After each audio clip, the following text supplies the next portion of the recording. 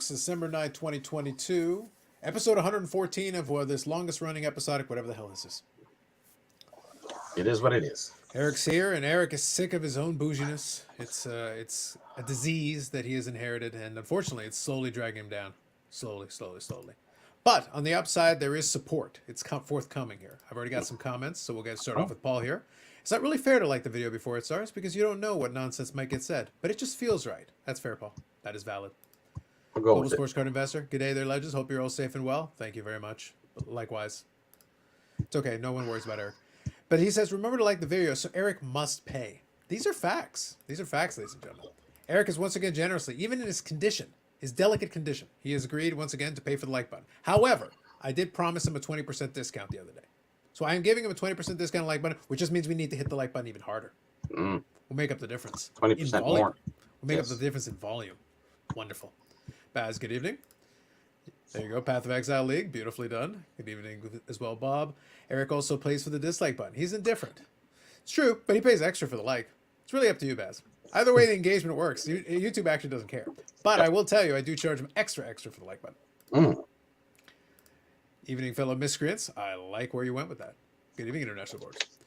I'm thinking Eric's been up all night watching the soccer. The football. Croatia. There you go. I don't know who's in it. So Timeless Cardboard, it's time. Thank you very much. You're 100% right. All right. Hockey 99 is ready for his first question of the night. Carlos, thoughts on Sports Card Radio coming after Sports Card Investor? I think they went too far. Can they go too far? Will they go too far? What I'll recommend to you guys, just to have a little bit of fun, it's always fun to discuss Sports Card Radio's latest, battle and beef. But I will point out to you, maybe for your benefit, just so that you're all on the same page. I want to see if I make sure I get the right one here. I'll recommend to you a podcast. And there were a couple of recent episodes where the Sports Card Radio guys were actually on it, and I think it may be beneficial. It is the WaxPackHero podcast. WaxPackHero. So I think it's 3 separate words. You can look it up. I'll include a link to it in the description for you after the fact on the replay, and you can check it out. And the Sports Card Radio guys were on the last 2 episodes. There was a part 1 and a part 2. Check out part 1 in particular because part 1 they talk about the background and how they became Sports Card Radio with the website and everything. It will illuminate you. It's kind of, by the way, if you were paying attention, you could kind of figure out where it's going, but just watch it and listen, and you'll get the gist. You'll understand. I don't think they went far enough, though. Well, it's one of those things where, we've talked about it before, there is very much negative quote-unquote news sells extremely well in this environment especially. So it's one of those things where it will basically allow you to garner a very large following in a very short period of time.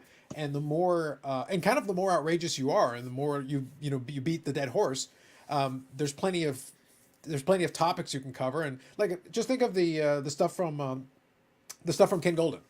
Like, most of that stuff is from 30 years ago, and it is known. Now, for some people, it is new. That is a fact. For some folks, they're not aware of it. But for those of us who have been around a little while, a lot of it is like, yep, makes sense. Sounds about right. Yep, that's Ken. We have a special guest. A special guest. Is Is that your mother who's disappointed in you frequently? Oh, that's me. Hey, how are you? Hello. Thank you. We dress alike. I see. Yeah, I see. matching colors. That's kind of Well, nice. actually, this is the second parent that's ever made a cameo. Carlos Sr. has previously made a cameo in the past, so this is an extra bonus here. It is. So you kept Eric away from the chocolate sticks, did you? Because it's frankly disturbing. He needs to be kept away from those. I wanted you to know that I was real.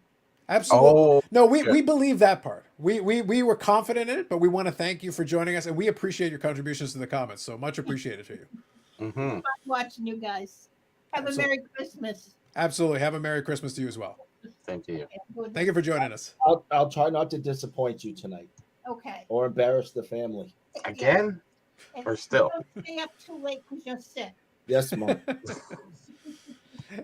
Beautiful. There you go. Bonus cameo, everybody. All right, so let me read after this one. So just to finish off this comment, Sports Card Investor, he makes himself. I mentioned in the video, he is a lightning round for a lot of the stuff. I do think a lot of the flack he gets is unfair, just because they give way too much credit to his.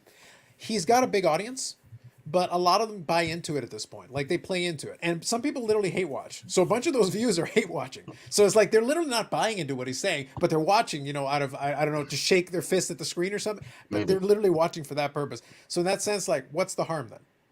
And by the way, if at this point you still haven't learned anything and you follow his advice blindly, I'm in the camp of okay, fine, let them learn through mistakes. Make mistakes, and then you'll pay for them, and then hopefully you'll learn from that. Maybe Yep. that'll help you. Isn't that why people watch this show? Yes, they That's learn from exactly your right. mistakes. They learn from your mistakes regularly. They look at the bottom of the screen and go, "I don't want to be like that." I don't think- they hate watching the show. I don't blame them. I hate watching the show. Yeah, they mostly hate you. I agree.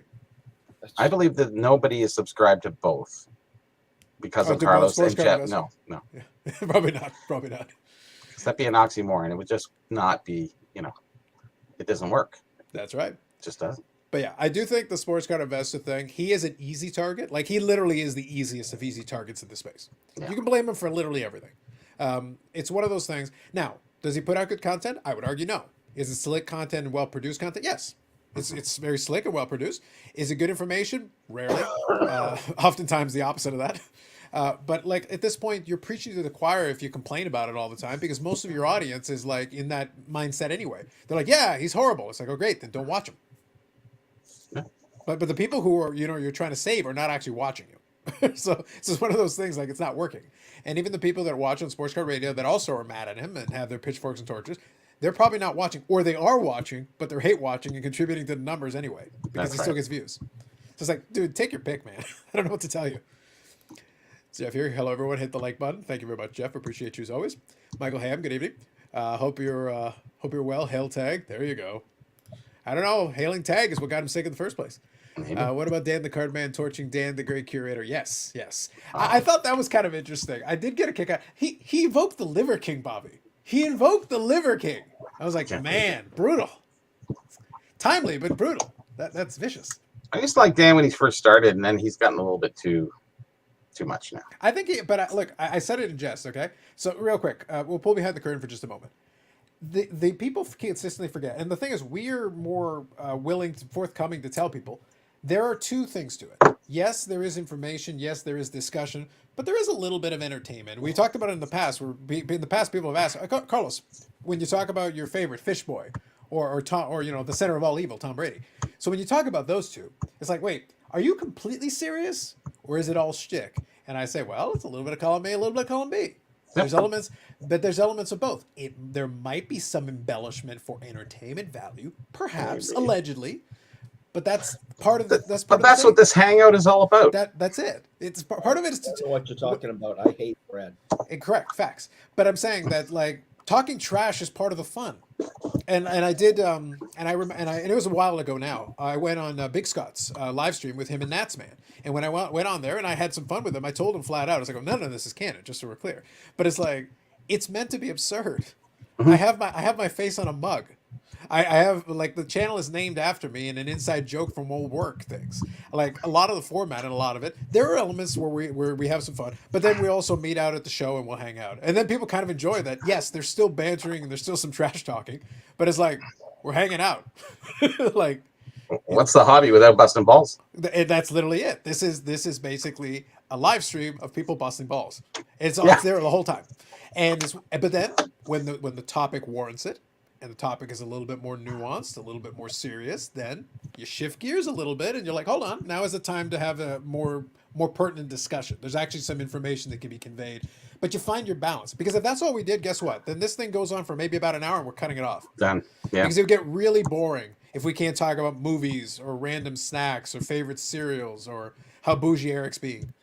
It What ruins you the like whole on your hot dog? Exactly. Without all that, Pepper and nothing. correct. But without that, you don't. But without that, you lose so much, because the hobby is the hobby. We're all participants in the hobby, but it would get boring talking about. I can't talk about just the hobby for 4 or 5 hours at a time. I can't do it. There's not that much interest in nuance, but the discussion, the banter, making fun of Fish Boy, making fun of the villain of all villains, that's fun. In spurts as well, not all the time, but you gotta intersperse it a little bit. So the Dan the Man, Great Curator. My thought is, honestly, I think he understands that it'll garner a bigger audience. I also think, and actually, you know what? I'm going to back this up with data. I'm actually going to give you some hashtag scholarship right now. I'm going to pull it up here. Eric, in the meantime, while I pull up some hashtag scholarship and teach the people, tell them how bougie you're being right now. Obviously, in addition to your illness and horrific mental illness and physical illness and all the illnesses. I'm being very bougie. There you go. Yep. I think Dan the Cardman has really gotten into clickbaity titles yeah, for and sure. what have you. For sure. He wasn't like that before. He was kind of really about good information. Now he's kind of taking a dip on the dark side. Now, I want to show you, though, the reason why I kind of push. Like, look, at the end of the day, I've said it before in video and in live stream.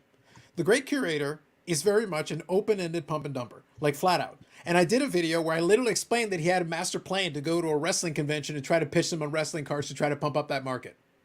I took the audio. I literally played it for you in one of those videos so that you could actually hear it straight from the horse's mouth. And then I explained, like, just so you know, if any of this comes to pass around that time, you know what's going on. They gave you the whole master plan. How did he ever get the name Great Curator when he's certainly not? Not so much. It's branding thing. But the reason why I wanted to make a point here is that he is also an easy target. But I want to point something out. What happens over time is that folks that don't really have value to bring forward to it, you see a trend. And I don't know if any of you guys are familiar with Social Blade. Social Blade is basically a website that you can look up different YouTube channels and stuff and kind of see the numbers over time aggregated from YouTube. So I want to show you the number from Great Curator. And again, this is me actually pulling the number from Social Blade. I can actually show you. Mm-hmm. Look at the monthly views. This is going back to November 2021. Do you see it trending up or do you see it trending down? Down. Correct. It's trending steadily downward. Back in November 2021, he was consistently drawing about almost 60,000 views per month. That's pretty good. It's pretty solid. And right here, again, almost 60,000. It dipped down quite a bit. Now here you notice a big uptick. This is when he started playing back on the drama. You can kind of pick the spot. So it's like when he started feuding with a couple of those guys and started doing all that stuff where he was playing back on the drama. And then people got bored of it and right back down. It's down to 16,000 views. Two reasons. Number one, people kind of burn out on it. But also number two, in addition to that, he doesn't actually make videos anymore. So my point that I'm making is that his relevance is actually declining over time. He's got his subscribers, he's got his ardent supporters, and this isn't a knock. Like, look, I don't care. Somebody can go look up my numbers and be like, well, you only get these. I understand. But I'm fairly consistent and I make videos on a regular basis and I'm very comfortable with the audience that watches it. I'm not trying to uptick and basically accelerate it and do this thing. Because then guess what? If you just launch it that way, much like the market went when it suddenly launched, you got nowhere to go but down. Can we see Carlos's numbers? You can. Yeah, I'll pull it up. Listen, this show is just a flat line at 6. At 6? At 6? Yeah, it's just a flat line of 6. That's all it is. Yeah. This show's complete garbage and filled with utter nonsense. Yeah. We already decided everyone watches this just to hate watch it. Oh, like Carlos was saying too, people get bored, and I think a lot of people. I got bored with a lot of guys. It was just not like crap. Like honestly, there's not very good content out there. There was at one time a little bit more, but it seems like they've interviewed everybody and they don't have anything left to do. I don't know. Yeah. They can't just goof around like us. Now, what you're going to see on mine is you're going to see that mine also takes a drop, but I've also got a couple of different spikes, and I'll show them to you. Mine is actually over a longer period of time because they were able to pull more data. I think Great Curator hasn't been around as long. Sure. But I'll actually show you. Mine's trend down too. That's why I say, I could speak from the exact same place. But there's actually a little bit different reason behind it. I have an easier explanation, but I can show you. So look at this. Spike up, spike down. Spike up, spike down. What so was that spike? What was the month of that? I can't see it. So this one is April 2020, and this one here is December 2019. April 2020. Wow. Yeah. So this is all the way back. I can go back a couple of years. But this is all like COVID period, number one. And also number two, don't forget, I have those movie reviews that get because I've got 2 movie reviews that are comfortably over 1 million views. So I say my numbers are kind of skewed. Yeah. You have to remember they're counting as part of this. Yeah. So if those ones go down for a bit, I almost got 1.7 million views on one. So it kind of pushes things up a little. Can you not separate them? I can't. Not this chart doesn't have that kind of control. Oh, gotcha. I'd have to see the specific videos, the card videos over time. All I know is this. I've noticed that for the most part, the live streams and the card videos that I make these days are actually pretty steady and have actually slowly gone up over time. They're pretty consistent at this point. You can see that. But the movie ones have definitely declined over time because less people have gone to them. But all those views were already done a year ago, 2 years ago, and there was a lot of that back then. Your stock market chart's pretty good. What is the dip there? Why in the middle towards in the middle here? Because May? A bunch of those movies, that was in 2021. A bunch of those movie ones actually lost a bunch of views around that time, basically, because it ebbs and flows. I have no control over the movie one, why they suddenly pick up. The algorithm picks them up for a little while and then suddenly gets a big boost and then it goes down. But they take up the majority of the views. And then you'll see right now, we're actually at a low point right now, even though the last couple of videos I make are actually pretty good. So you're not going to see it. So it'll probably have a little bit of an uptick again and then have a downtick again. It's pretty consistent. Yep. But his key with a lot of the great Curator stuff is that because he only does the lives now and doesn't do videos, there's very little chance of him recovering. Just so I'm ahead. being serious. Go ahead. That chart we were just seeing Mhm. are your recorded and posted videos. That has nothing to do with this Friday night nonsense. That is everything. That's whatever is on the channel. That's views across the board, any video, any format, whatever. I was just curious. Yeah, it doesn't separate or make any distinctions to it. So you'll never know. If you notice the chart underneath it, that was also subscribers. And what happens when you got less subscribers, if something picks up a lot of steam, you get a big boost of subscribers. Oh, yeah. And then over time, like right now, I've kind of plateaued. I'll pick up some subscribers here and there, but it's a couple here and there. Whereas when things were moving along and I didn't have, folks that are already subscribed aren't going to subscribe again. So you're not, and if they're watching it, they're watching it. But if they're not, they're not. That's why I say don't put too much stock in it, but it is useful if you're looking at a channel that you're comparing. So if you take somebody that is an influencer, that you're worried about being an influencer, but you're seeing their views declining to that degree, then they're not really influencing as many people is the point I'm getting at. Because I've got a video that'll come out tomorrow. It's going to be one of my goals videos, but it's me reading off a list of my goals for the year and what I'm going to do for next year. Guess what? Most people won't give a crap and won't click on it. So it'll get less views. But I go do a discussion on PPP loans or whatever, it'll get more views. If I just wanted to maximize the view count, then I don't post the one that's going to be on tomorrow, and I just stick to PPP loans and Jeff Wilson.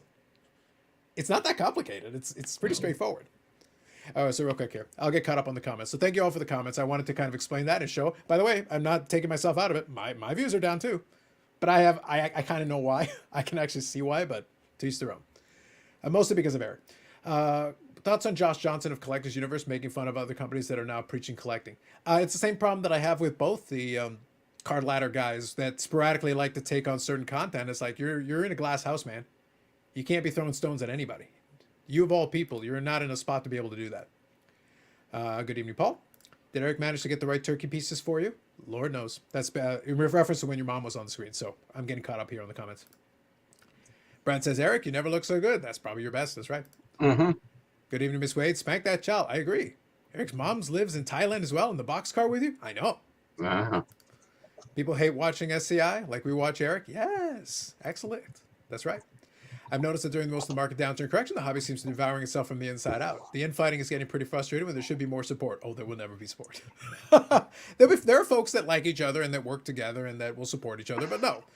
I've said before, the hobby has too many fragments and cliques and different groups. I use fiefdoms as my analogy. Like there's too many of them. I'm sorry. They're never going to align. That's why people are like, well, why don't the collectors write? Because we don't even agree on the basics. We've got different agendas. We've got different things that we want out of the same experiences. We've got different things that we want. If you can't agree on that, what are you going to do? Well, sports cards are like fine art now. So. Oh, yes, absolutely. Maximus Pompernickel. PP, please. Thank the content gods for this week's episode. Always praise the content gods.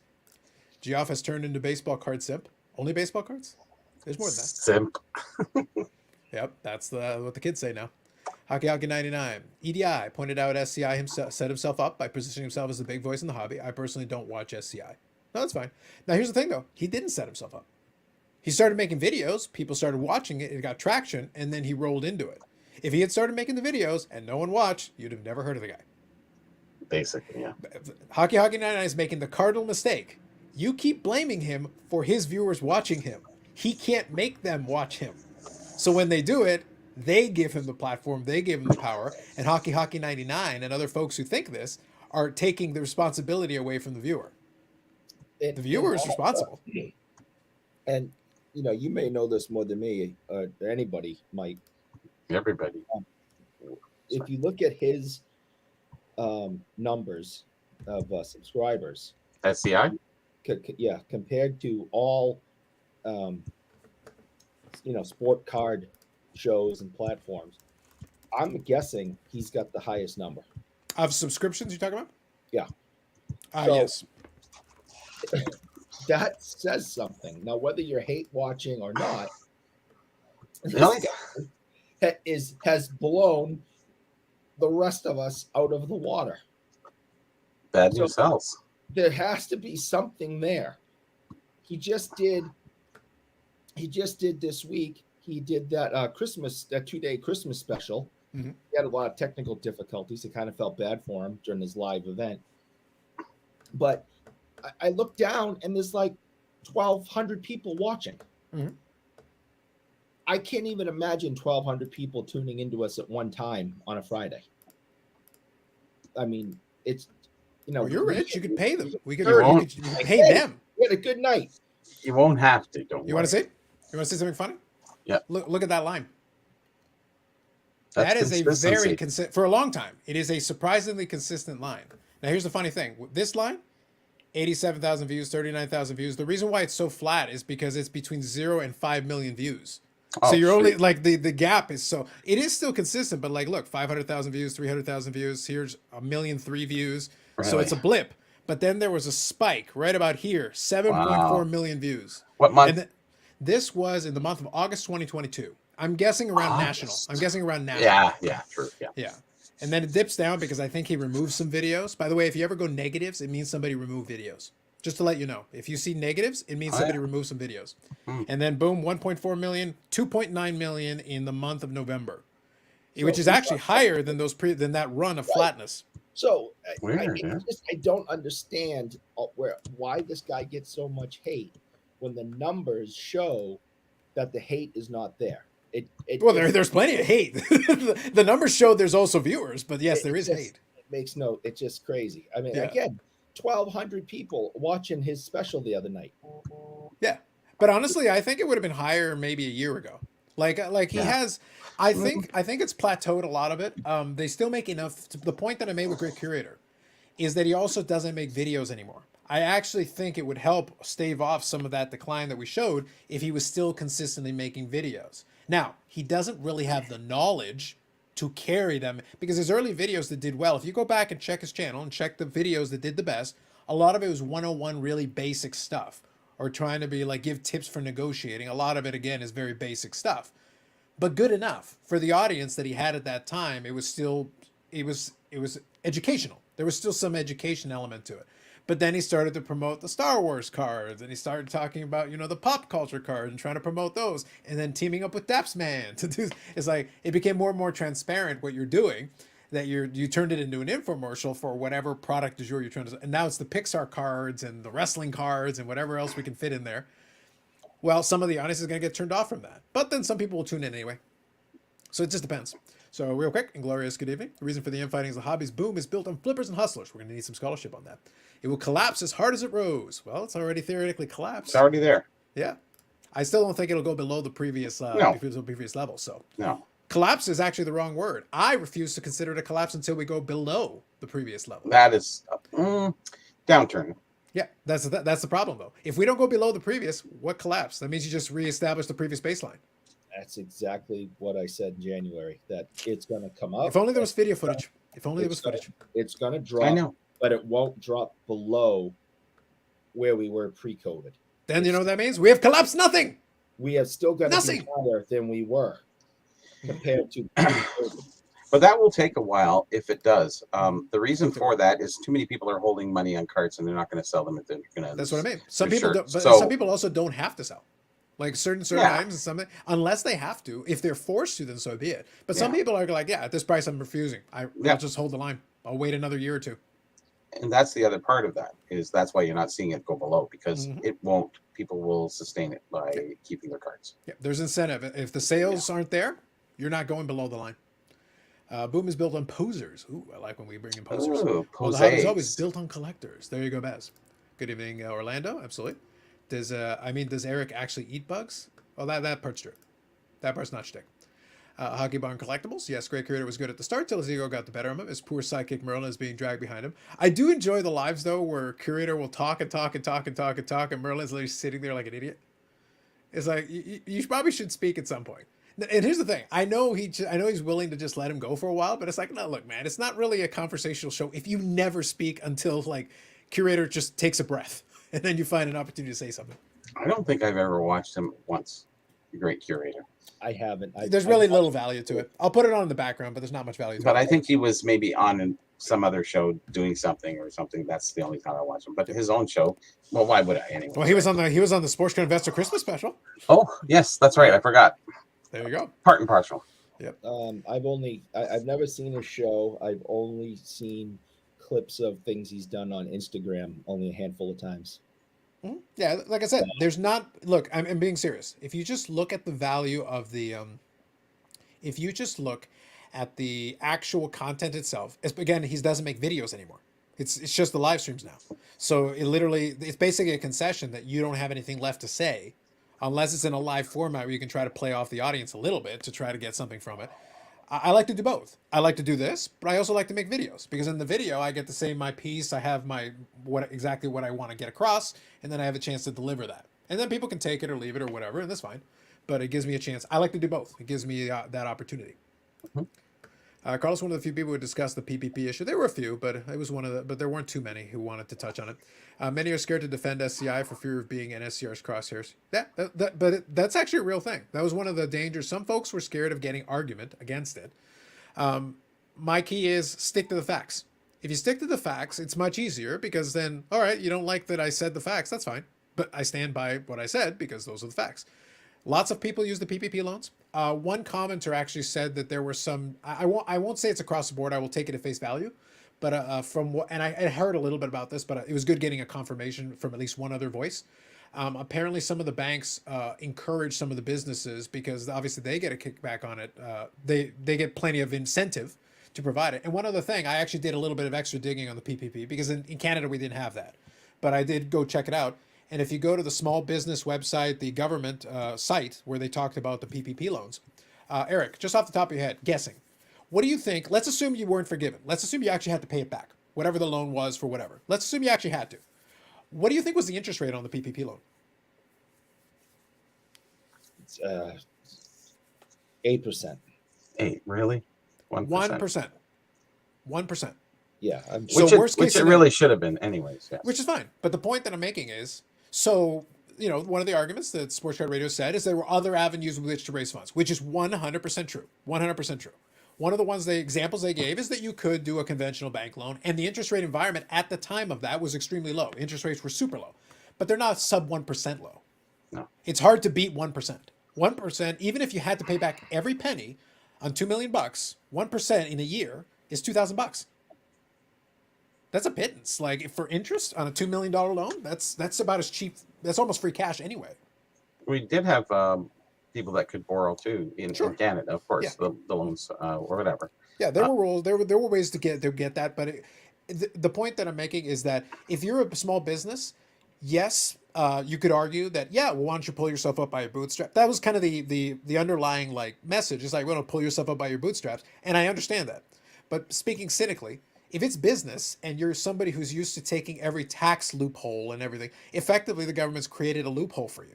They effectively created a possibility of free cash with the worst case scenario being really cheap cash. So if it had been worst comes to worst, it's really cheap cash that you pay back at a really low interest rate, or free cash if it gets forgiven, which a lot of them were forgiven. So if you're a businessman, you're basically being offered free money, and it's like, but I'm weak. They rolled a Brinks truck up to my house. I'm not made of stone. It was free money. They literally handed it to you. So many people did it. Yeah. Yeah. They didn't need to either. And Tom Brady, that bastard. He did. He didn't need the money. At the time, he still had Giselle. Mm-hmm. Jerk. My whole thing on this, because I've heard some people complaining about Jeff and everything, is that, the old saying. And most of them can't spell Jeff. Geoff. Yeah, I know. The old saying is, don't hate the play, hate the game. Yeah, that's exactly right. 100%. It's like what they did the same thing, and this isn't a pro or con as supporting or not supporting anyone. I'm just making a fact that when Donald Trump was running for president the first time in 2016, he came out and said, "Yeah, this is what I did with the taxes, and I went bankrupt, and I did this, and and he goes, "Don't blame me. That's the system. I played the system." That's right. Yeah. Yes. Yeah. And that's true. If they leave loopholes, use them. It's like, they were all down on him. And he's like, whatever. You're a bad businessman because your company's gone corrupt. Not corrupt. Well, that too. But bankrupt 3 times. And then you took advantage of taxpayers. And it's like, whoa. I used the system to my advantage. That makes me a good businessman.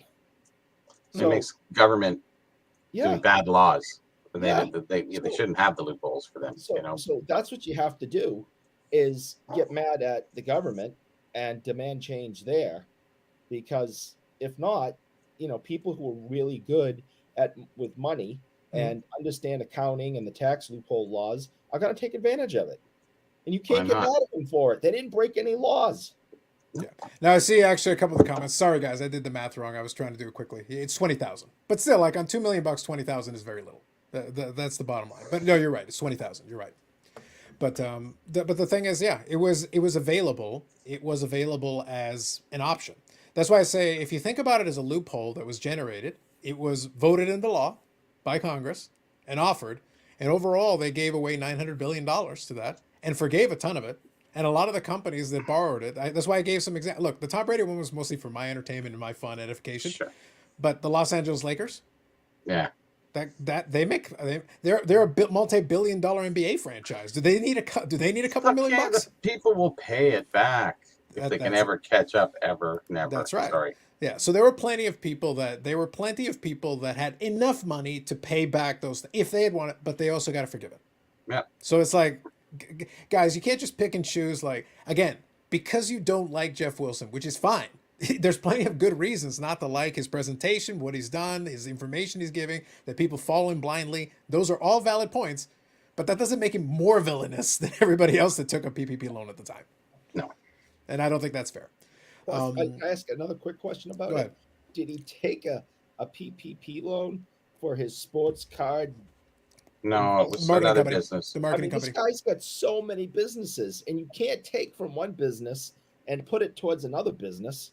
That's He didn't. Embezzlement, Yeah. whatever. You Yeah, he can't didn't do that. So if he took if we know that his name is on a PPP loan, but it went to one of his other companies, Mhm. why do people in the card market give any of a damn? It's just bad news they're putting out there. That's all. Yeah, it's going to be. We'll everybody's cover following a and couple of. We'll cover a couple of comments here that kind of. For a lot of folks, they fixate on the optics, and I'll talk about that here in a second. We'll get to it in 2 seconds. Carlos, why aren't you getting a cameo from someone at AEW for your channel or Mike Medano? I refuse to pay for that.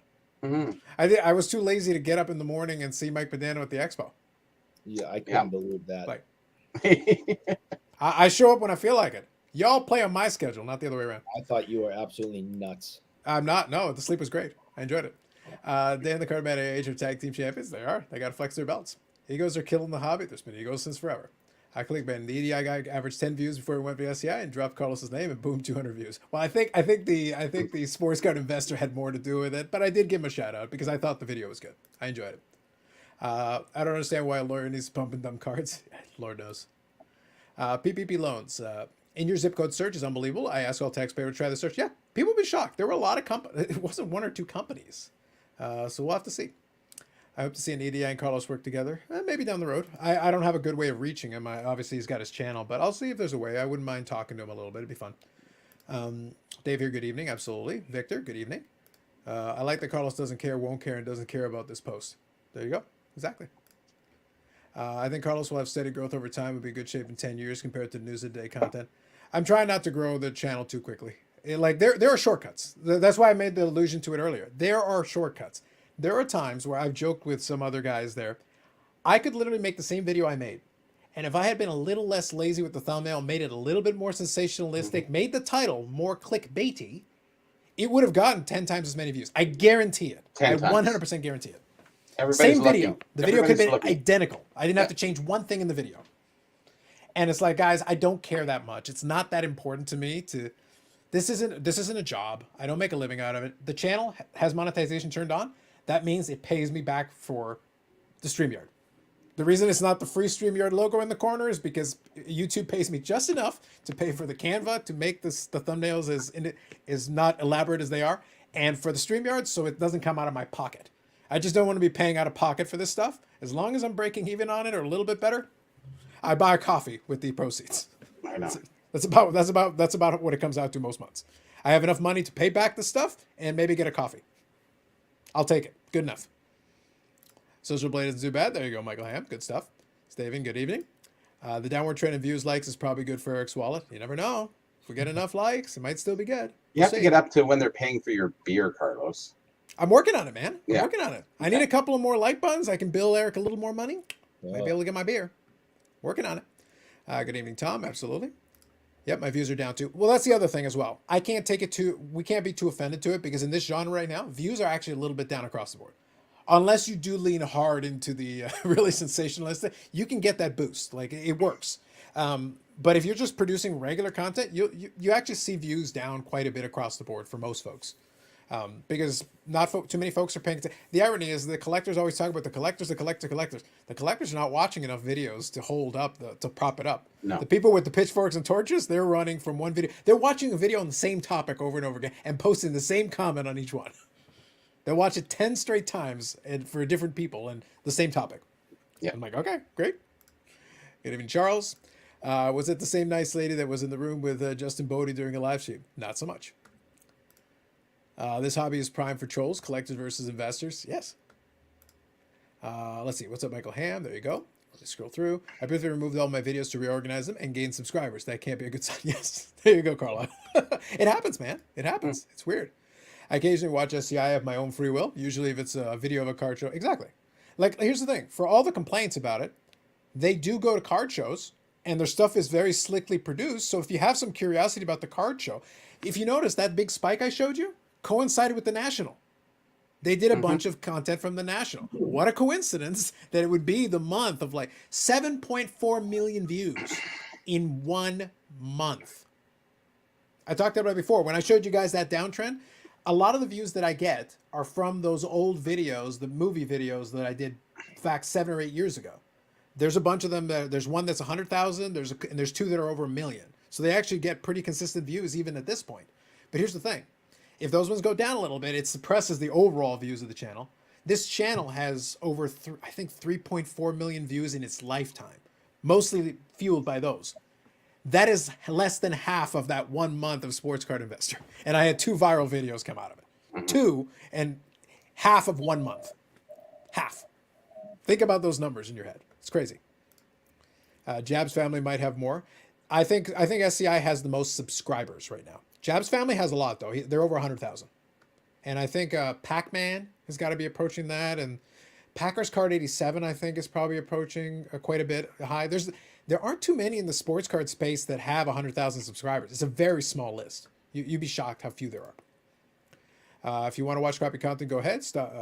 If you want crappy content to go away, stop watching and stop talking about it. Correct. Absolutely, Bob. 100%. I don't watch SCI. Completely fair. But other people do. I'm not his biggest fan, but I'm surprised how low Jeremy Lee's subscriber count is. He does just fine. My line is like a heart monitor. It's random as hell. Yes, that's right, Bobbles. I have 99,345 pieces of fine art and shoe boxes, mostly garbage. I like it. No such thing as bad PR. Facts. When you're in the top 10 content of any subject, you're going to get the most hate. It's normal. Yes. Yes, it is. I was only on SCI show. I only was SCI show relevant news content, not other junk in the top 5 list he puts out. I think I understood what you were saying. Yeah, I kind of sort of didn't get it. I feel like there's some more punctuation that need to happen there. Just take the word "was" out and put "watch" and it all makes sense. There you okay, gotcha. There you go. Bougie Eric's got you. All right, that makes more sense. Gotcha. Thank you, Hockey Barn. Okay, Dave. SCI produces high quality videos. He gets hate because folks view him as having bought his way into the hobby, which contains some truth. Yes, but I go back to what I've said a million times. I don't care if somebody buys their way into the hobby. It's their money. It's their business. There are too many people in this hobby, mostly collectors, quote unquote, who are worried about what everybody else spends their money on. Worry about your own damn collections. Seriously. Yeah. For just 5 minutes, spend some time worrying about your own damn collection instead of worrying about what everybody else. I don't care if he spends $500 million.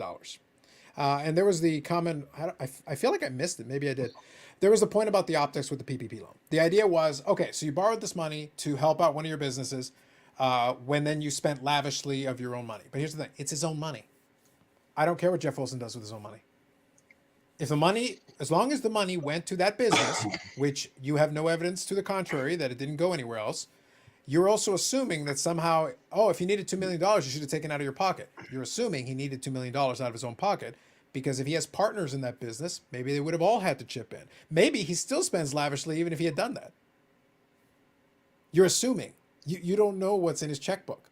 And again, it's not your business what's in his checkbook. Now you say, it's my tax dollars. Guess what? They gave away $900 billion of it. his $2 million was a drop in the bucket in the overall whole. Yeah. It was.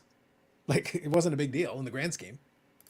And again, if you're a taxpayer and you're upset that this guy took money, don't blame him. Blame the government. Yeah, go yell at Congress. Like, go find your local representative and yell at him and go, how dare you give Jeff Wilson money? And they're going to be like, who's Jeff Wilson? But then you can begin the conversation from there. Proceed. Yeah. Have at it. But that's the responsible party you need to be looking at. Don't worry about the guy who saw free money and took it. Mhm. He wasn't the only one. It's a true old collector. It's the old true collector versus whoever's new. Yep. 61 fish. So actually, we're still about 20 minutes behind, but thank you for all the comments. I'm trying to get caught up here. People hate McDonald's, but McDonald's sells a lot of burgers. Facts. Grand Cardboard, good evening. Happy to say I legitimately have no idea who this person is that's being discussed. Excellent. Merlin and Eric should do a show together. That'd be entertaining. You could always stare at each other until someone talks. That'd be kind of fun. And then say, do you want to talk about chocolate sticks? That would be a good show. I'd watch that. Hobby just needs Jeff Gillooly. I have no idea what he's talking about. Oh, Is you that don't name? know Is that who a name Jeff or? Gillooly is? Jeff No idea. Gillooly was the guy. It was the boyfriend of Tanya Harding. Oh, Oh, there you go. That hired the guy to smack Boston's own Nancy Kerrigan in the kneecaps. Boston's own. why, Hammer. Eric? Why? Moving on. The last week has been about PP and gagging orders in the hobby. Facts. So this was back when I asked what the percentage rate was. Paul went 0.5. That's how far behind we are. Okay, moving on. Just curious how the charts are for the knowledge-based channels like Bowman 53, Rick's Vintage Auto Collectors, and like. That's mostly what I'm stuck with. So what I'll say is, for if you're interested, it's called Social Blade. Altogether, Social Blade. Just Google it. You can put up your favorite YouTube channel and you can see for yourself. The information is publicly available. I'm not pulling up anything special. You can punch it anytime, and you can check it out if you're curious. It's available for anybody to check out on any YouTube channel on the platform. Interest rates in general were super low at that point, yes, but not sub 1% low. That's the key. I should have took a PPP loan too, but just worked for my money like a sucker. Yeah, you were a sucker. You should have taken it. Like, I'm sorry. You guys can be as virtuous as you want. If I was operating a business in that environment and you're offering me free money, I'm taking that crap. I'm not an idiot. You want to spend your own money like a sucker? Go ahead. Oh, but I'm virtuous. Great. We'll send you a ribbon. Mm-hmm. You're a sucker. Sorry. Just remember, Jeff Wilson's paid taxes too, and probably more than all of us. I'm not even going there. I'm not going to argue the virtue of any of it. Yeah. The point, there are people who literally are like, take it as a source of pride. It's like, I never had to borrow money. That's cool, man. That's awesome. That's great. I don't care, but good for you. That's not going to buy you anything. Again, we'll give you a ribbon. You can have a participation trophy. Like, here you go. Enjoy. By the way, we bought it with a PPP loan, sucker. Take it. If it's free and it's available there, guess what? If you're in business and you're not taking advantage and you don't have a good accountant who isn't finding every loophole, every way to avoid paying taxes, every little angle, people avoid trillions of dollars of taxes with a good accountant. That's the accountant's job, is to find a way. But it's all legal. By the way, it's all legal. And that's their job. This is a drop in the bucket compared to tax savings that a lot of accountants have found for a lot of businesses over the years. So this is where there's, like I said, my apologies. I did get the math wrong. My bad. So how dare you take a loan to which he's legally entitled? Yes. Lesson breaks, 20K, absolutely. I'm sure everything Geoff did had proper documents signed by lawyers and accountants, and likely he shouldn't have qualified for the second loan based on the deep pockets investor. No, here's the thing. In order to, what's funny is that Dan the Card Man, in his video on it, he did point out that if you go over 2 million, you have to take an automatic audit. So there is an automated mechanism in place. It actually forces them to look at you more. So it's like, and if he had stayed under 1 million, he wouldn't have hit the automatic audit requirement. So actually, in order to do it, he forced them to at least take a look at it. So if they drop the ball and miss it, well, that's one of the mechanisms in place. So what are you going to do? Yeah, but that's penis compared to 2 million, exactly. Eric coming in hot with actual substance first for once. Oh, man. Don't get used to it. Some of the love. It was the optics of getting free fund from the government because you needed it while simultaneously promoting your free spending lifestyle. It's the optics, and criticism is deserved. The criticism is not deserved. Criticism is warranted. Criticism is fair. If you feel that way, that's fine. But deserved? No. There are plenty of people who spent lavishly and borrowed the PPP loan. Tom Brady. And the reality of it is he just didn't post it on social media like an idiot. Now, if you want to say Jeff Wilson's an idiot for posting on social media, agreed. I agree with that part. But he could have done it anyway and just not posted it. And you would have never known. That's it. But again, if he took this money out for one of his other companies to keep that company running, but he wanted to fly to Toronto and videotape himself buying a Gretzky rookie, what does one have to do with the other? Well, that's the point. The assumption is that if he had had to pay the $2 million, it would have come out of his own pocket personally. If he has partners in those other businesses, there's a possibility they all would have to chip in some, so it wouldn't have been completely out of his pocket. He could have still done it. I don't know for sure. I'd have to have his actual books in front of me. That's what I'm saying. There's a lot of assumptions built into this. Well, I mean, I have a connection. I could probably get those books for you if you want them. Talk to a guy who knows a guy. Love it. All right, Dave here says 10 million of the 11.5 loans have been forgiven. 10 million of the 11.5 million loans have been forgiven. The other 1.5 million are mostly small loans from the second round of people having trouble trying to get the forgiveness. There you go. So most of them were forgiven. That's a lot. A lot of those loans forgiven. So many people game the system. I actually was told by a CPA I couldn't with my bakery because you have to prove that your sales are less than they were the previous year or something. Yeah, you have to prove basically you're at a loss or that it declined. You have to show that it was a decline of it. Eventually, they expect 11 million of the 11.5 loans to be forgiven. There you go. 500,000 people actually have to pay it back, and the rest of them won't. Because MJF is better than Eric, and he knows it. There you go, Paul. I like it. Michael J. Fox? Close. Bless and Breaks. That was the second round of PPP. Yep. Thumbnails are overrated. Alas, they're not. Why isn't Topps Finest more popular? Those cards are beautiful. That's what the public prefers, man. Right now, they've gone to Chrome. I agree. I like Topps Finest. Cover the chess cheating scandal. I couldn't believe how many people watch chess. Hey, it's not like back in the day when it was when Bobby Fischer was doing that special with I think it was the Russian chess player. They were literally, it was like a whole international thing. There were newspapers that were covering it. That was like the height of chess as like, it's not actually a sport, guys. It's not really a sport, but we're covering it like a sport. And after Bobby Fischer did. After that, yeah, not so much. No. There was the whole, chess masters playing against computers. That spiked again after that. Yeah. Mm-hmm. Yeah. SAI's video of Marshall Culver had to be the spike, and it was awesome. Yes, the video and interview were good, but no, it didn't fit with that timeline. Remember, August. You got to think late July, August. There was a lot of carryover from the National. Question for the panel. If you had advice to give on how to collect and not be a fool with your money, how would you go about it? You've all been in the Hobbit forever. Hobby, but Hobbit. I like that it was Hobbit. I feel like that was a Freudian slip, but I like it. I liked it. Okay, Frodo. Yeah. My precious. Hey, listen. It is what it is. Look, I'm just reading the comment, man. Advice how to collect and not be a fool with your money. Don't collect. Don't even start. It's a money pit. Okay. Do you want to give any serious advice? Bobby or Eric, go ahead. You first. Collect what you like, really. It's really not about how much you spend. It's really about constantly getting mail, communicating with people. It keeps you busy in your life. It's a healthy way of living sort of your life. It doesn't actually have to be surrounded around money all the time.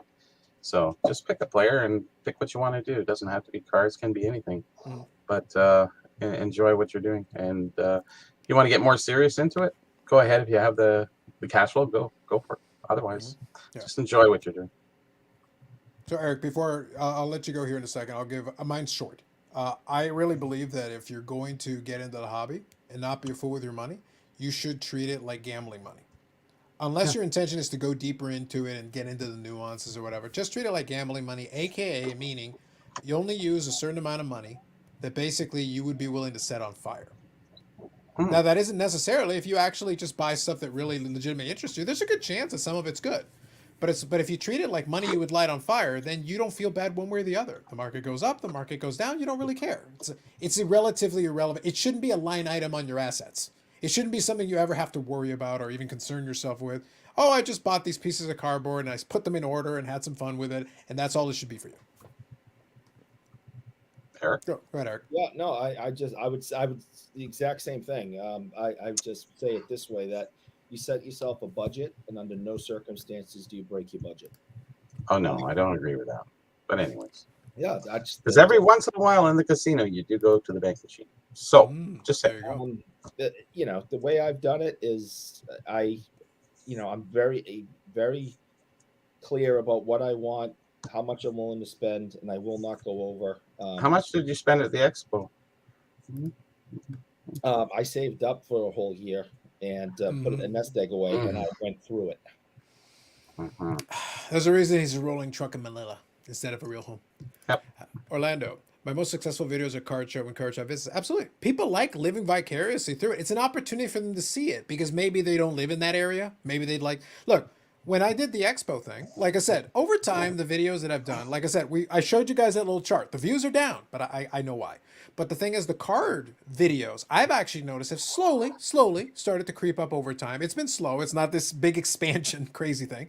But the stuff at the expo actually did very well because I was talking about the expo, showing a little bit of what was going on around there. If I had actually walked around a little bit more, it would have been even better.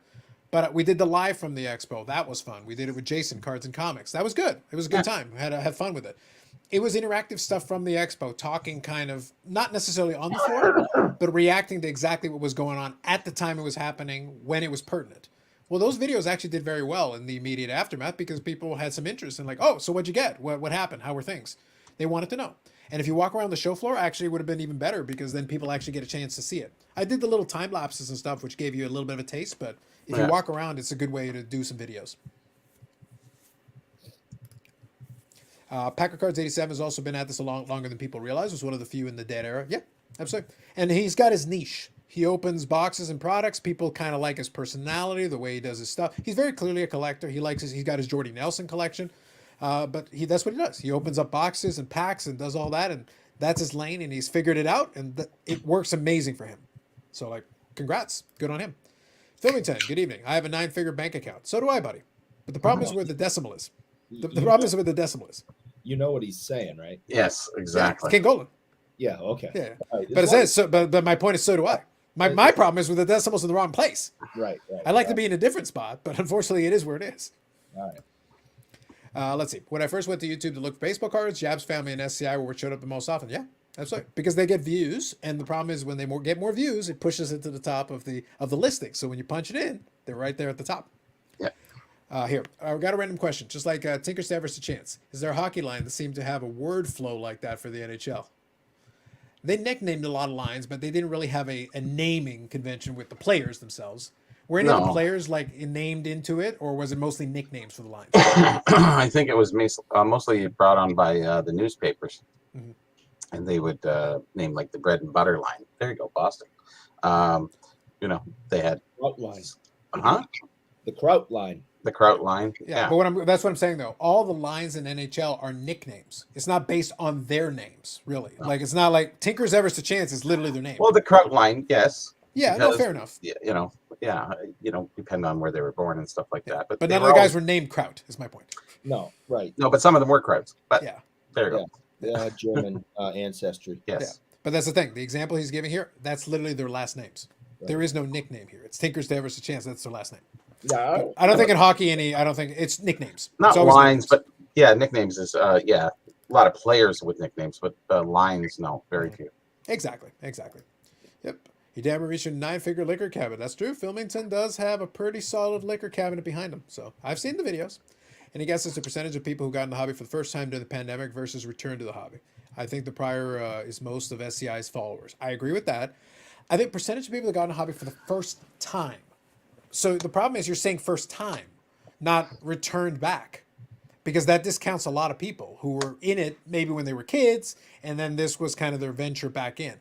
First time ever, maybe the shoe flip kids, a couple of them, but it's not a high percentage. That'd be a pretty low percentage. But they were visible, obviously. I didn't call myself in the hobby when I was 5 and 6 years old opening packs. I was just doing what kids do. Okay. Not until the hobby, until you start going to a show, until you start collecting things online and purchasing them, that's when it really becomes more of a hobby opposed to just being, random collecting when you're a kid. Yeah. I don't know. That'd be a tough one because like I said, if you are saying first time, you're specifically saying first time, that's a really tough line. That actually brings the percentage way down. If you're saying people that ventured back in who at least had some exposure previously, that's a different discussion. So it's a little bit different to play on that one. Filmington, don't mix liquor cabinets and wax because you drink a little too much, you might open a few. That could be problematic, yeah. It's fun hearing from all the hobby gatekeepers. Yes, all the time. Great Orlando, loved card shop and show videos. Yes. All right, I'm only 10 minutes behind now. Jeez. All right, even for Leaf, I find it crazy to put Nancy Kerrigan and Tony Harding in the same card, the obligatory dual version. Hey, that's Brian Gray for you. Moving on. Package in the mail for Dean. It'll be delivered tomorrow. There you go. I actually did apply for PPP loan, was rejected. You should have told me you were a sports card investor. Tell them you're going to spend the money on cards. They would have accepted you. I had a guy who buy apartment buildings I lived in with PPP loans, and they have all us illegally evicted thanks to small town shenanigans.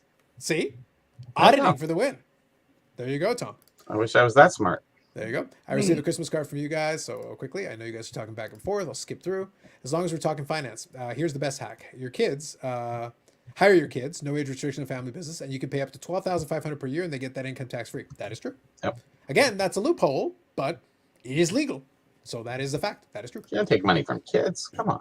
Well, that's the thing, though. You don't have to. You can actually give it to them, but then they get it free. You get to write it off, and actually, then they can put it into an account and save it and help build up some savings. Like, you can make it mutually beneficial. It can work for both of you. Yeah. Well, until recently, when the guy Don't supposedly read that used... out loud. Don't read that out loud. Yeah.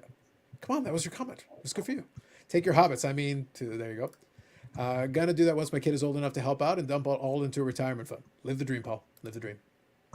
Collect what you like, how you like, and don't get caught up with keeping up with the Joneses. Yeah, that's fair. Collect what you enjoy, spend what you can afford. When it's not enjoyable, put away and you get the urge to get it back out. There you go. Quickly scan through. I think that's for baubles. Yep, when you've never sold a card but keep saying you should, it's a little easier to swallow. Probably why I consider myself more a collector and tend to sell, but there you go. I watched the card show videos, my search sports card show, and filtered in that week to see new ones. There you go, Dave. Sounds good. What happened to eBay's own data tool? Terapeak's still there. You have to go under research. You have to go in the selling tab and then go under research. It's there. Hasn't gone anywhere. It's just less visible, but it's still there. You can find it. French Connection. Yes. Yep, it's under the research tab. Exactly. That's right.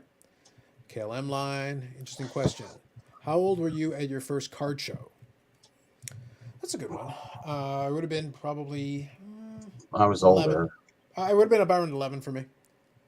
I was the Leon show, so that was back in 25, maybe. But I was born like way back when.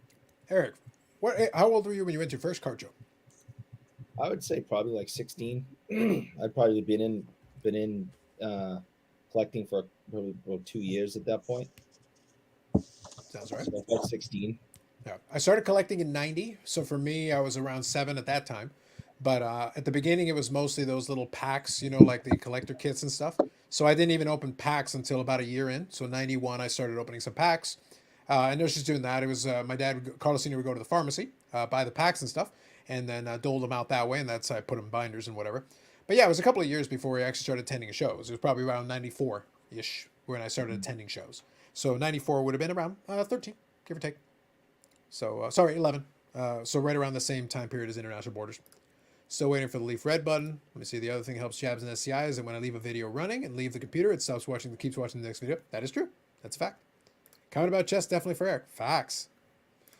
5 or 6 for Bob Jackson. There you go. Bobby's first card show was in Bethlehem, right before the birth of Jesus. There you go, Bobbles. You go for it. Got a box of Ninja Turtles movie cards at it. There you go. I like it. All right. So what I want to do, I know Bobby just went off screen, but what I want to do here is, looks like Carlos Sr. was trying to call me. He always forgets when a live stream is happening. So I'll give him the benefit of the doubt. Eric, do you want to entertain the people or make fun of Bob for about 2 minutes while I quickly address this? Oh, most definitely. If you could. Right now, look, I'm giving you an opportunity. You got 2 things you can do. You can slander Bob, or you can do Boston Bruins propaganda. I'm giving you a couple of minutes. Choose your path wisely. Oh, okay. Go. All right. Well, let me see. The Boston Bruins are the #1 team in all of hockey right now. They are destroying everybody.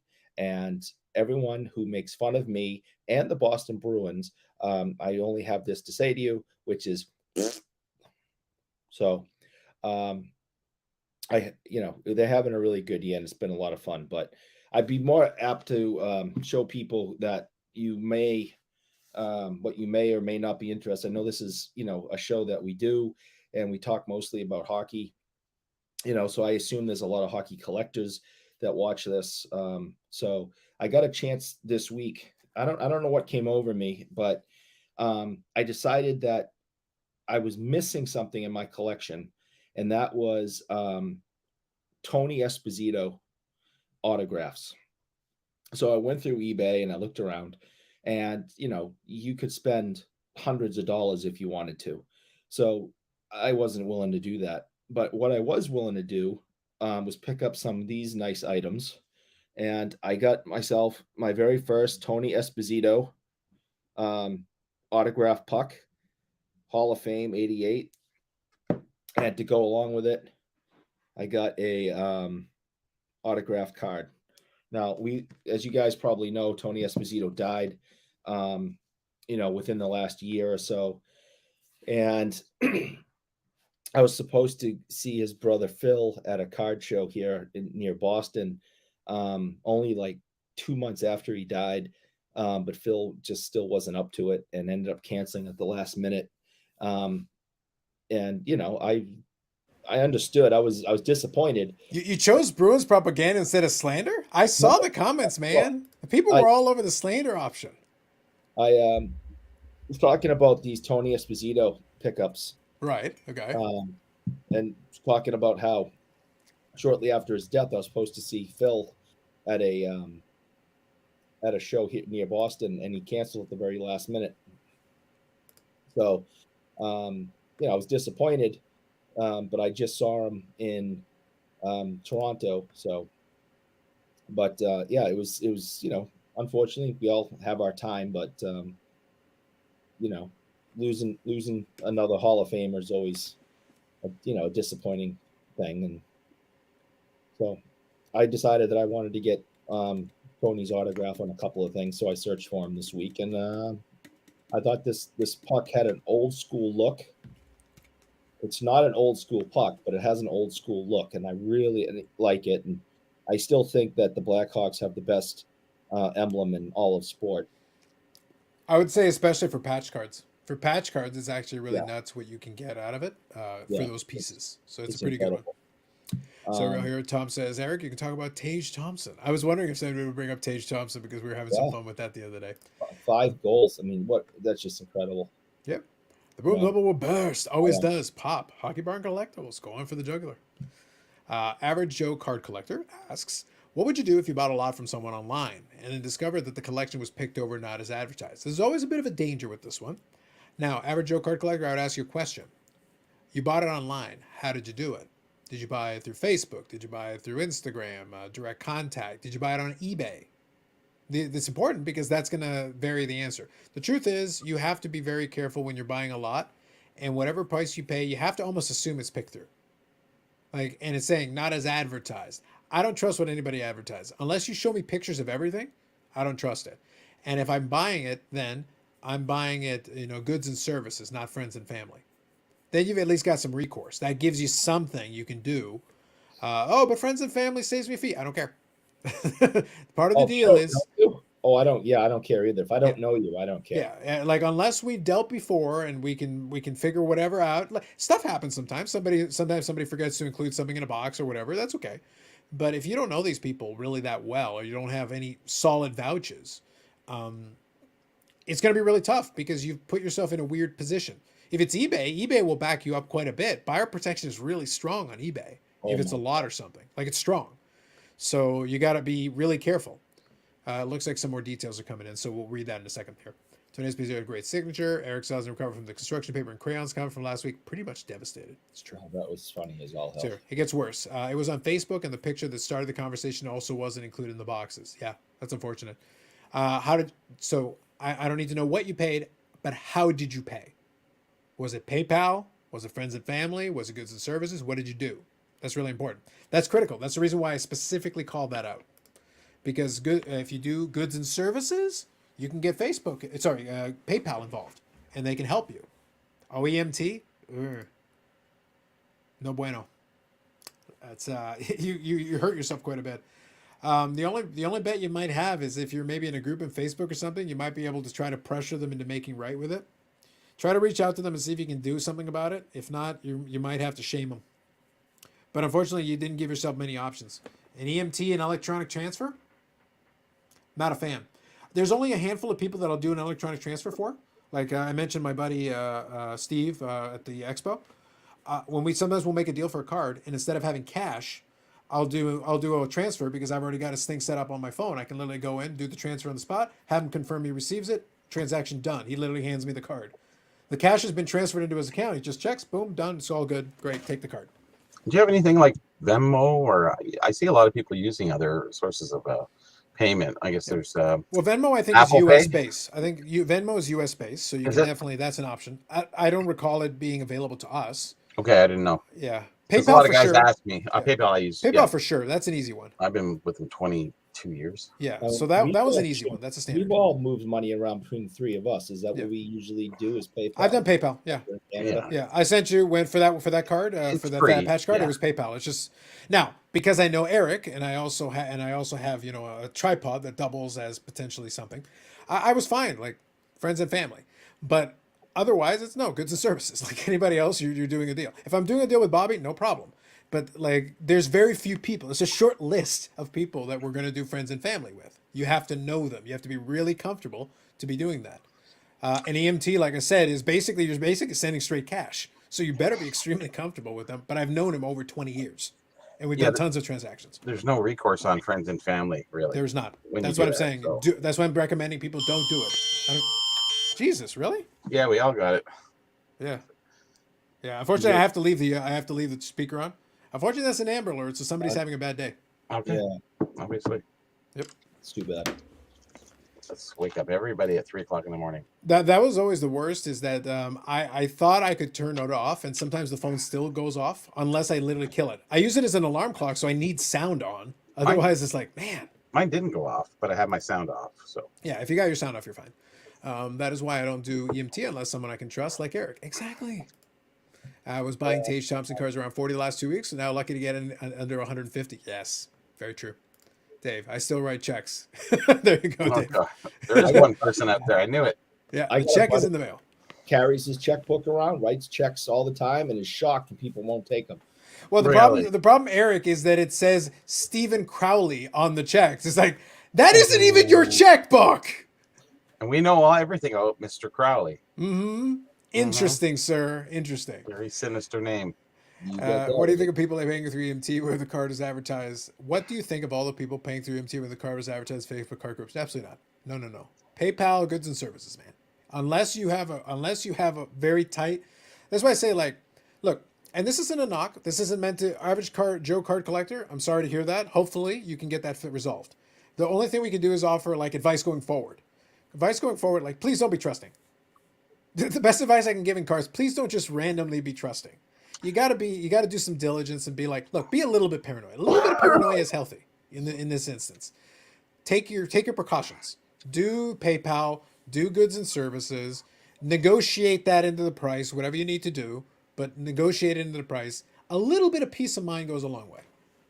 You know, I think with Facebook, it's really kind of nice because you do have the person, how long You do. they've been there, and you can also ask for recommendations, usually 3, and say, is this guy good? And then, yeah, oh yeah, he's great. No problem. 100% been dealing Yeah. with 10 years. So that is there. And that's the best part about Facebook. I like Yeah. over anything else, I guess. That's fair. And there are some good opportunities. Like, look, as much as I hate Facebook, and I hate Facebook, It's okay. because I do collect some of the wrestling cards, and I've got some of the characters and things that I like. I know there are some prominent Facebook groups that for the card guys where they actually get together and like trade the cards. So some of the good cards wind up on these groups, and I've been hearing about it for a while. And it's like, all right, maybe I should check in on it a little bit because there might be some opportunities to get some of it off eBay. But again, I'm going to take my precautions, of course. But it's an opportunity potentially to get my hand because some of them open up boxes and boxes and boxes and pull the stuff. So they've actually got it in hand, and that's an opportunity. So it doesn't make it onto eBay. It ends up in these groups. And that's what is happening. There's a lot of shift onto Facebook for a lot of things. And that's where I got so many great things. No, that's fair. That's what I say. Like, look, as much as it makes me grit my teeth, there is a practicality to it, and it is an opportunity. It's one more platform to at least potentially explore. So I have to kind of overcome my biases against Facebook and at least consider it. So, like I said, to each their own, but I try not to lose opportunities if there's something. I've heard enough about potential possibilities out there. Groups that do the breaks, because then somebody, oh, hey, I pulled this card in the break. I'd like to offer it up or whatever. And sometimes it's the ones you want, Yep. and they never make it onto the other platform. So it's an opportunity. Okay, good night. Only Bobby would complain about Amber Alert waking up. No, I'll complain about Amber Alert waking me up. I'm grumpy as hell when one of those things wakes me up. And to be perfectly blunt and to be great respect, here's the thing. I understand the point of the Amber Alert. I have no issue with it. I respect it. But let me be 100% honest with you. Every time an Amber Alert has ever gone off, I don't read it. The person could literally be across the street from me. I wouldn't know because I'm not reading the damn thing. Sorry. Paul, Austin 316, DTA, don't trust anybody. Correct, Paul. So I'm starting. Officially starting our rules list. Oh, have you got the rules? Yep. People are stupid. See rule number 1. Corruption is rife in the hobby. Don't forget number 5. Don't try. Carlos lies. Number 5 is Carlos lies. Well, I gotta remember what number. I gotta remember what number 4 is. I'm not 100%. Like I've definitely given a number 4, but number 5 is definitely Carlos lies. Mm. Okay. Make sure number 5's on there. Yeah, I'm putting that in now. Tell me more about this Facebook. Is it like MySpace? Sort of. Royal Bulletin Board is the best ever. There you go, Jay Ken. Good evening. I don't touch deals where they want EMT only. Yeah, I'm not. I wouldn't be comfortable with that. Not especially if I don't have that background with that person. I wouldn't be super comfortable with that. I think Facebook is second to eBay for commerce. It's just amazing. It could be. It could be. Oh, it wouldn't shock me. It wouldn't shock me. Number 4, Eric eats bugs. I feel like there was another number 4. I feel like there was another one. I have to think about it now. There's some canon there. Keep going. You can do it. There you go. You did it. What's up? Nicely done. He's saying you're number 1, Bob. He's saying you're number 1. Well done. And I'm pleased that we caught up on the comments. By the way, thank you all for the comments in the last couple of segments. So really, there's been some good stuff. I do appreciate it. And you even put up with Eric, going into his Boston Bruin fandom. So good on all of you for hanging in there. Oh, and overcoming his disease, his horrific diseaseness. Terrible. It's not Terrible. COVID again. So that was when I did the show with COVID. That was horrible. This is nothing compared to that, but still not feeling great. No, that's fair enough. And now I will give a little caveat as well, since we're chatting with a couple of you. So 2 things. Number 1, you know what helps Eric feel better? People hitting the like button. No, Because he's a generous man, and when he gets to give, he doesn't receive. He wants to give, and when he gives, I'm gives. not generous. I hate everybody. The generosity is beyond the pale. It's incredible. And in this holiday season, think of helping Eric give. And the best way to help him give is to hit the like button because I charge him for it. I want you to think about that. Think about that. Now, one other thing as well, I'll mention. Usually I've got the little scrolling ticker where I talk about the next show and the timing on it. I have not done that. That is intentional. And the reason is because I'm trying to figure out next week's schedule. Oh. Yes. Now, those of you who remember earlier in the summertime, there was a project where I was working on it, and I was actually on call. And I actually went off the call for a couple of minutes while I was keeping an eye on some things. I'm actually leading that project this time around, so it's a system upgrade with the thing at work. I know, real work stuff, really boring. I get it. But the thing is, it means I'm going to be on call all night Friday into the wee hours of the morning.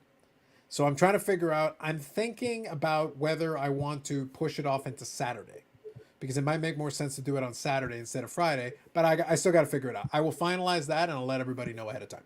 But that's the only reason I haven't specifically put the timing, the scrolling ticker at the bottom. Because I know if I'm going to be on a call the whole time, I'm actually going to be sitting there working on the work computer. And unless you guys want to hear a couple of hours of Eric promoting the Boston Bruins, and I don't think anybody does, it might be a little dangerous. I might have to make it a Saturday. I'd also like to get your feedback. So let me know if that would make sense, if that's something you'd like to see. Or if you want to let Eric go off on the Boston Bruins and Bobby have to check him, that might have to be the way. Maybe.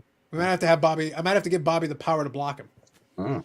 So, whatever it takes, man. Whatever it takes. I'm just saying. Think about it. My fault did the best team in hockey right now. I was like old car windows. Eric has a crank finger. There you go. Interesting. Carlos and Bobby both missing moments before the Amber Alert. I know. Facts. How many people do read those at 3 a.m? It's a tough one, man. It's a tough one. Because here's the thing. Like, jokes aside, you can literally, like, obviously depending on your phone, if I hit the same button that turns the light on, like it's right there. If I hit this, as soon as the sound goes off, I can hit this and it turns off the sound.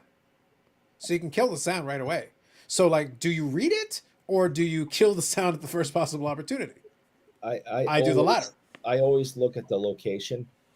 If they're like, okay, this is out of Western Massachusetts, 3 hours away in the Berkshires, I'm going, I don't think there's much I can do to help. Well, let me see. For the sake of argument, let's see what we got here. Let's see. Last seen in Alliston. Alliston? Seriously? I think I know where that is. It's not near here. No, it's 2 hours away. Yeah, like, so I'm not going to be able to look out the window and help y'all. So sorry. I'm going to disable this one. My apologies. If it's somewhat local, and it tells me, and it says that there's a child in danger and they're looking for a blue Toyota Camry.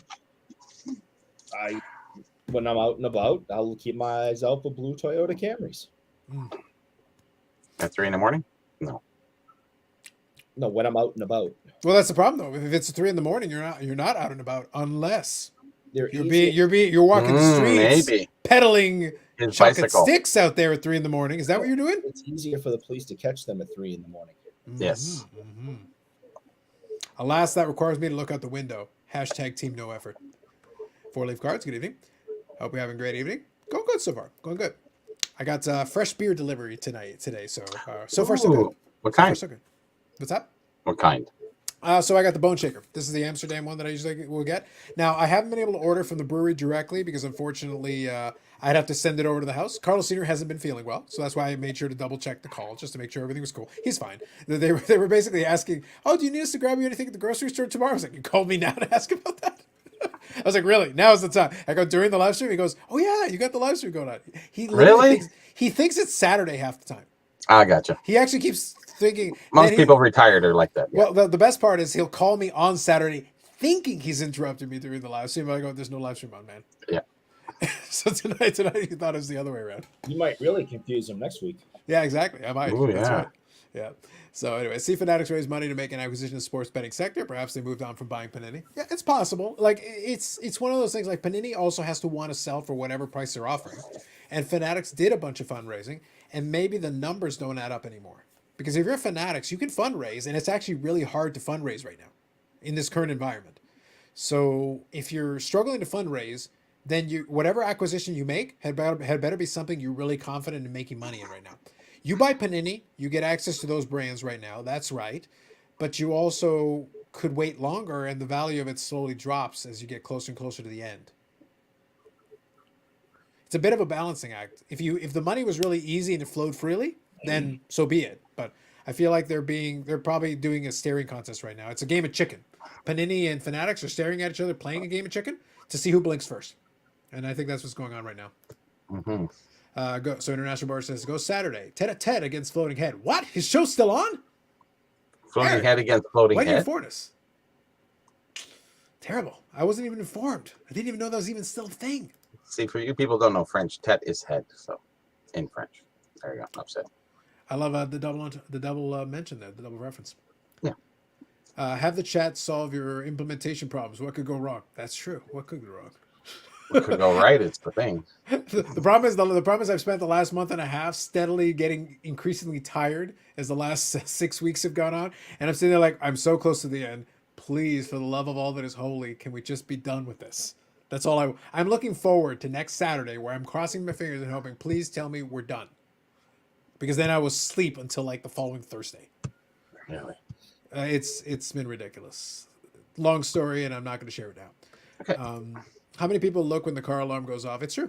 Yep. Mm-hmm. I got a parking lot here, and a car alarm goes off semi-regular. It could be somebody just bumped the car, but nobody's paying attention to it. It's like just a random parking lot there beside a train station. So it's like nobody's paying attention. I don't know if you guys remember, Carlos, I know, Bobby and I got a couple of years on you, and Bobby's got a couple on me, but when car alarms became more prevalent, and it wasn't just for the uber wealthy, and all these cars in the 80s started having them as a common thing. When they went off, you ran to the windows because you figured someone was stealing a car, your car, or someone was in trouble, because that's how it was promoted. So there was a few years in the beginning. That's it. Yeah. Man, where if you heard a car alarm, you jumped out of bed, you ran to the windows, you went outside, you thought you were going to go stop a crime. I also think that they got more sensitive and they went off a little easier, and that's why they were going off everywhere. But at the time, it was usually when there was somebody breaking in. Yeah. So.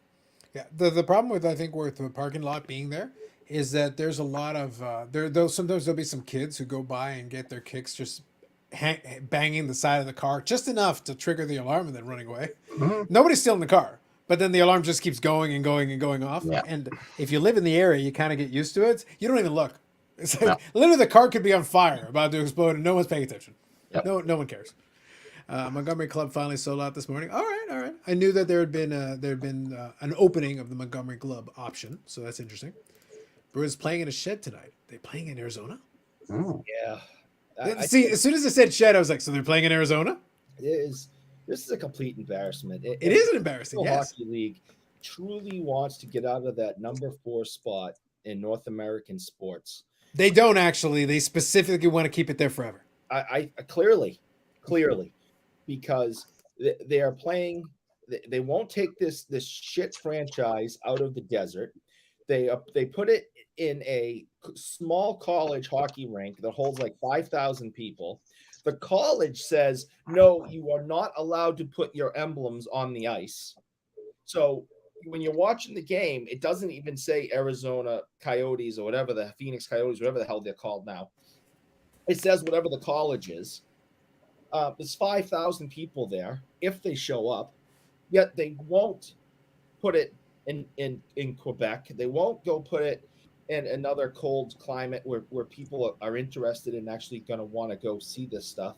They're insistent on forcing hockey down the throats of Arizonians, and they're saying we don't want it. We have no interest in this. And the But national Bettman doesn't give up on cities.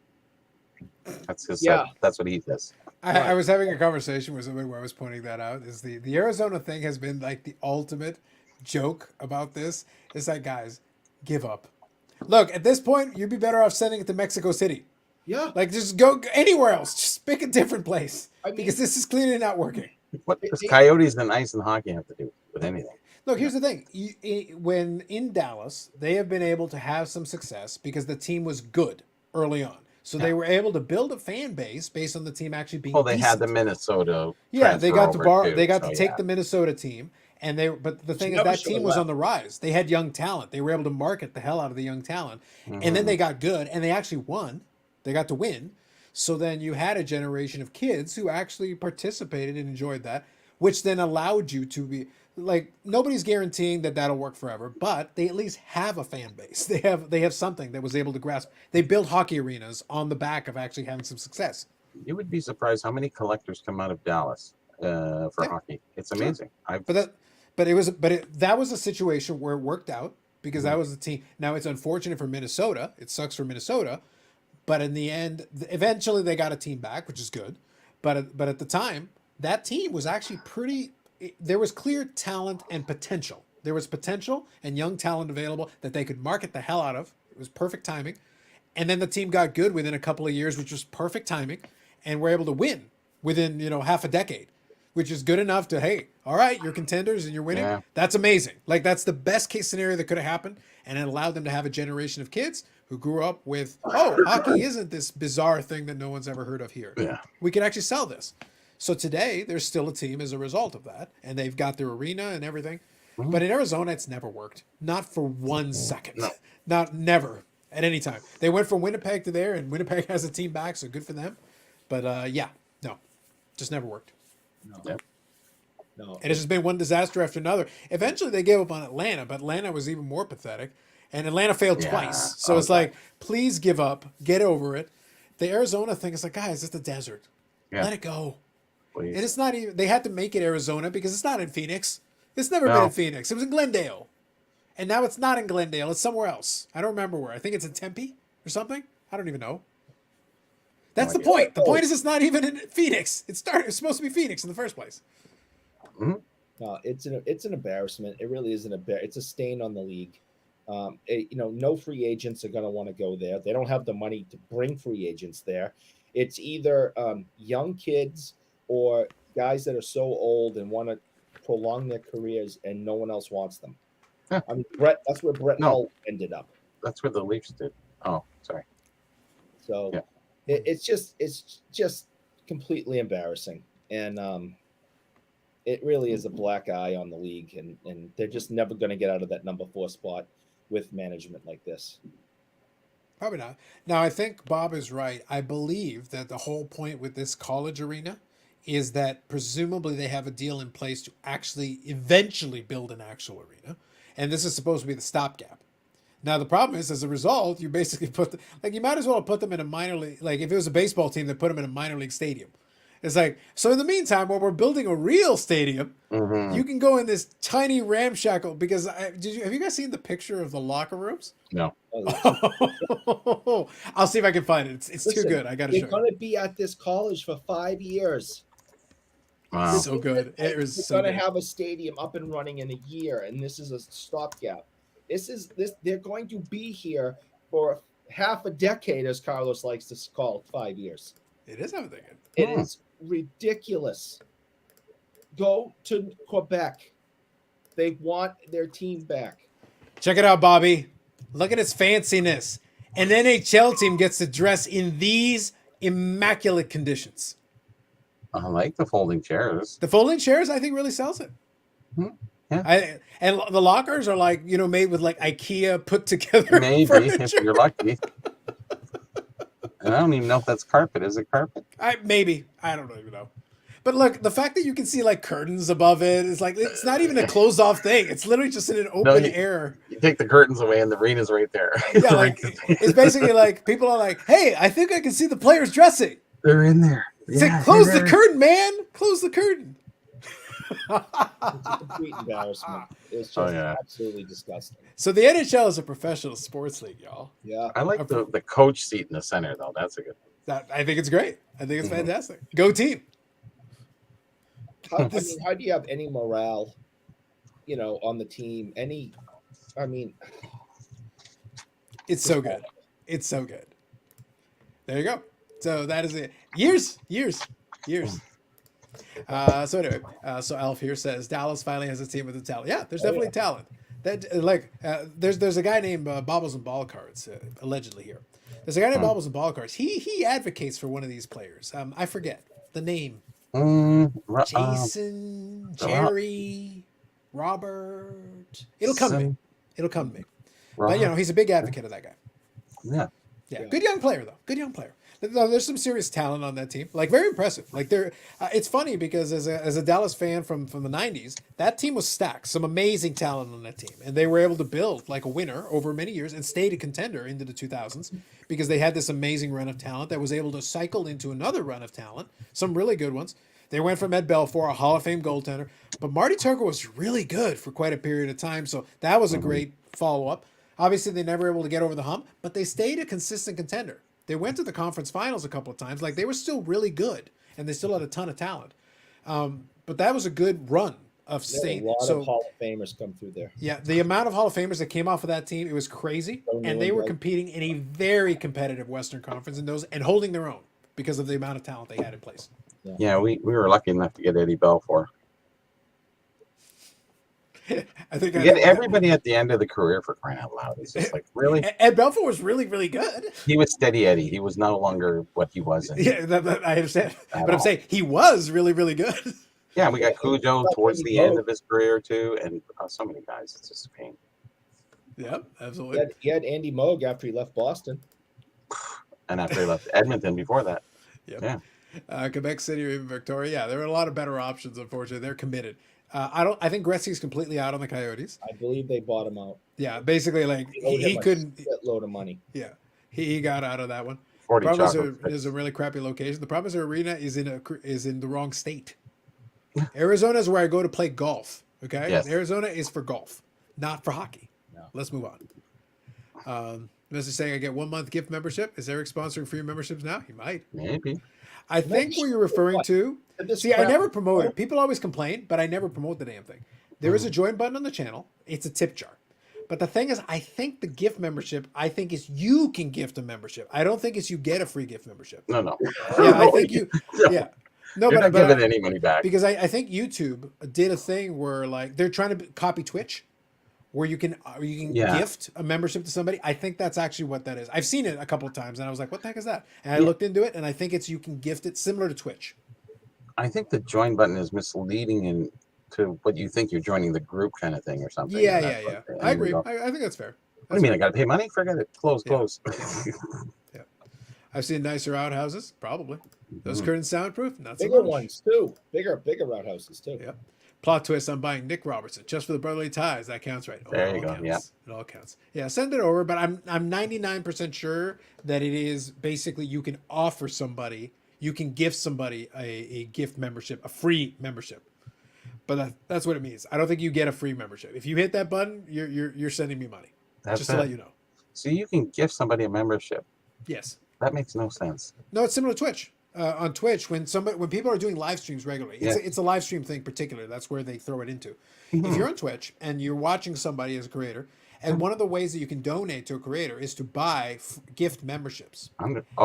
Yeah, so you can either give it to somebody directly, or you can do like a randomizer where it'll give it to somebody who doesn't already have a membership. Oh, I It's a didn't way know. of Okay, got it, supporting the got it. creator. That's what it's supposed to be. I thought you were going to invite somebody and then, hey, you got to pay. No, It's no, like- no. It's you. It's you. that's an Eric thing. It's I you don't know. paying, and then somebody can have. You can basically gift somebody a membership for a month. That's what I believe it's supposed to be. Because you definitely want a monthly membership to this show. That Yes. is free. You get exclusives Yeah. like Bougie Eric doing reviews of donuts. It's basically him showing a chocolate stick over and over again, but it's included with the membership. Free. Free. Facts. The information's free. You get a copy of you get a print of Poopy Pony autographed by me. Well, that'll at least be something. With That would your- at least have something in there. Yeah. NFT or something. You have to go Yeah. that way one day. So here. So he's sending it to me. Basically, the image is here. Opt in for a chance to get a Because I'm Carlos 1 month gift membership. So it's a gift membership and access to exclusive perks. The thing is, allow gifts. That's still What a is gift. exclusive perks? The thing is, What are you offering that I'm missing? Here's the thing. They do that verbiage for all of them. I could put exclusive perks on there, but I literally don't. I explicitly say no. You get nothing. In writing, if anybody ever checks it out, you'll see for yourself. I literally put in there, you get nothing, because I wanted to make it abundantly clear. So yeah, so basically recurrent payment, blah blah blah.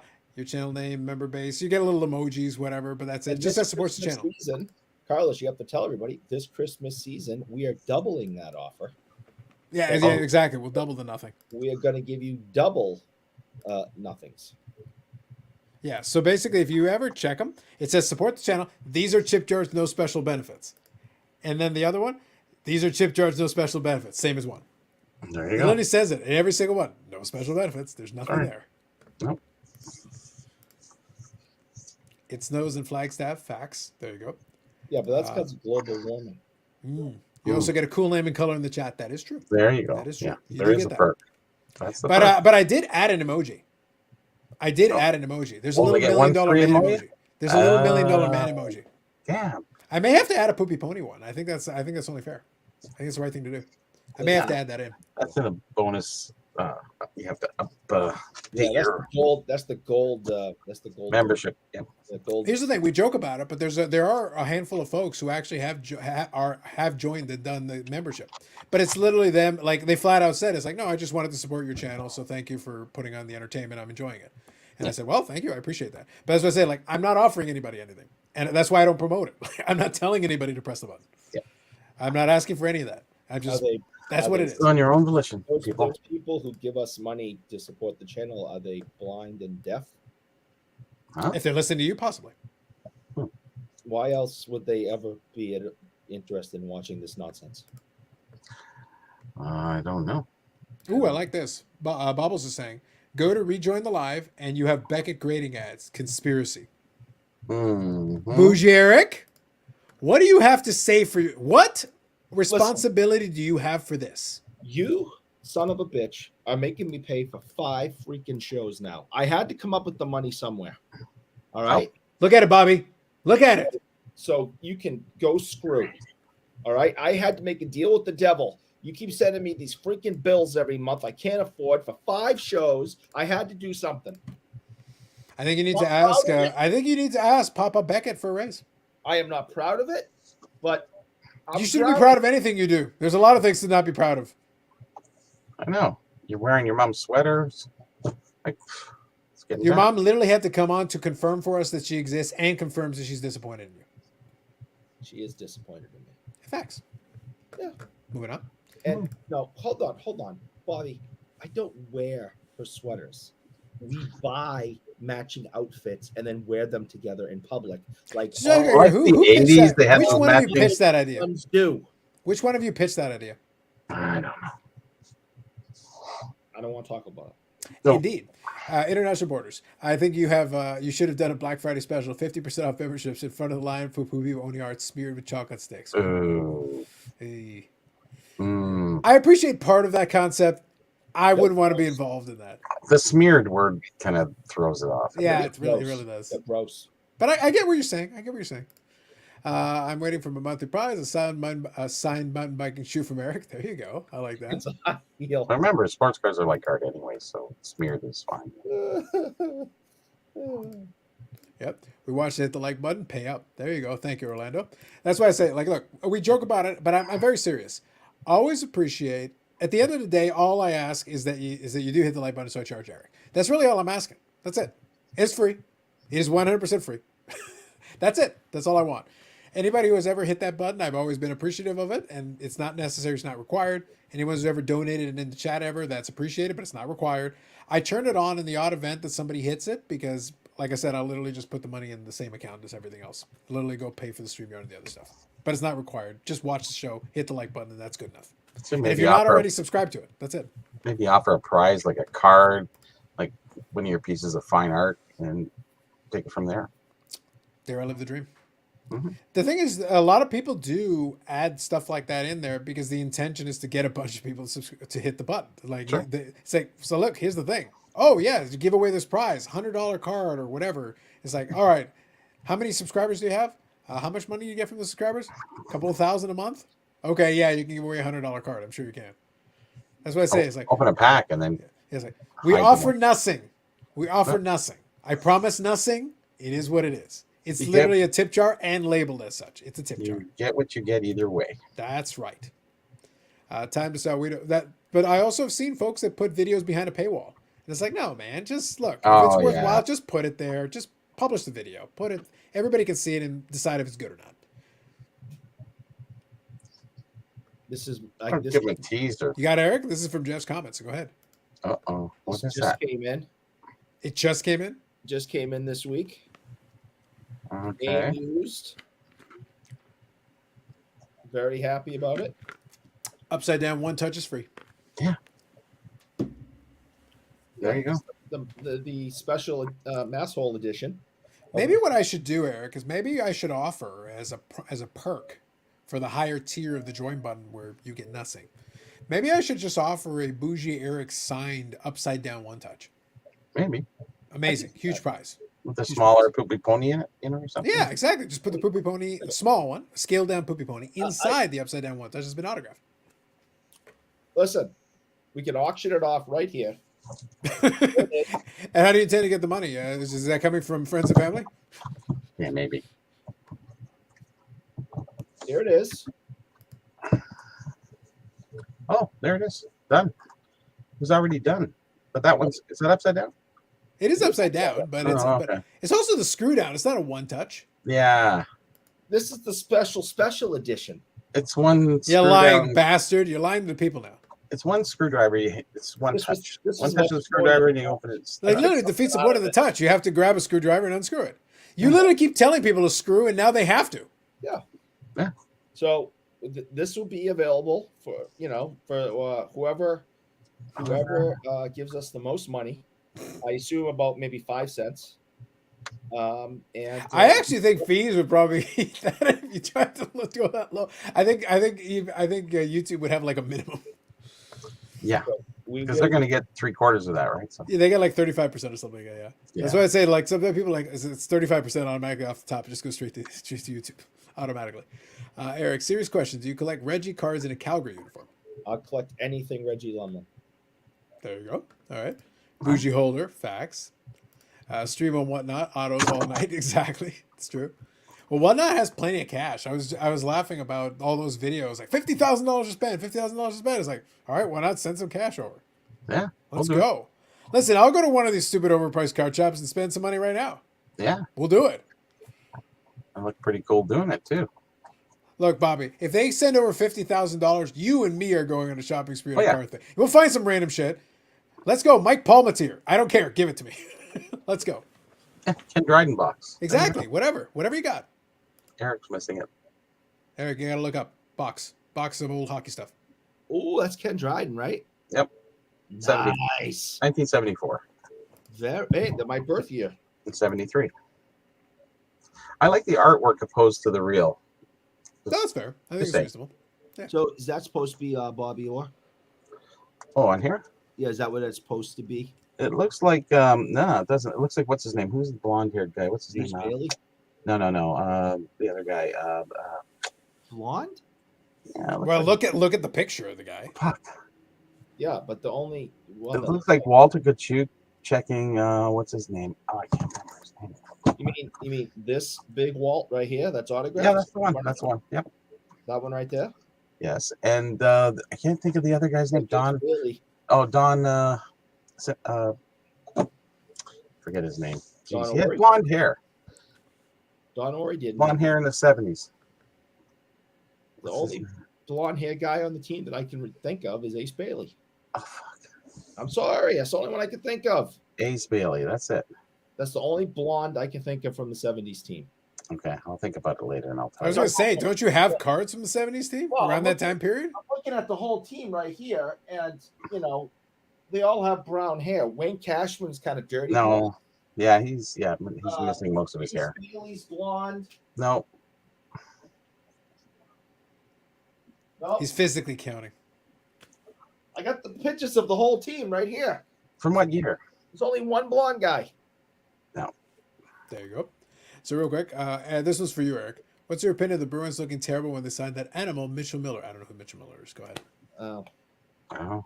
I've gone back and forth on this, and you had to kind of wait for all the information to come out. When it first came out, I was on the kids side, and that if you do something at 14 years old, you shouldn't be held accountable for it your whole life. And then it was, the kid hasn't done right and kind of made up for his thing, and the organization that the kid's lawyer said he was involved with to try to better himself came out and said, we have had no contact with this young man. So things started falling apart. So I kind of started to lean the other way, that this kid's not ready to be a professional hockey player yet. And I don't know if he ever will be. That is your opinion. Now, I want to move on from that because I'm enjoying Bob Jackson's next couple of comments. So let me bask in this for a moment. So first, Bob Jackson has joined us as a new YouTube member. So he has joined the join button. So thank you, Bob. Appreciate it. At first, I was like, did you accidentally hit the button? Were you messing about and accidentally hit it? But the next couple of comments would suggest no. Looks like a young Rick Middleton. So that's Baz's contribution to that. He was with the Rangers then. Yeah. So Bob here says, there, I'm better than you peasants. That's what makes me suggest that possibly it was intentional. I am now a member of the bourgeoisie. It's wonderful. Well, looks like Bob, I appreciate it. I do thank you. I added a couple of things. I got BIC up in the corner, There you go. and I got at Sanderson to Orr. Let me know if for some bizarre reason you actually want that, Bob. We could probably arrange it. You We could probably arrange it. As a thank you, we could probably arrange it to get it in your direction if you so desire it for some reason. Make it happen. You want it? It's yours. You can have it and destroy it. You can have it and melt it Yeah, down or explode or something. that's Send a your video. Send a video. That'd be great. Yep. I got it. It's Greg Shepard. Oh, okay. So you found it, Bobby? Yeah. Nice. He's Nice. blonde hair. There you go. Right. Yes. Yes. He was later 70s though. No, 74, 73. Yeah, Okay. he was. All right. But that was 72. No, that was 73 and 74. Okay. 73, 4, 4, 5. All right. Okay. All righty then. I'll look him up. So Orlando here, one of one Eric Holder. Yeah, right now it is one of a kind. So you let me know, Bob. I'm actually serious. If for some reason you would like it, so that you can have a piece of memorabilia from your arch nemesis that you can do with as you will, destroy, I prize, said, whatever you want, man. become a member. Give us some money, and this could be yours. And if it happens to be that scumbag Bob, then we'll give it to him. I'm a man of my word. Greg Shepard paid from 72 to 78 with the Bruins. I didn't think it was. Bob, that's why I said I didn't if know you it was want. there, 72. I left it completely up to you. Yeah, pretty I left early. it completely up to you. You don't have to have it, but I said you could destroy it. You could honestly, you could get some content yourself out of it. Like honestly, I'd take it just for the opportunity to destroy it. That'd be my angle, but to each their own. I leave it to you. Hoggy says, what happened to Carvin Chong? He used to be on any podcast that would have him. Carvin's been around. I've talked to him here and there. I actually talked to him at the expo briefly. And I've tried to reach out to him. He's a little tough to pin down. In fairness, though, I'll be very fair about this. he does run in a lot of circles with a lot of folks that I'm not on the best terms with. So maybe he's smart not to talk. Now, in No. fairness, though, he hasn't been in podcasts either. Like I haven't heard from him too much lately anywhere. So Like maybe him- it's not a personal thing. Maybe it's just a general. He's busy or he's off him doing and, something. him whatever. and Sasha T gone. He I don't know. was in Clubhouse. The thing though is that Carvin at least did his stuff with he had his card brand and those things actually did pretty well. I haven't heard too much about it lately. Maybe there isn't too much to promote at the moment. But yeah, I don't know what he's doing these days. Sometimes people just have enough with it and they just want to keep to their family and just keep working because it takes up a lot of your time, right? Because he was on a lot of shows that quite often. That reminds me though, I would like to reach out to him and at least chat with him a little bit. I wouldn't mind having him back to talk to him a little bit about a couple things, but it's up to him. Like it's really I haven't lost the communication lines are still open. It's one of those things I just haven't heard too much from him recently and Yeah. But like I said, I did see him a couple of months back And not even on Instagram either because he used to go live a lot. Now he's nothing. Yeah, like I haven't heard too much from him one way or the other. Just in general, it's once in a blue moon I've seen one or two things, but really it's been pretty quiet. All he does is make fun of me, so I don't want him on our show. Oh, that's No, he even better doesn't. reason to have him on. That's even better. No, all he does is bust my balls and make me sad. So I don't want to talk to him. I like it. I like what's going with this. That's what the show's all about. Bougie Rookie Patch Auto, RPA, fact. Eric, is Clubhouse Chat still a thing? Are you still in Clubhouse Chat? The Clubhouseians? The membership went down. Not anywhere like I used to, but I was in there a few times this week. Had some good conversations with some good people. Carvin was in there, so I haven't been in there the same time as him for a while, so it was nice to hear him. But it's definitely not as big as it was during the pandemic, but it's still very active. There's something going on daily with groups of people in it. The other night there was a group party watch because Tim was going to go on Jeff's Christmas special. So we were all in the so there was 50, I don't know, 50 might be too much, but 30 of us in the clubhouse room, watching Tim and supporting him and things like that. So sometimes it fills up and other times there's 5 people in it. But there's something all the time still. Sort of like discourse, I guess, in a way. Yeah. I think Carvin was pushing NFTs hard. I remember there being an NFT element to that thing with the weekend. But I think there was also the card. Yeah. But I think there was also an NFT element. So maybe that's a thing. What did happen with all the talks of NFTs? It's really, it was up and coming and then just like nothing after that. Well, that was the thing. If you remember at the time when a lot of folks were asking about Gary it Vee constantly. was kind of, yeah. Yeah. But I kept reminding people that NFT is a technology. Mhm. It's not the actual NFTs themselves. It's like saying, oh, well, NFTs fail. It's like, so did the telephone fail because the 1-900 numbers went away? No, they just got used for something else. The actual item is used for a 1-900 purpose. numbers went away. Understood. For everyone but but you. For everyone but you. we talking a Oh, generic good. term I of just- NFTs. So Yeah, but that's the thing. Like an NFT is literally something that can be used as a specific utility. You can actually apply it. You could, inside of a company, create NFTs that are only for a specific purpose. Sure. Whatever happened to hobby NFTs? There's a Exactly. little bit Those better. ones all like went in the garbage can. Yeah. But that's because they associate it to something that was based on like a hype cycle and trying to get transactions that way. Yeah. But the underlying technology is still there. It's still being worked on in the background. People are like, but it's a technology. Yeah. Yeah. It would be like a specific type of website being garbage and being like, oh, the internet's trash. Actually, that's not how that works. The internet is a technology. It's systems. It's computers. It's separate from the individual sites that comprise it. Yeah. It's tag. It's all those. Oh, absolutely. Maybe Tag should get some NFTs. That'll help him. Oh, Nobody will hold it against him for clear. Yeah. Yeah, clear NFTs. You would be surprised the heat you can take for Nolan Carlos. Ah. You would be surprised. Your skin gets a little Generally, thicker. generally, the only people that take heat, in fairness, and Bobby, back me up on this. The only Okay. people that really take heat are the people that may be associated to people that I might make fun of. There you go. That's pretty much it. Everybody else is like, no, Carlos, cool, that's fine. Yeah. Everybody's like, that's fine. Carlos is good with us. Eric, are you buying any Tage Thompson cards? I don't collect modern hockey. But Well, I'm you definitely got the lemon one right there. I was gonna say that card was produced more recently. No. I collect newer cards. with Modern. players. So you lied. Like the like the Tony Esposito. Mm-hmm, You know, Well, you just said you don't collect newer cards. I lied. mm-hmm. Okay. I'm a compulsive liar. Don't listen to anything I I have. was gonna say exactly. This like Rule number 5.5A. yeah, that might be 5A. You can be 5A if you want. You Okay. also lie. I'll be 5B. There you Right. go. Look at you, B for Bobby. Okay. You don't want to collect That's computer sign files? language for B, Perhaps not. anyways. Perhaps not. The internet is a series of tubes. Perhaps. Yes, Eric. I know how petty people can be.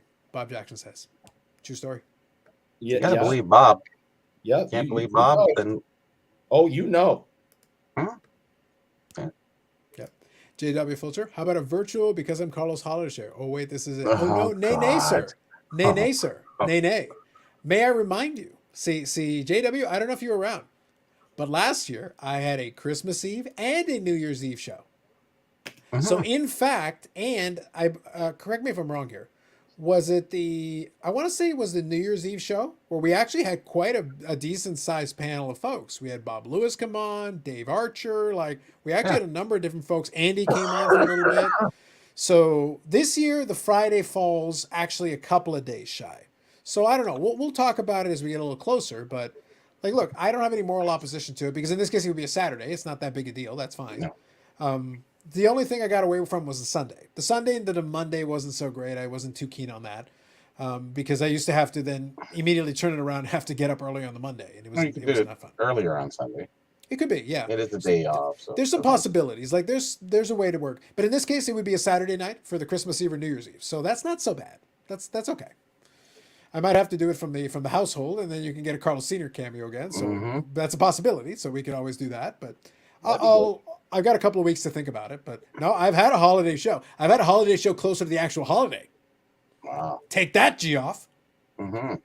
Holiday. Slacker. You know he's gonna put a good video out from Christmas. Psh, but it's a pre-record. You can always. He Yeah. did it live. I know. Live at 5 I or know. 8. Sorry. It's true. I don't even know what day Christmas is this year. Anyone know off the top of your head? It's the 25th, like every year. It's exactly. It would be on the Sunday, Eric. If Christmas Eve is on the Saturday, it's on Sunday.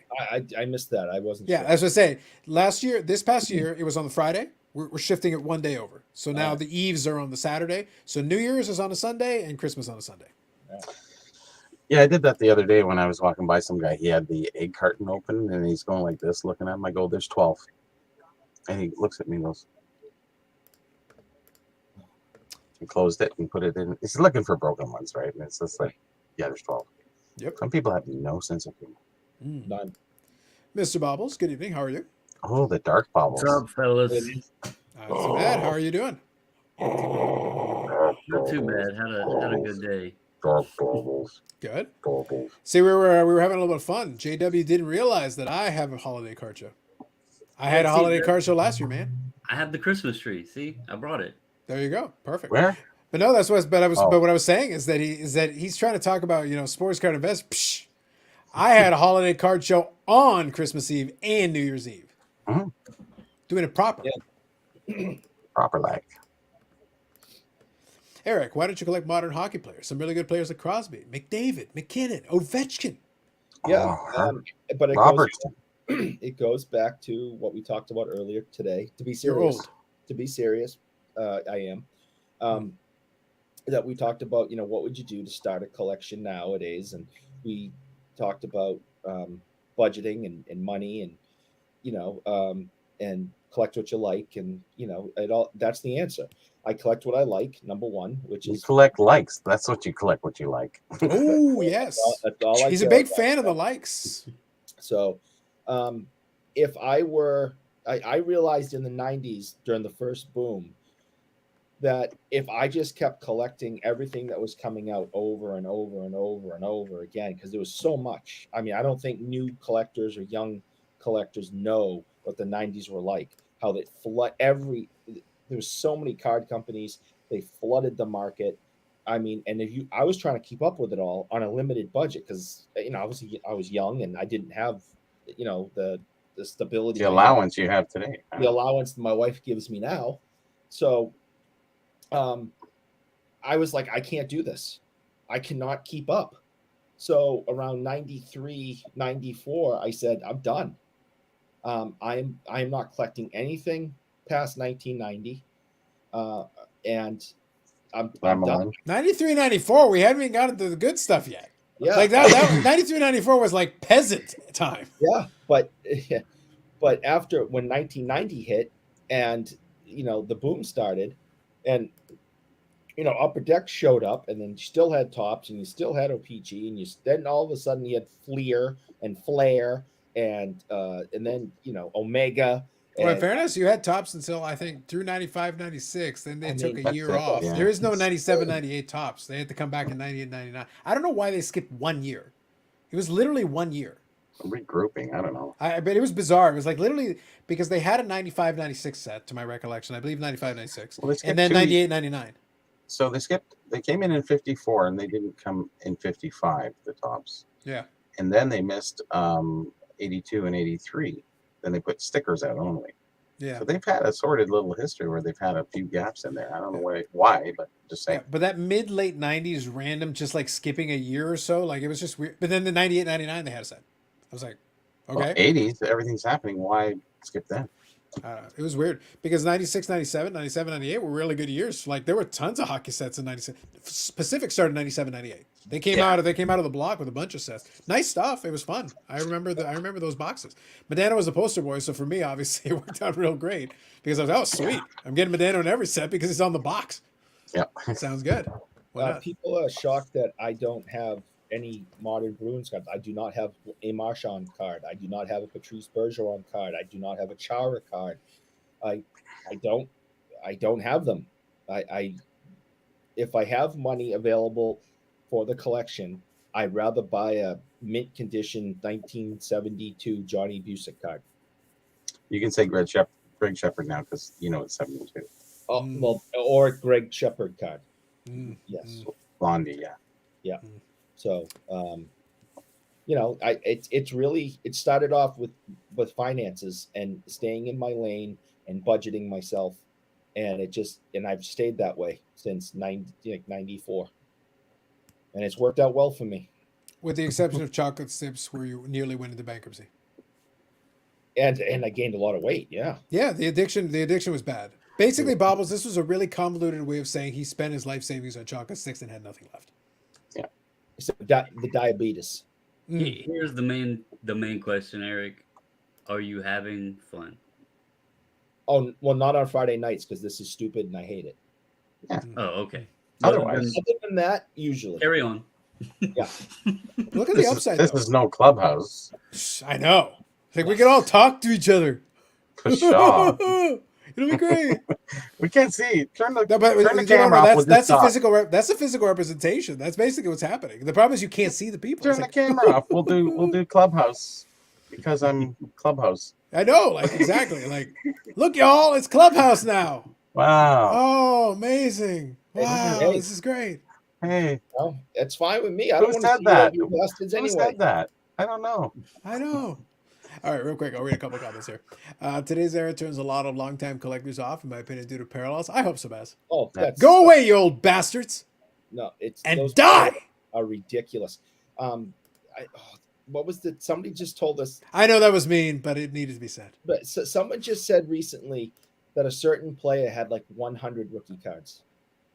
Probably. That's probably I don't know who specifically, but that is plausible. I think That it was is a possible. baseball or was it That's another sport? ridiculous. No, like Upper Deck. Basketball or something? Again, it depends on what you consider rookie cards, but like if you expand it out to Victor include says some- everybody now, so Yeah.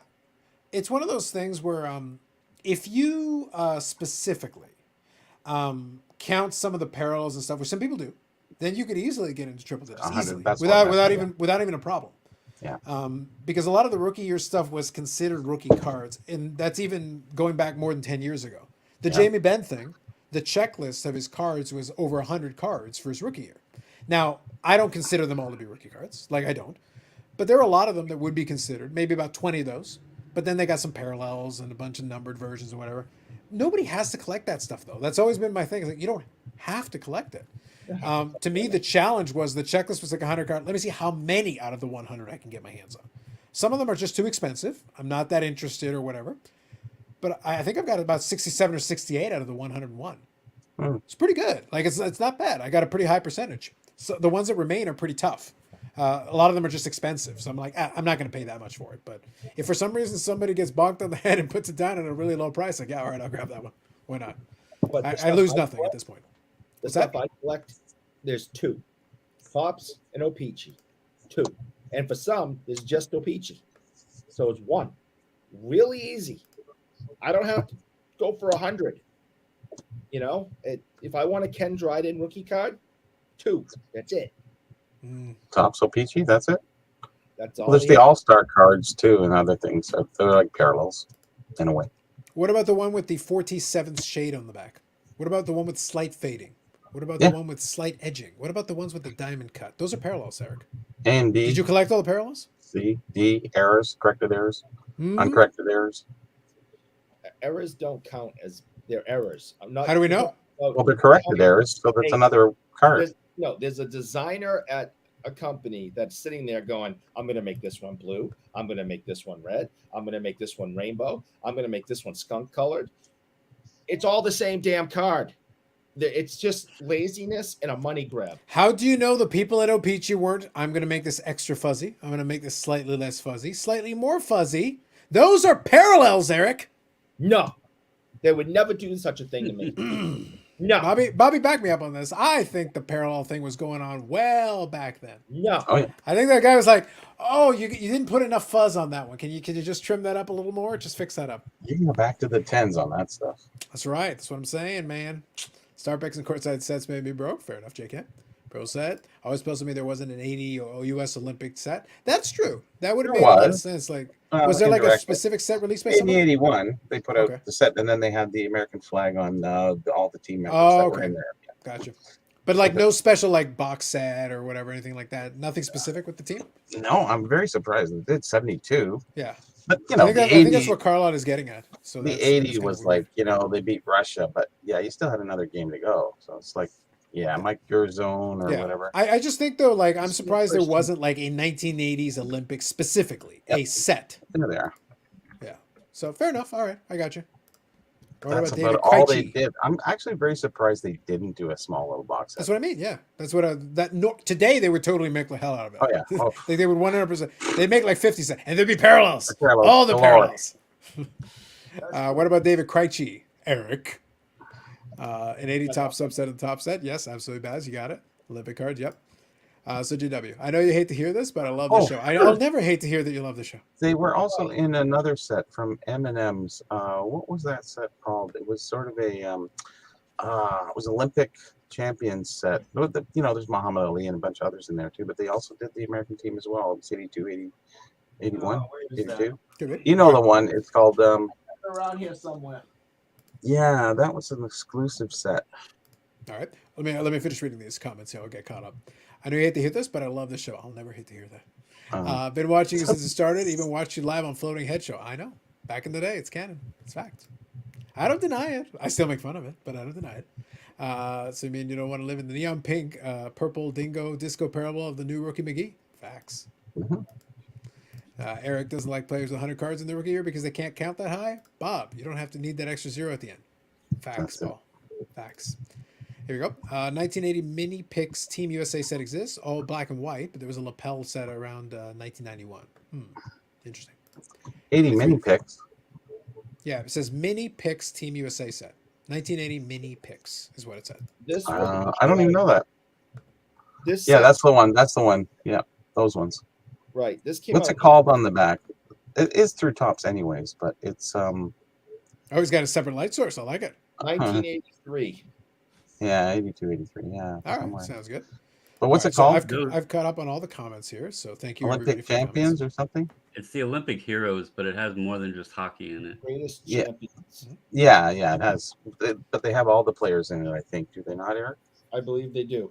Yeah. And then you got Muhammad Ali and Yeah. Frazier and boxing and other sports too. Makes sense. 84, one there's is- Eminem set too. But That's he's the one. doing That's so he's no, doing- those come in M&M too. 84, there's an Eminem set, and then 83 was the one like he showed. Gotcha. Nice. It's the same, I think. Albert, good I evening. have it on file. I will look right All right, Bubbles. now. While these guys are working on that, let me ask you a question. I tried to restrain Luke the other day. Like he went full hashtag investor on me. Like I couldn't stop him. There's nothing that could be done. So I don't know. You got to talk us off the ledge. Like should we be remortgaging our houses and buy all the Jason Robertsons? Should we be restraining ourselves? Jason Robertson sucks. Help us out. Where are we supposed to land on this? So I'll be right back in a second, but I want to let you start off with that. Oh man, go. So the whole Jason Robertson saga has been an interesting ride. I started buying him. I've told the story. I bought him after his 10th game or whatever. New to hockey, it was fun to grasp onto a player that I seen something in. He was cheap, overlooked in comparison to the other guys, and so I've started doing every week. I've been doing a hockey video, just having fun. I've been trying to stay consistent with my content, and so each week I've been doing a hockey video. But I've been talking about Jason Robertson because how do you not when he's been on this tear? And I actually got accused in one of a comment. It might have been a couple people. It was like, this just seems like a Jason Robertson pump video. And I'm like, I'm talking about a guy I collect. I mean, why would I be pumping this kid? He's doing enough pumping on his own because now I had a chance. I'll tell you, I'm kicking myself now. I had a chance to buy a Future Watch auto. It had a dinged corner. And it was $322. This was maybe 2 weeks ago. And I was waiting for the seller. I asked him if he could send me a better picture of the corner just so I didn't get it in the mail and was like, crap, why did I spend $300 on this? And in the meantime, while I'm waiting on a picture, someone else bought it. Well, go on there now and try to find one raw for they're probably over $1,000 now, raw.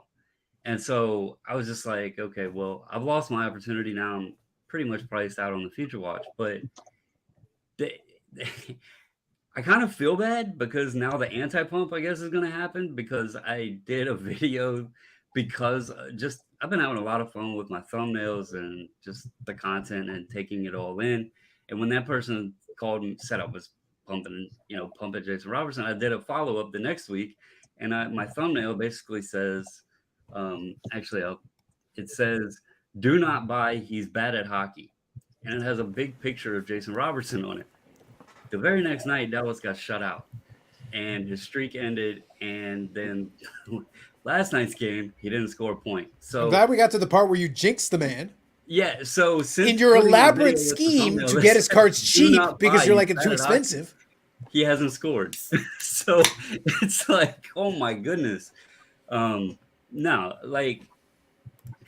I'm not investing in Robertson. It was dumb luck. I came in his 10th game. He was on a 6-game point streak. He was 20 years old, well under Lafreniere, under Kaprizov, under Stutzel, under all these other kids. And I was just like, you're coming into the NHL, the professional league, 10 games in, and you've strung together a 6-game point streak, and you're only 20 years old. And all these other players are selling for more. I was like, why not? I have a silver foil that I paid I think it was $18 for, $18 or $24, whatever it was. And what was that rainbow speckle you just shared that did that was, yeah. So I pulled it off from, by the way, if you guys are interested in hockey cards, there's a hockey card gong show. It's called Hockey Card Gong Show. It's the podcast. I think they're 2 guys based out of Minnesota. They get to talk about hockey cards a little bit. It's a fun little show. I do enjoy it. Although there is a little too much floating head I've seen here and there for my taste and for my liking. But I'll still recommend them anyway, despite their transgressions against decency. Despite that. But they do like to talk about sometimes where there are some of these things that have some of these record prices and such, and they'll put these little Instagram things together. That's basically what I sent over.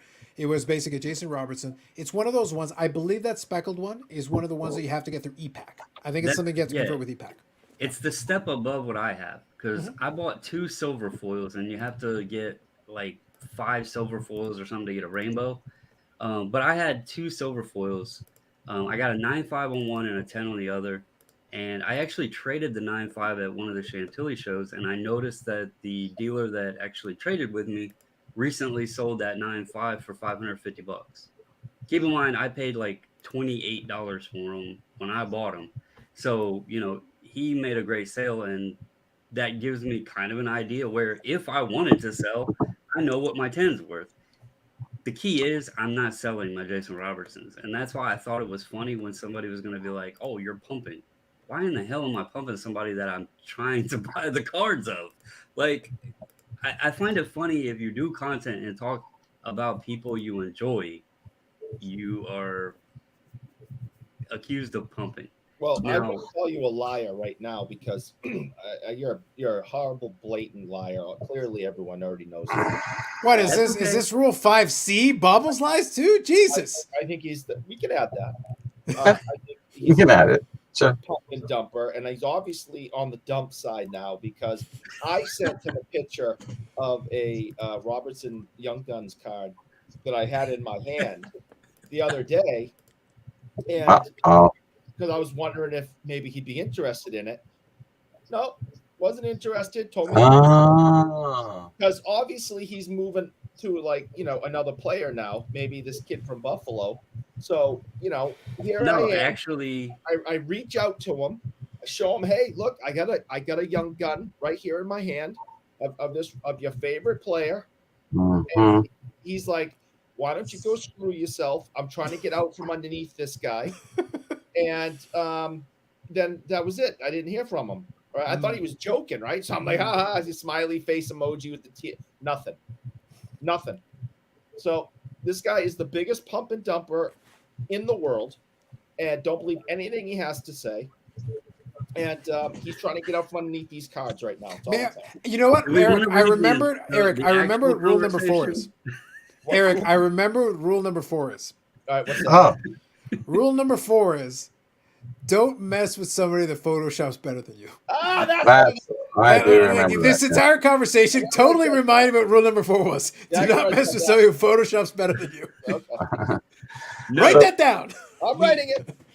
So it's he Bubbles did and send me a picture of a Jason Robertson. Now, Yes. I already have one, and I do. If I wanted to dump, I would have multiple. I own one, and that's all I need in my collection of that specific card. But what I did say is jokingly, because of the accused anti-pump now, or Well, pump, no, we're whichever way. full-fledged anti-pump now. Oh, Now you're like, he's my trash. first comment was, no, he's a scrub. And then he oh, said, okay, I'll throw this away then. I said, just buy the one touch. And then I said, nice pickup if you grabbed it. I know you're not much into the new guys, but he's been amazing to watch.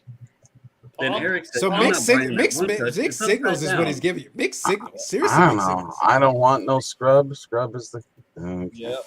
Man, Well, I have we to ended up admit at that since TLC. everybody thought I was I Jeez. know. pumping. That's when Yeah. you know. That's when we know we're delving into some deep waters here. Like we're ended up in TLC, man. Ooh. Bubbles and Ball Curator. You know what was funny No. though? Well, you know what was funny to me is that You're great.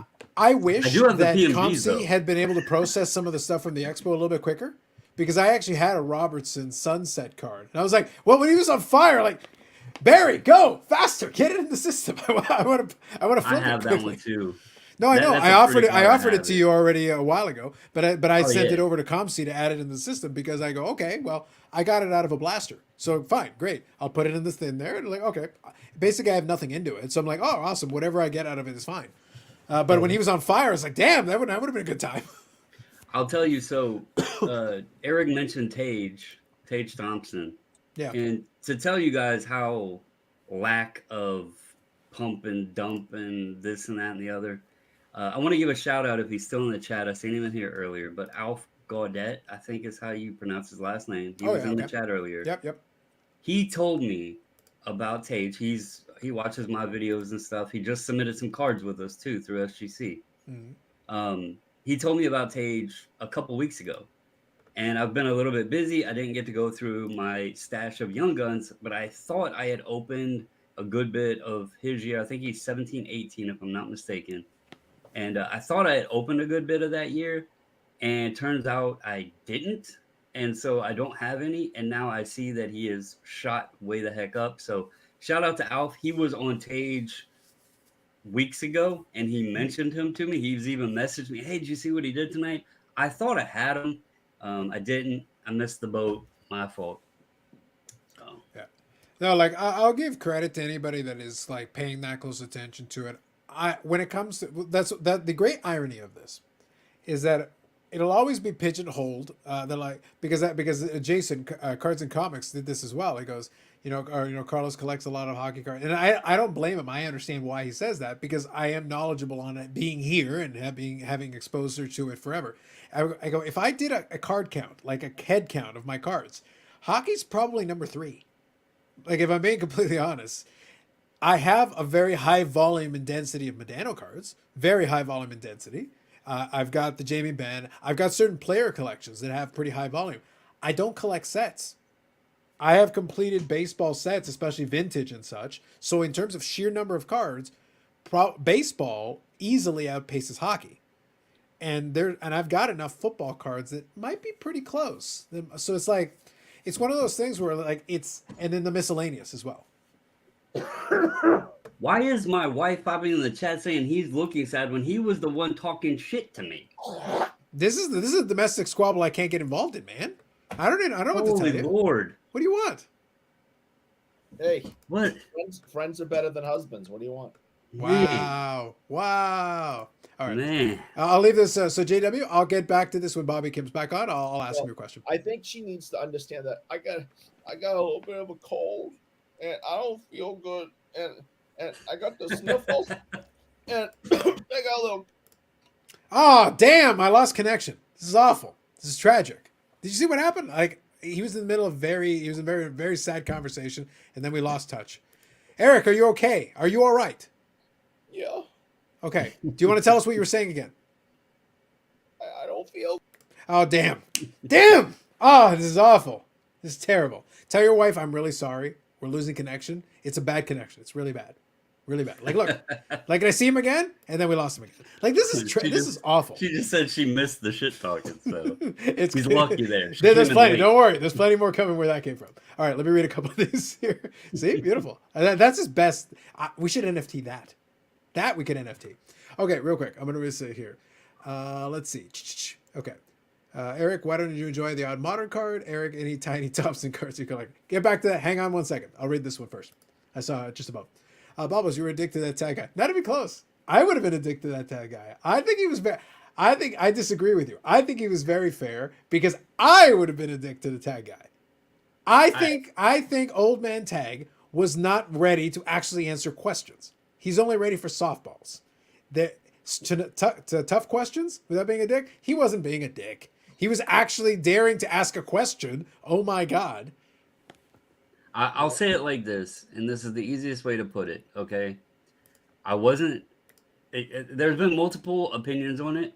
There's folks that have your opinion that I was a dick to him or that I was hard on him. There's folks that have said that I did very well on it. They appreciated the conversation. They thought I handled myself well. They thought the questions I asked should have been asked. So it's, again, one thing in this hobby where nobody is going to agree on anything. Some people think it was a bad interview. Some thinks it was a great interview. The thing with my questions were, the whole reason I've done content on tag was more so to share like the numbers, share, give fair opinions on an outsider looking in. And he recognized, Steve himself reached out to me about coming on and doing the interview and realized that I had questions and he wanted to answer those questions. He didn't say, go easy on me. Well, I wasn't asking questions to be mean. I was asking questions because they were questions. And whether or not they could answer them, that wasn't up to me. That wasn't up to them. So, if you felt that way, I apologize. But, that's just who I am. Listen, everything's fine. Don't apologize. Okay? You did an incredible job. We've all talked offline. None of us gave you any type of negative feedback or constructive criticism. All of us told you did a great job. You did do a great job. I'll defend that and defend you 100%. And that's where I stand on that. I'll die on that hill because I I understand that certain people who do interview shows can't go that hard because they won't get any more people willing to do interviews with them. Well, he won't get any more. No, hold on. But this guy asked to come to Baubles, Right. right? Baubles was doing more due diligence than I've seen anybody do on a topic, right? He didn't just give opinions. He was backing up with statistics and facts and graphs and all sorts of crazy stuff, right? And this guy reached out to him and he said, "This is the deal. I want to have a conversation." The guy's like, "First, give me the questions." No, don't give me the questions. Yep. I thought you did absolutely fantastic. I'll defend it 100%. It was awesome and refreshing to see a hard-hitting interview in the hobby. And I give you nothing but credit, considering that you've never done anything like that in the past. You're not a professional interviewer. You're not a professional researcher.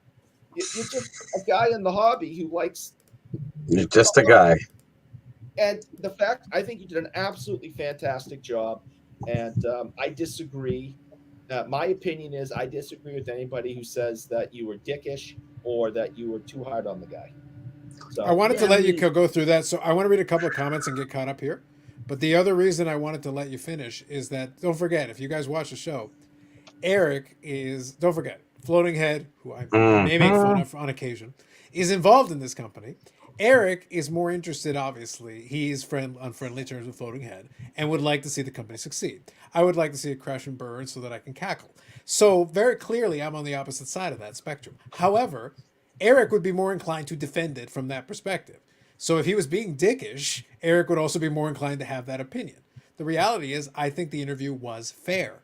It wasn't. Trust me, I can show you what real dickishness comes when it comes to that kind of type of questioning, and you can put somebody into a corner. The questions that were being asked were questions that in that position you should be able to answer.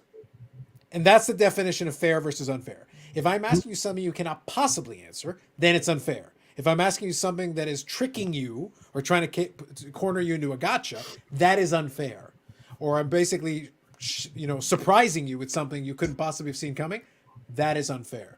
All those things were things that, going forward, if someone actually wants to have a legitimate interview with you and actually wants to ask real questions, that's pretty standard fare.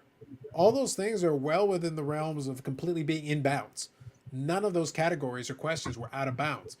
You're saying your technology does X. The questions being asked are based on your technology. They're based on the information you have in front of you. So tell me about it. You're involved in it. You should know better than most. And to repeat myself, you have done more due diligence than I've seen anyone else do on a subject matter that they went online and had opinions about. Okay, you looked into this. You deep dived for weeks to get this guy. I check it every Monday. What was that? I check their numbers every Monday. Yeah. So there's been research over time. It wasn't you just threw it together in 5 minutes.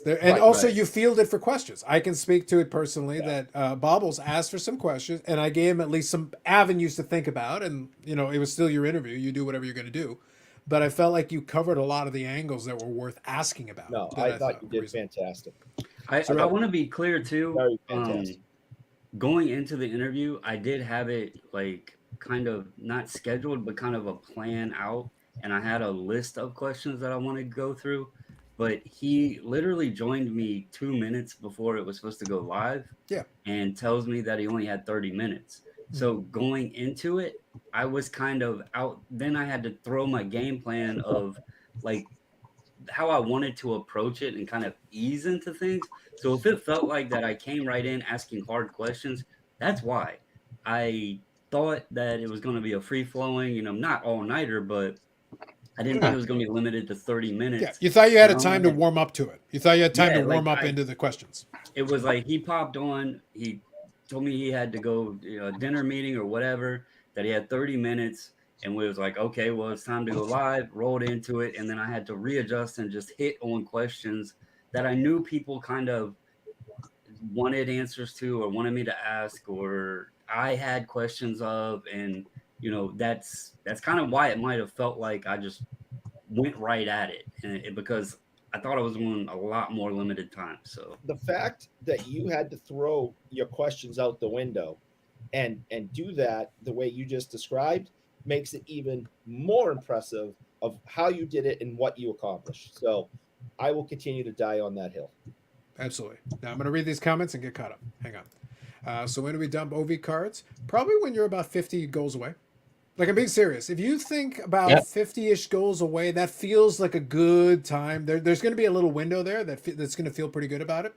I still believe there's a good chance Ovechkin can get there, but it's one of those things, like, if you have extras and stuff, I would honestly be like, I wouldn't be sitting waiting until the last possible second, the absolute apex moment. No, there's going to be a couple of bumps along the way where you got some opportunities. Take profits along the way. Take some profits. And the more cards you have, the more comfortable you should be doling it out. And that way, by the end, maybe you've got a couple of cards left. Take advantage of it. There you go. Hey, congratulations. You did a great job. There's some opportunities here, especially now that he's under 100 goals away. So now officially, the ESPN can start covering as he scores more goals. You can do a little countdown. 99 is beautiful because you can go from the Gretzky number and start counting down as he gets closer and closer. And it's not going to be this season. But if he has a good finish to the season, next season gets a little more interesting. You got time to hype it up over the course of the offseason and into the season. So there's some opportunities. Remember when Sosa and McGuire were having their summer and kind of getting closer and closer to Maris? You might be watching, I don't know, whatever TV shows were popular at the time on a major network at 9:00 at night. You're watching NYPD Blue, for example, back in the day, right? And down in the right-hand corner, every time Sosa or McGuire came up to bat, they'd have their bat in the, their time at bat in the corner. Yeah. That's how big that chase was. We're not going to see that here. You guys might up north, but I think ESPN would do that. I think when you get, I think if he gets within like 10, I think they would at least consider like. But the problem with goals is you're not necessarily going to get a goal every game. You never know, and at that point, like again, this is not a one-season chase. Even if he goes nuclear and matches his career high, 65 goals, he matches his career high, which by the way would be phenomenal. At this point in his career, like it'd be ridiculous. However, even if he does that right now, I think he's at 15 goals right now. I think he's at 15 goals for the a season. couple empty netters the other night. Yeah, so. yeah. He got one tonight. He's 4 away from 800. Okay, so then he's 16. So then he was at 16 for the season. So 796. He should be at 796. So okay, so 16 on the season. So that would mean, in order for my math to work out, 49 more goals this season. I'm giving him tying with his career high. By the way, not going to happen. But even if he did, that means he'd still be about 50 away, which would be amazing. Then it'd be on the outskirts of being possible in the season. By the way, it'd make him the oldest 50-goal scorer ever in both scenarios. But even then, it would be towards the end of next season. More likely, it would be the season after that. Even if he has a great finish to this season and a solid season next year, you're still looking at one more year. So there's still time. There's still a gap there. It won't be right away. I have to say, so it was a good question about, when to start dumping Ovi. Almost as good as this comment. If he passes Gretzky, that would be a huge accomplishment. It would. But I think that in the back of folks' minds is overshadowing the fact that he's 4 goals away of being the 3rd person ever in the history of the game to hit 800. And then what did Gordy have? 802? 801. So 802 would pass Gordy. But we did talk about this, though, Bubbles. As I said, 802 will be a number that suddenly will, like, wait a minute. Because in everybody's brain, it's like, it's him and Gretzky. That's it. There's nobody in between. Yeah. Yep. I mean, I seriously, even if he hit 800 and said, okay, I'm done, that's a huge accomplishment to be in the sentence with just also for his era, Gordy, because nobody else is even close. I mean, so it'll be fun to see. But that's been so I maybe a year and change ago, because I think Victor did an article on Ovechkin rookies, and I kind of and at the time I believe, I could be mistaken, but I believe he mentioned, because we had talked about Ovechkin maybe a year and a half, 2 years ago on the show. And I was specifically making an explanation. Somebody brought up Ovechkin. And I said, well, kind of keep an eye on Ovechkin, because the way he's scoring in this era is unusual. He's had a lot of 50-goal seasons and been extremely consistent, been extremely durable. it's really hard to keep doing that and keep sustaining for that long. Nobody Something else has else- been able to do it. Something else to mention with him. Let's say he scored the same amount as 2019. If the 2020 season didn't happen, he would already be at 820 because he only had 24 goals in the shortened 2020 year. Yeah. So, I mean, I know that's thrown out the window, but you got to think, Gretzky and Gordy didn't have a pandemic going on when they were playing. So that did affect him a little bit and push him back a little bit. Well, they had strike. Wasn't there a walkout? They've had a couple of, during Ovechkin's career, he came in during a double cohort year that just came off a lockout. So like literally for multiple times in his career, there have been stoppages that have missed games over the course of his entire run. Gordy left the league for a decade. Yeah. And then came back.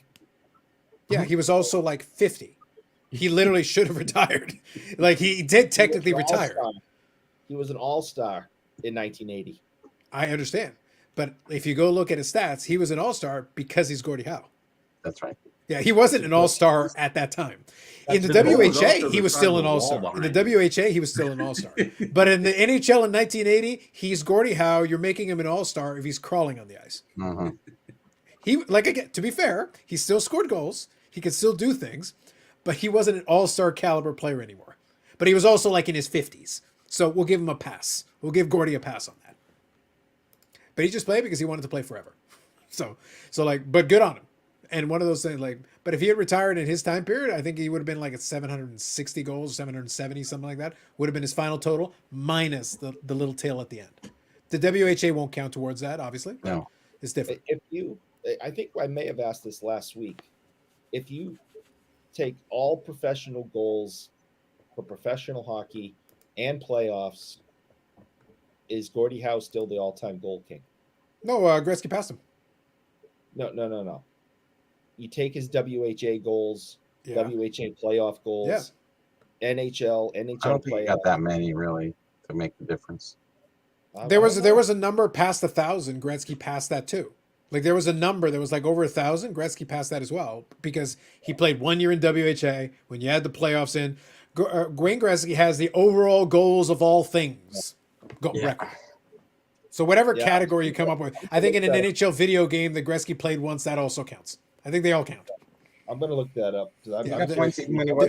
There's a number that's over 1,000. I think it's 1,080 or thereabouts, something like that. That is like counting basically everything: playoffs, WHA, everything they could throw in there. You don't think Gordie's over 1,000? He is, but that's what I mean. Gretzky passed that number.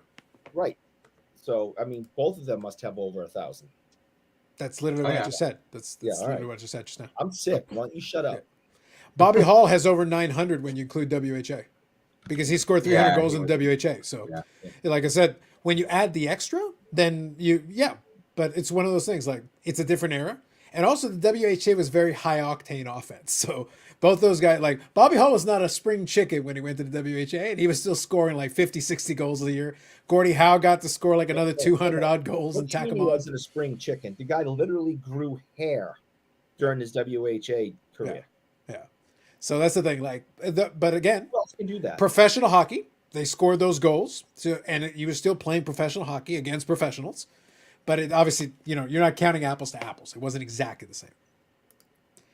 So real quick here, pretty sure the chat said it was Dick Nagler Hubs. It's true. I did enjoy the missus having the sparring session with the tag fanboys in the chat. That was fun.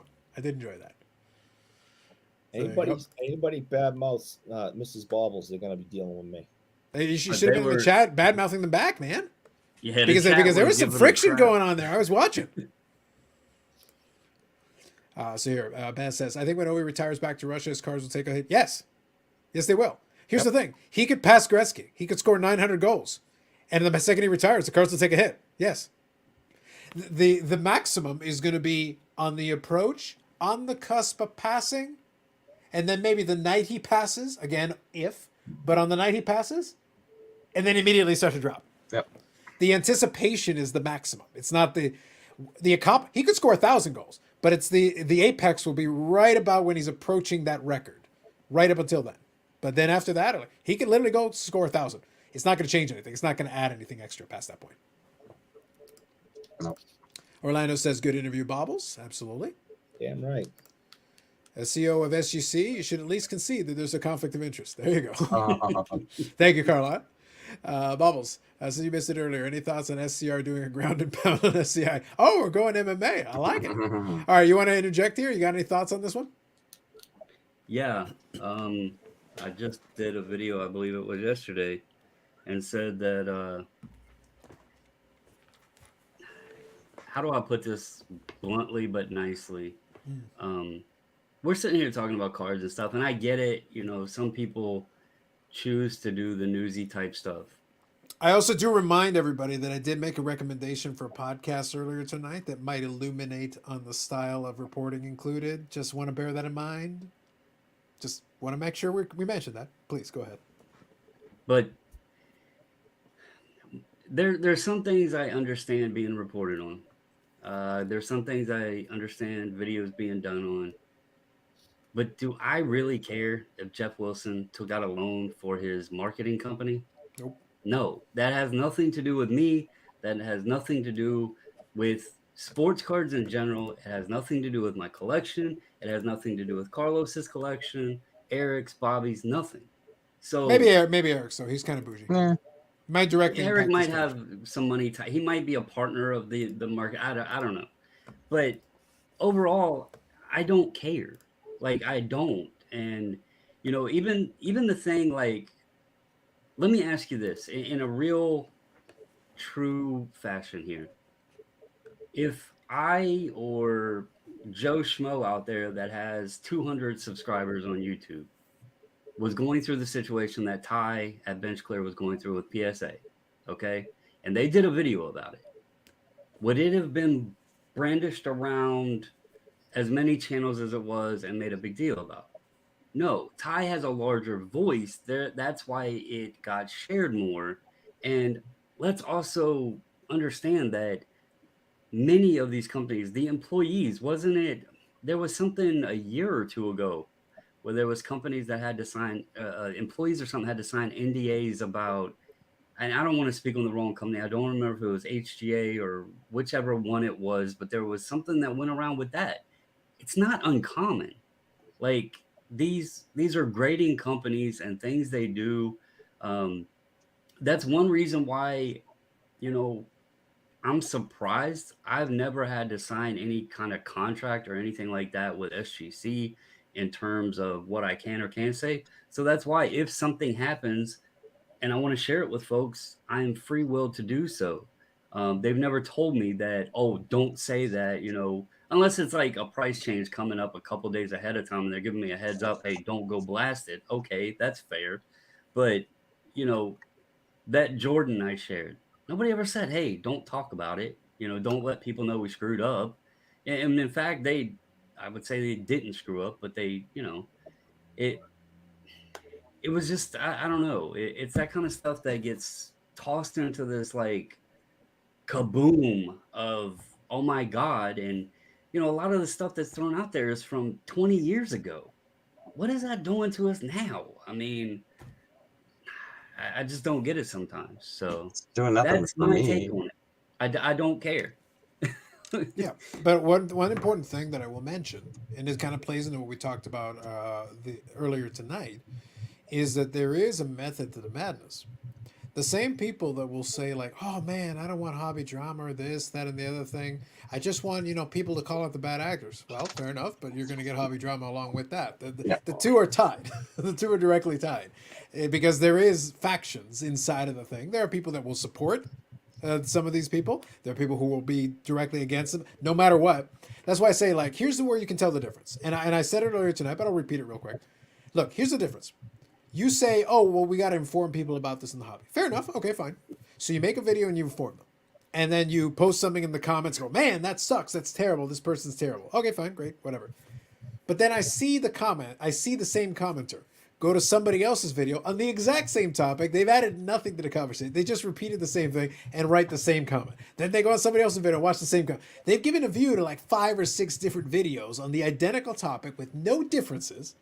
And I go, so are you actually upset?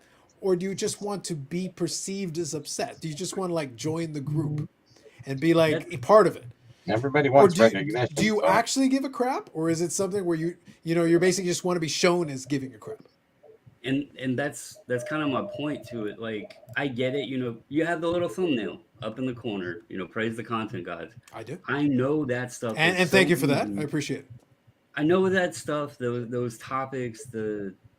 Whatever is so easy to sit there and be like, oh my god, there's a topic. Let's run and record a video. And I'm not trying to hate on anybody that does that, because when you do content, you want people to watch it, and it's just easy. But my thing is, like, how many different channels do we need reiterating, regurgitating the same information? Like, when is there enough reruns of the same thing? In almost all of the views, a lot of times, there's sometimes people might have a different view or something else to add to it, but on many occasions, it's just literally, okay, this person did this video, I'm going to show this video, and I'm just going to like tell you what they said in that video. And it's like, why? And I get Well, it. in fairness though, Bobbles, here's the thing. Because this was the thing I had an issue with the card ladder guys who talked about, cornball content and whatever, that they didn't agree with certain types of content. Look, I don't care if 1 million people make the same video. That is their business, and that's their prerogative, and that's their right. They can make as many copies of the same video. They can carbon copy the video they just watched and carbon copy it line for line. I don't care. The consumer is the one who I look to and go, but the problem is each one of those carbon copies got views. So, and I can see you in the comments, which means you watch the same videos, all of you. Not everybody here, but I'm saying, but I'll go again. I go in the comments section. You learn a lot just by scanning the comment section. I'll see the same names in there. I will tell you this: if you can find a PPP Jeff Wilson video that I have commented on, I will go on and super chat you money right now. That's great. I don't care about you. What I'm talking Well, about is how many people I will see on video after video after video, the same names over and over and over again. And I'll be like, you're not being informed anymore. Now you're actively seeking this out. You are actively looking for videos on the same topic. And I go, well, then how can I blame the creator? Because it's a free view. And it's a repetitive view. It's a repeat view from somebody else. Doesn't matter. But that's exactly what I'm saying, though. Like, the question was my take. And my take was, I don't care. Honestly, I don't even know how many people have done them. I haven't paid attention to it because it's not my money. The government screwed up to begin with. I felt, you can ask the missus, I said from day one, when they started sending stimulus checks, that we were going to pay them back in some way, some fashion, somehow. The government never gives us free money. Now, they may have helped some people out there, but some people, hell, I'll sit here and say they sent it to us. Did I necessarily need it? No. We were perfectly fine. We both had jobs, So I knew it was wrong. The PPP thing, that's Jeff's marketing business. I don't care. Like, we talked about it privately. It's the same way with topics that go about that you say you don't care about, right? You say you don't care one way or the other. I don't cover everything. Some people ask me, why don't you cover this? It's like, if I'm not interested, I'm not going to cover it. Yeah, that was my point there. I don't care about the PPP stuff. And the whole thing with Ty, like, the grading companies make mistakes all the time. I get the attention to that situation was the NDA, but we also know that people are signing NDAs within grading companies all the time. Like, we know there's not even the people that aren't signing them. There's hush stuff having, going on behind the scenes. We know that. So it wasn't shocking. I mean, it sucks for Ty because they lost his card. I'm not, trying to downplay that. But overall, that stuff happens. It's company business policy. So that's why I made the point in that video. What's funny is that we talked earlier tonight about EDI, who was the one I shouted out in my video, and the video did well. But remember what I said earlier tonight as well. That's why I say I'm very aware of certain elements of YouTube and the way it functions, and that's why I said to Bobby and Eric earlier tonight, I know for a fact that if I adjusted a thumbnail a certain way or phrased the title a certain way, it would get more of a stronger response. History has proven this over and over again. The video that I shouted out from EDI, it came on my radar. It had only had a relatively small amount of views at the time I caught it. It had Jeff Wilson on the front of it, and basically, I forget how it was phrased, but it basically said, should we trust him or whatever? I forget how it was phrased. And I said, all right, what the hell? I'll click on it. And I watched it, I listened to it, and I thought it was presented well. I enjoyed it. I got fun. I had some fun with it. So I was happy to, say, hey, check out this video, whatever. I might have sent a couple of views over his way, but Sports Card Radio also shouted out that video. That video is already like 1,500, 1,600, maybe 2,000 views. My video is like 300 or 400 views. Like it's much, much less by comparison to the other. And I shouted out that video when it had less views, and Sports Card Radio, who has 20,000 subscribers, shouted it out, magnified it, and immediately it got this huge bump. But that's the way it works. That thumbnail is a lot more appealing, and once people were drawn to it, more people saw it. It got pushed right to the top of the search if you punched in PPP and all that stuff, and there you go. Thumbnail, title, and then the promotion on top of it pushes it right to the top of the line of the algorithm. You punch it in, it's one of the first ones that comes up. That's how YouTube works. It's simple. If I changed my thumbnail, if I had stuck Jeff Wilson right on the front and made him look like the devil, I would have quintupled my view count. Oh yeah, I mean, let's Jeff be real. Wilson extorting PPP money from the taxpayer. I've been having a lot 5,000 views. Thumbnails. But no, and let's be real. Some people are interested in the hobby drama. There. There's some things, some topics that can be interesting at times, but most of it is just somebody trying to call somebody else out with like the Jeff Wilson thing. That the PPP loan wasn't even like tied anything to do with what he was doing in the hobby, and now it's pulling strings to say, well, he went on vacation and he bought cards, and accusing him of using the PPP loan as to why he went on vacations and bought cards. Like Eric said earlier, he couldn't just transfer money from one business to another. Well, here's the thing, though. Now, if you guys, so I'll give you a little update here.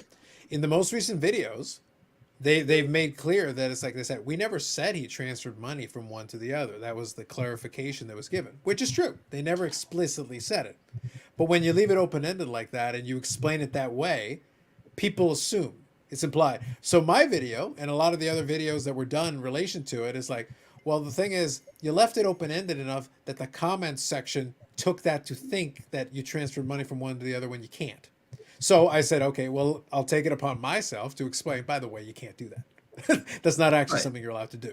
Now, does it save you some money potentially? Absolutely.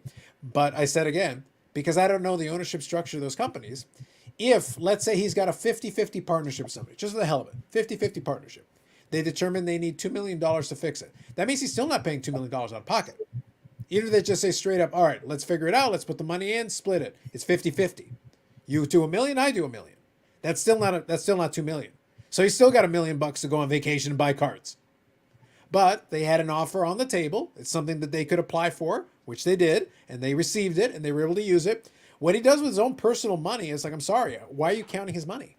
It's not yours. And I love you. Let me ask this and kind of. You don't have to say that to Eric. I know you appreciate it. Yeah.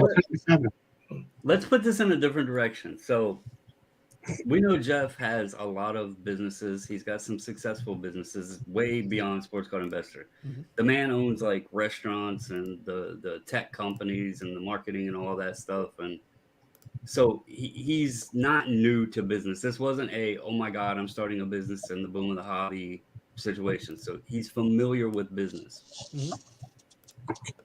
Which is more likely? Jeff Wilson took PPP loans to buy sports cards and go on vacation, or people that are buying in the high-end sports cards that were spending millions of dollars on sports cards, some of them may be using sports cards to launder money. Which is the better? Which is more likely? Sorry, can you repeat the question? What would you say is more likely? Wilson using PPP loan to go on vacation and buy sports cards, or people in the high-end sports card market buying these $1 million cards, etc., laundering money through sports cards? The second.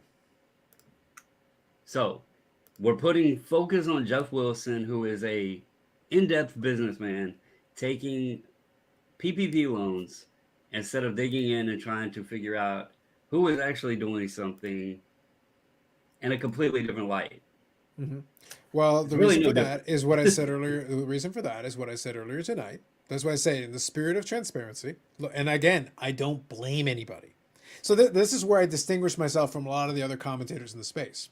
And Eric, you can attest to this. At my very core of my being, 99% of the time with this stuff, I don't care in any way, shape, or form.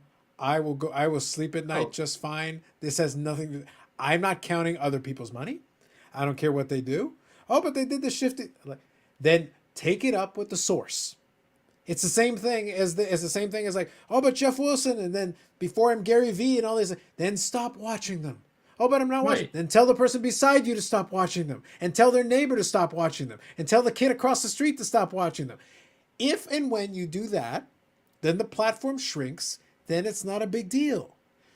But you want to give all the responsibility to that guy who's gonna talk, but if nobody's listening, it doesn't matter. That's why I showed you the chart for the great curator. I also showed you my chart. My views have gone down too. And if you want, you can say, oh, it's because your content sucks. Fine, man. But my latest videos get more views than the ones from a year ago.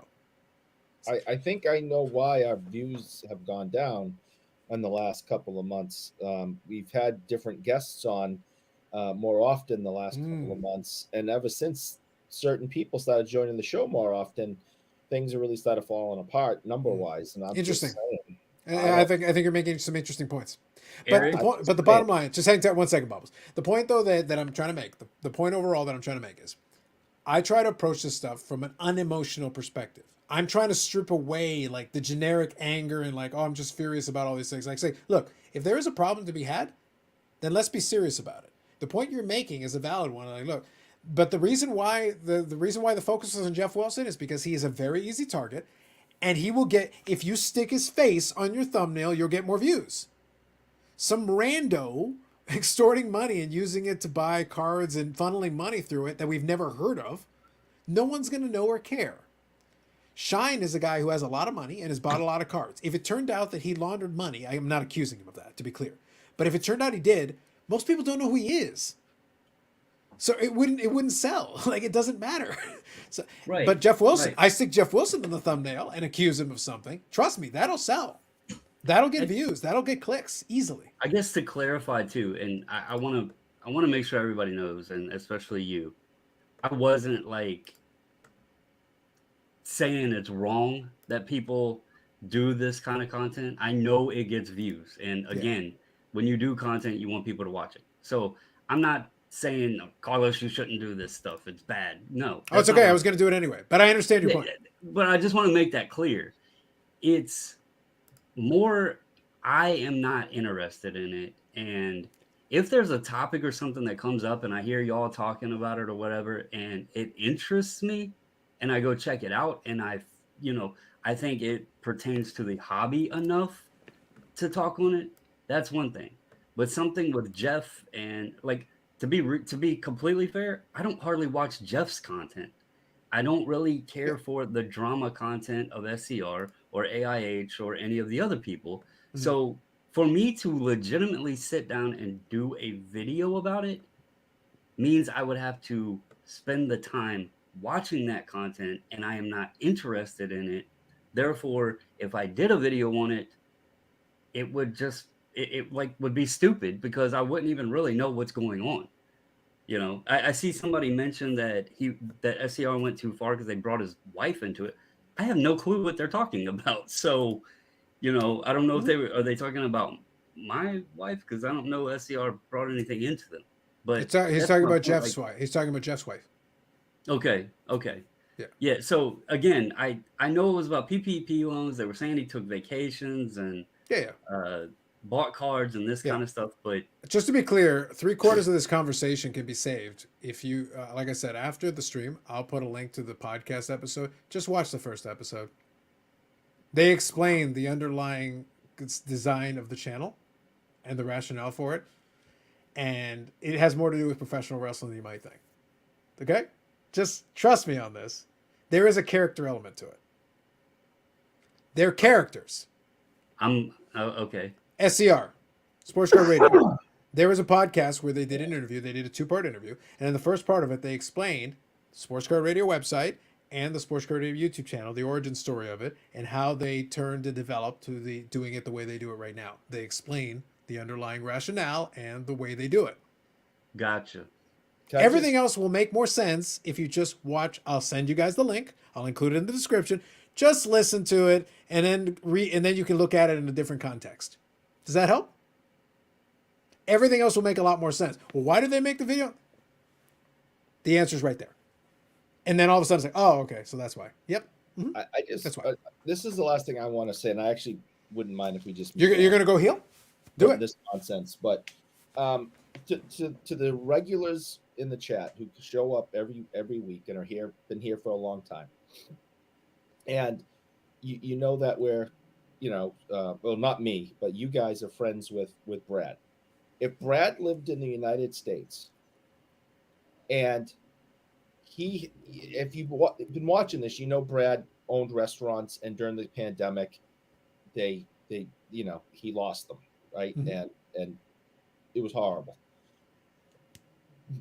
If he lived here and he got a PPP loan to save those restaurants, and you saw Brad, who I think most of us, well, not me again, like and respect, and we know he's a good guy, you saw him at a card show buying cards or working for PSA America, would you be upset with Brad? It's the same thing. So if there's people watching our show in our chat and are regulars who are upset with Jeff Wilson, take Jeff's name out of it, put Brad's in, and ask yourself, are you mad then? Or is it really just because it's Jeff? Because if Brad could have taken a PPP loan and saved his restaurant business, I'm sure he would have done that. But he wouldn't have been able to take that money and then gone to the expo and bought cards. He that would be his. It's a great comparison. Yeah, so, but that was the point. So Bubbles, that was the point I made in my last video. I said people cared more because it was Jeff and because he is the easy guy to be the villain in every story.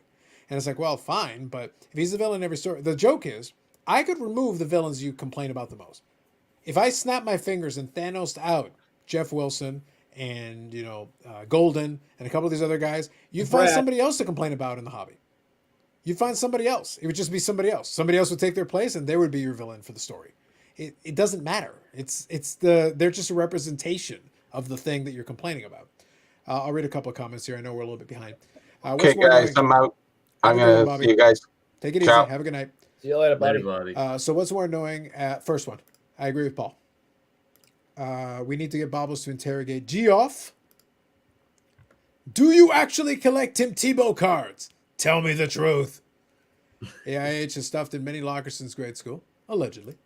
I refuse to appear on YouTube with Bobbles without my attorney present. That's a smart move. Smart move. Damn, y'all are rough.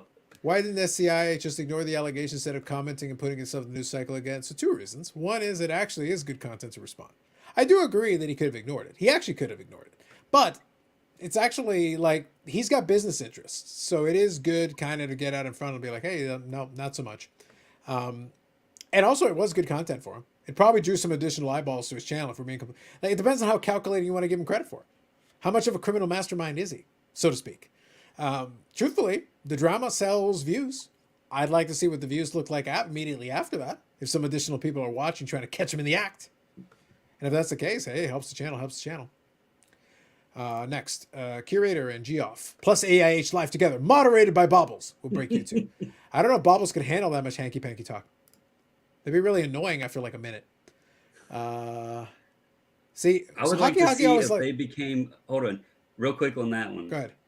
I would like to see if that was to happen, and those 3. Yep, these 3. If they would wind up friends, because I was the moderator. Well, in fairness, Great Curator does that Star Wars index for market movers. So they have at least, even not directly through intermediaries. Plus, a Great Curator was on the holiday special thing with Geoff. But I mean all 3 of them. Well, I don't know. What are we offering AIH? Are we offering him bobbleheads or something? Like, Funkos. Are we offering him Funkos as payment, or what are we doing? No, but it said I get to moderate, so I want to be the one asking the questions. Mm, And then they might be like, Shh, we got to team up, boys. yep. Absolutely. Yep. So I'm leaving this one on because I'm going to point out that Hockey likes to ask questions, and then he complains when someone doesn't talk enough, and then he complains when someone talks too much. Thou doth protest too much. Stop whining, Jesus. That's my job. I know it's Eric's job. That's right. It's I good want when to, these- Go ahead. sorry. Go ahead. I wanted to say, just to be fair, I watch like all of your videos. As you should. Everyone should. To show how disinterested I am. Watch in all my this videos, Eric. I'm gonna make you write reports. All right. I will make To you write show how goddamn reports, and they better not be with disinterested I chalk am. and snip stains. I swear.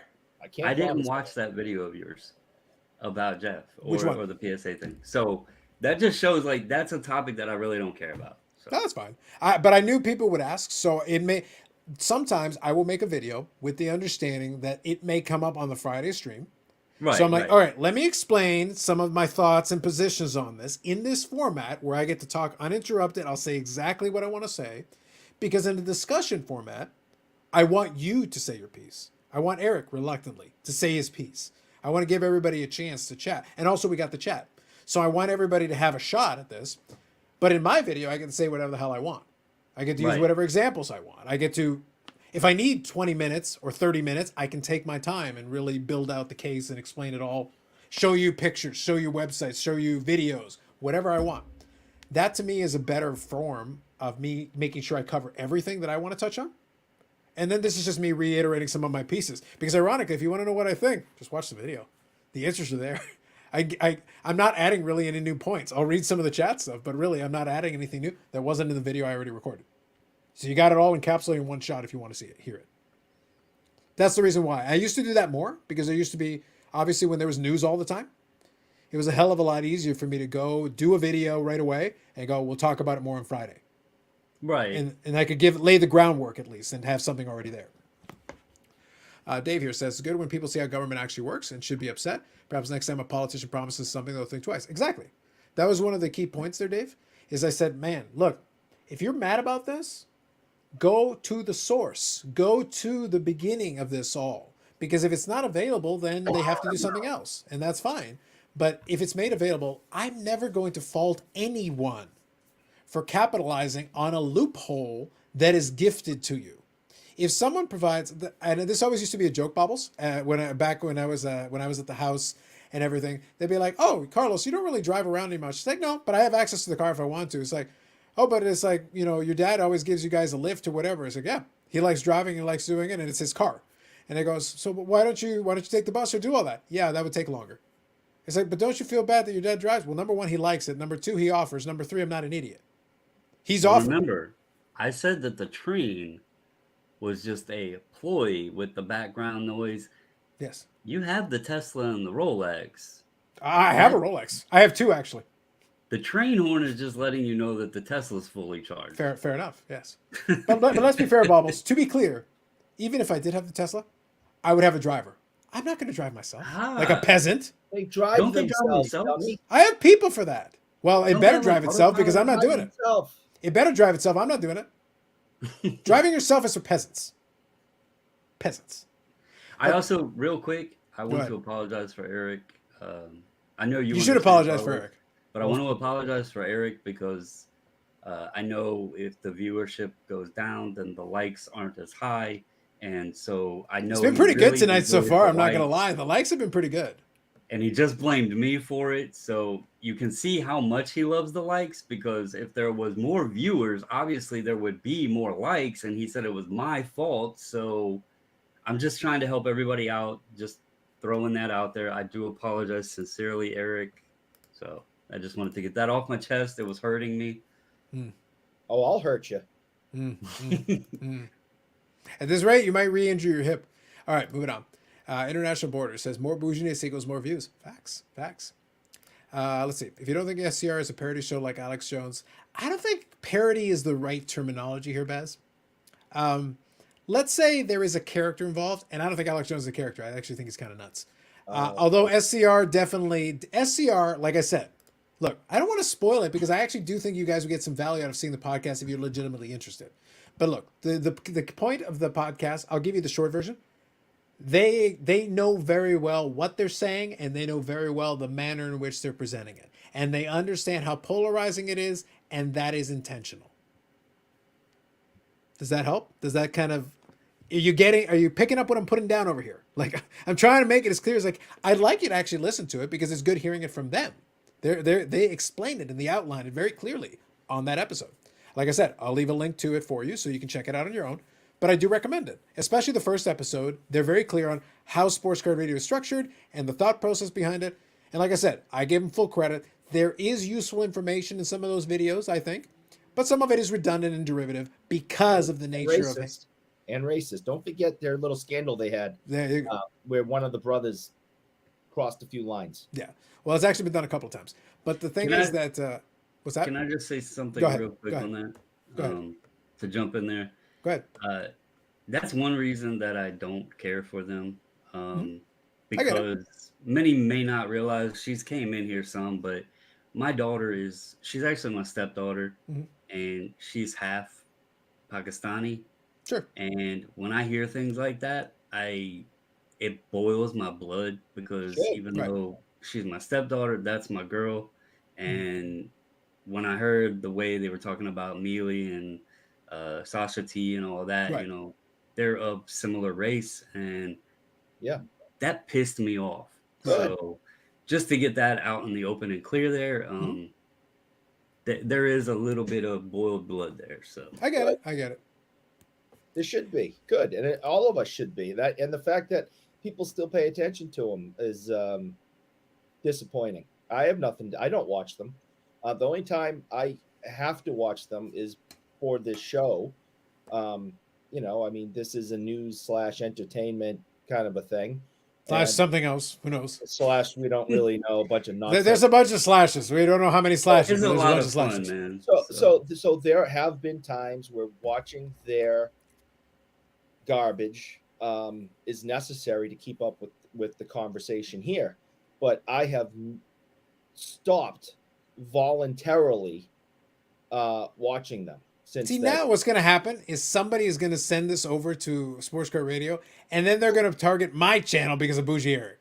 Good. They're going to be like, "Oh, Matt Carlos, like, I said nothing."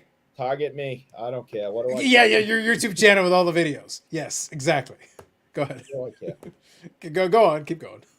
So no, that's it. It's just I have no use for them, and I will not voluntarily watch them on my own time for my own enjoyment. They bring me no enjoyment, and I'm not supporting, a bunch of racist scumbags. So that's that. There you go. Now, what I was going to say was that what the great irony of a lot of this is kind of, you were talking about people watching them. It's like a bunch of people watching them are the quote unquote good collectors in the hobby because they are so hell bent. And that was kind of the point I made in the last video. So like, maybe you can take this point away. You don't have to watch the video bobbles, but one of the points I made is that the whole thing with the watchdog subgenre is that people are so hell bent on being like, we need the bad actors called out, which fine. I get that. Great. I follow you. But you didn't want people to blindly follow, the charlatans, the influencers, right? You didn't want people to blindly follow them. But now you want to blindly follow the watchdogs. Well, watchdogs have agendas too. And even the whole thing is like, remember, there was questions like, oh, card porn, is card porn in the bag? Well, that's a concern you have, fine. But I'm going to point out something out to you that I know some of the watchdogs in question have their own agendas too. All you got to do is watch the content. And you'll see like exactly what the agenda. It's not like I need to explain the agenda to you. I'll just point at the channel and go, look at the videos. What are the ratios at which these videos are? What is the level of the transgression versus the amount of coverage? That is the way I'll phrase it to you. Is the transgression matching with the amount of coverage? If the answer is no, then you should ask why. Because if somebody does something, then fair enough, call it out, do whatever you need to do. But then if you make 47 videos about it, I'm like, does it warrant that much coverage? Are we talking about the same thing over and over and over again? Is it really you just don't like them? Is that really the issue that we're talking about? Or is it that it actually warrants this much? Oh, but what if the people don't know? Well, they didn't watch your other 46 videos on it. The 47th is the one that'll get through to them? Okay, I guess. I suppose. That's the point. The point isn't saying yes or no. The point is question the same way you would question the rest of it. Can I do 47 Jason Robertson videos in a row? You should do 47 Jason Robinson videos in a row. And then I can call you out for doing 47 Jason Robinson videos in a row and respond to 47 Jason Robinson videos. I think that would be best for everyone involved. I think that's the right way to go. So real quick here. Was that? Pumper. I know. Shameless. One thing I respect about Carlos is he isn't timid of the old boys network in the hobby like some. I'm also not timid of the other guys. That's the thing. A lot of folks think like, oh, well, these other ones are saving us from whatever. It's like, well, I think they're giving some information sometimes. And sometimes they have agendas just like everybody else. By the way, I have an agenda too. Most of the time, my agendas are pretty transparent. Sometimes, maybe they're not for you, but I feel like I'm pretty blatant on some of them. Do you want to talk about tag? I'll talk to you about coasters. Agenda! There's an agenda, okay? There's an agenda. Jesus. Let's spell it out for you people. Okay. There's a difference between the first and second PPP loan. If Brad restaurants were packed in January 2021, he got a second loan, I'd say the same thing. That's fair. Not quite the same comparing Geoff to Brad, because Brad didn't or wouldn't have spent $1.9 million publicly. That is true. It wouldn't have been public. And maybe that was Jeff's mistake. He made it public. He should have just spent it privately. That's a valid point. I've got 6 buddies and we do a Secret Santa to let the wives off the hook for a card gift. Any cool ideas or seen something similar? It's kind of an interesting question. I like that one. Look at you. How dare you ask a valid and interesting question that is timely for the holidays. Sir. Do a Secret Santa to let the wives off the hook for a card gift. So this would be like a hobbyist kind of gift. Any cool ideas? So this would be kind of like an open-ended card gift. Is there anything that would be kind of interesting that would fit like a Secret Santa kind of style? I mean, I heard this guy, Carlos, has like this tip jar membership thing on his channel. That's the gift that keeps on giving. And apparently... Literally gives nothing, but it, but it consistently gives that. It consistently gives that. Day in and day out. I was gonna say it sounds like if you buy one, you get like a gift in months that you can give. I to the don't next think one. that's what Y'all happens. can I'm pretty recycle confident it. that's not how that works. I'm pretty confident it's not. Don't do that unless you literally want to give me money. If you want to, that's fine. I'm not going to turn it down. All I can think of That was is that was supplies, marketing. Like Go ahead, Eric.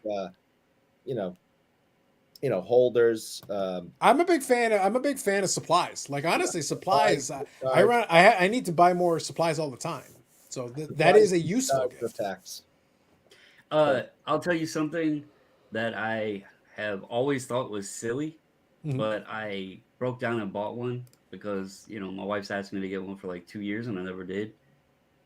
If they sell or anything like that on eBay, Walmart, well, I'm pretty sure many places have them, but those little pop-up light boxes, oh my God, that's a game changer on listing cards on eBay.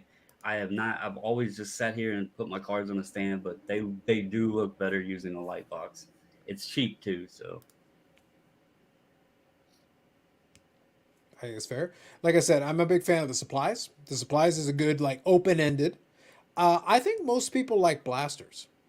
Like, blasters can be kind of fun. If somebody has, like, a sport they like or something like that, I think that's fair. Because people like opening packs. Maybe not everybody universally, but I'll be honest, like, I could literally take a couple of blasters back home. My dad is pushing his 70s, and he doesn't care about sports cards. He doesn't watch sports. He doesn't. But guess what? I go take a couple of blasters to the house. Carlos Sr. would saunter on over and go, all right, what are we looking for? I guarantee it. 100% of the time. Guaranteed. Even my younger brother, who could not care less, would open a couple of packs. Guaranteed. People like opening the packs. They like seeing what's in there. They don't even need to care about it particularly. They'll be like, whatever. But they'll still, I used to do it all the time at the house. After I come back from the expo, I'd buy a couple of boxes of some cheap stuff and I'd go in and bring it over and like open it up and like, all right, what are we looking for? All right, we're looking for this and this. All right. Every time. 100%. I No had problem. to tell your grandfather the other day that the packs that he was buying for his grandkids don't have gum in them anymore. He was very disappointed. Valid. I think that's fair. We have a couple of these here. And also, it says, how does the new grading company already have an army of fans already? Dissatisfaction with the longtime grading company is the only thing I can think of. Well, one thing that I would mention to you is don't presume an army. Because people keep looking in the YouTube and social media bubble and they think that translates. It's like, not necessarily. A lot of people in this space tend to be really loud. And then I go look at the greater whole of the hobby in the world and I'm like, You're tiny. You barely represent a blip on the overall radar screen here. My feelings of hoping for their success comes from the dissatisfaction with the grading companies, though. So What do you have against SGC? What do you have against CSG? Um, What do you have against Beckett? Moving on. oh well, we don't have that kind of time. The first two, I was gonna say their owner. Wow. Bobbles, why? ¿Por qué? We all know who owns those companies. You know, Eric, I have. You're going to withdraw his free SGC submissions, aren't you? I have a gift that I was gonna send, and then I've been trying. You ask about some merch, and before I asked and reached out, I honestly, I'll have a shirt and a mug to send to you. I was trying, but to give sell him a them. shirt that's like 2 sizes too small, and include a note that says, "You'd fit in this if it weren't for your chocolate stick addiction, you fat bastard." Just give him one that's 2 sizes too small. I was trying to sell them to. I wanted to take the money and donate it to buying some gifts for needy kids for Christmas, and I thought it would be a big hit, but I only wound up selling 3 shirts and one mug. So it is what it is. It'll help some. But Was it so I clear that got it was a plenty charity drive though? When you bought that stuff, did you like make clear that it was a charity drive thing or no? Yeah, I only offered it up in my Facebook group. Oh, but okay, I okay. put that, Gotcha. there's like 600 plus people, but some folks had asked about them, asked Okay. about shirts and stuff. And so I didn't want to, I've had them since the National. Well, Like, we Bobbles, bought 'em- here's the scary thing. People ask about stuff all the time, but Yeah. the reason why I'm always hesitant to do a lot of look, I've had people ask like, "Oh, can I get one of those mugs?" I literally have one extra. I do have an extra. I gave one to Carlos Sr. He has one, and I have this one, and I do have one extra. But it's one of those things like these were actually expensive to make.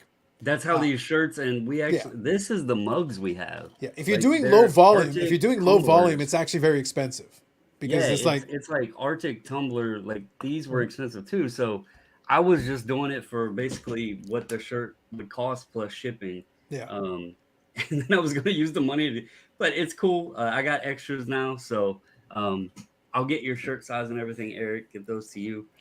If I have a way to get some to Canada, maybe I can piggyback off somebody that's got like a U.S. address or something to. Yeah. I can offer a U.S. address. It'll be fine. They can accept it and receive it. It'll be fine. Yeah, because that would be a little bit more expensive for No, shipping like a no. gift. That's the reason why. The reason why I found this service very handy is that it provides the ability. Look, I already found out what happened when we tried to ship it directly and ran into some serious issues. Yeah. Eric knows full well when Canada Post gets in its head to do something screwy, they literally had it miles from me and I couldn't get it. And they had to turn it right back around, and we ended up having to send it to Arizona anyway. I'm like, oh, this is stupid. Look, the Coyotes don't belong in Arizona. My mail apparently does. My mail belongs in Arizona, and then it can get to me. Then we're fine. Everything's cool. It's all good. What are you going to do? I don't even know. All right, real quick, I'll read a couple here. Carlos said 46 watching, so I think I'm about 14 minutes behind on these comments, so my apologies, folks. 46 watching, 45 likes. That's true. We needed one more like from somebody. I'm going to leave the 6'6" fish one alone. I don't care about people complaining about if you don't like the network, don't watch it. And by the way, it's not actual racist. You're just whining. I get it. Actual racists would literally get it taken off the air. There are plenty of people who border that line and are much worse than any of the sports networks. Secret Santa. Buy 6 autographed chocolate RPA donut sticks and gift them by someone famous like Worcestershire. Worcestershire. You guys still pronounce it wrong. I don't care. Vintage or modern? I think that's a very good question, Dave. Yep, they have tens of fans. They do. They replaced gum with chocolate sticks, ruined the cards, but Eric bought enough to overcome the population masses decline of the product. I like the world building we're doing here, Paul. I like the world building we're doing. Is this shop at home? It could be. Have Kenny stop by and we might sell out. Kenny! Here you go. I like this one. Bobbles always says he's 42. I believe he means 1942, his actual birth year. Played with Jackie Robinson, who was also number 42, and went to high school with Kathy Wade 42 years ago, like Kevin Bacon, 6 degrees. It's a lot of 42s. Y'all always got I do like Jackie Robinson, though. I There you would go. have That is loved true. to have played baseball with Jackie Robinson, or football, or basketball, any of the sports he played. He was quite the athlete. He was very good in multiple sorts. Yep. Is that close pronunciation? Is that close? Were you there, almost there? Wash your sister sauce. Yeah, Worcestershire. Interesting. Very interesting. You never heard of Worcestershire sauce? You don't have that up there? It's in restaurant tables in a bar. With minus the Shire at the end. Worcestershire. I've never heard of it with sheer at the end. Yeah, that's what I mean. That's the part that's throwing me off. It's the ending. It's No, the ending that I'm missing that's here. the thing. And what do you put on? What do you put it on? Steak. Interesting. Interesting. All right, I'm gonna move It's a on. real thing. What do you want me to tell you? I'm still not convinced the chocolate stick's a real thing, other than you're Oh, they're good, accosting a random pastry. Oh, How do I know you didn't make a random pastry and call it a chocolate stick? I don't know if I believe you. good. Do I have to defer back to you to one of the Rule 5s? Sorry, one of the Rule 5s. One of them speaks to your lies. It's 5A. Yeah, that one speaks to your lies. There you go. Is there a Guelph sauce? I bet it's made up of the lies like the college you went to. Oh, there's no such. Colleges. There's no such thing. Come on. Was that good? That's just another one you made up, just like your other mug. I have two of these in two different colors. Just like you have two of the mugs. There's no such place. That's just ridiculous. You'll see. I will send the Griffin to you. No. The Griffin will handle you. No, I'm good. It's all lies. The Griffin will take care of you. Don't even worry about it. Ugh. Moving on. Eric puts the sauce on roadkill raccoon and barbecues it. Facts. Oh yeah, of course. Yeah, I do. All right. I've ignored Hockey 99 on this one a couple different times, but we'll give it this one to him. All right. Dit Clapper. Live the dream. What do you got? Almost as good as Bobby Orr. Listen, the guy's a Hall of Famer. He's got his number raised in the Garden. He's definitely a Bruins legend. I can't say that because of the years that he played, I can't say that I'm that old to have watched or there's not a ton of footage. So you'd have to just go by, books and things that he's been written about. But he's, definitely a Bruins legend. But I don't think I can give you an analysis on Dit Clapper, considering that, I was many, many decades removed from his playing days. Well, you were only in your early 80s when you started playing. Right. So Yeah. I think to be fair, the correct answer would have been you just lead into it and go, you do not denounce Bobby or you heretic. And just lead with that. well, he said almost as good. So, he didn't say better. You can still call him a heretic. It's the right thing to do. Just call him a heretic. And then here, Bobby, giving us some pronunciation tips. I'm still not doing it. On principle, I'm not doing it. But I do appreciate Bobby giving us the additional insight and information, really breaking it down. I think that's always helpful. We tag Slab the chocolate stick RPAs, or does Poopy Pony Grading have to take out a loan? Does Poopy Pony Grading did take out a PPP loan? Did you spend the money on upside down one touches? Bougie Eric? Bubbles, I'm concerned. I'm worried. Now, Poopy Pony Grading, I think, took out a PPP loan and bought I'm nothing sorry, but I upside just- down one touches. This I we had might to have pause to it. get some Really? answers to. Answer that question. Interesting. You'll see when Bobbles King gets you in the chair. He'll get you in the hot seat. We'll figure it out. Is Guelph pronounced Geoff for American friends? Guelph! No such place. Oh, but there is.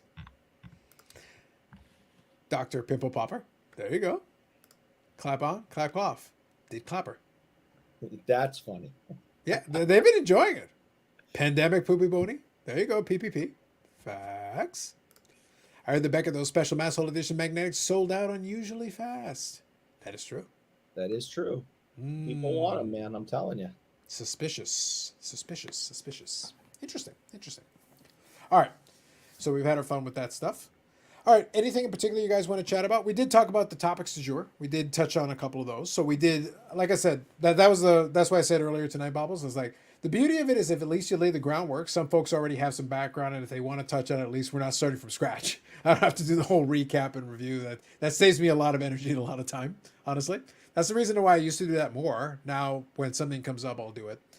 But for the most part, I honestly think people would be so much better served right now in the hobby, especially the way things are, if they just focus and fixate on, like, look, just find the element that you enjoy. Don't count money in other people's pocket. Live your own goddamn life. Just do that, and you'll probably be a lot happier. There are legitimate scams, legitimate concerns, and legitimate issues in the hobby. Legitimate. There are. They're real. But there's so much better stuff to concern yourself with than that stuff. Yes, exactly. Don't mess with someone who Photoshops better than you. Facts. No. Rule number 3. Corruption is rife in the hobby. It is. And the thing is, it's always been. So maybe the problem is maybe I've been around too long where I don't worry about it anymore. I don't let it affect my day-to-day existence. I don't let it affect my day-to-day life. Oh, Carlos, but what about shield bidding? Well, then do a snipe. That minimizes the effect of shield bidding. It doesn't eliminate it, but it minimizes its personal impact upon you. And the price that you put in, make sure it's a price you're comfortable paying. Then if you end up there, you would have ended up there anyway. You're fine. Otherwise, you get outbid, and then the deal doesn't go through, and they have to list it again. And then make sure your top bid is at that amount or less. Right? Like, just adjust.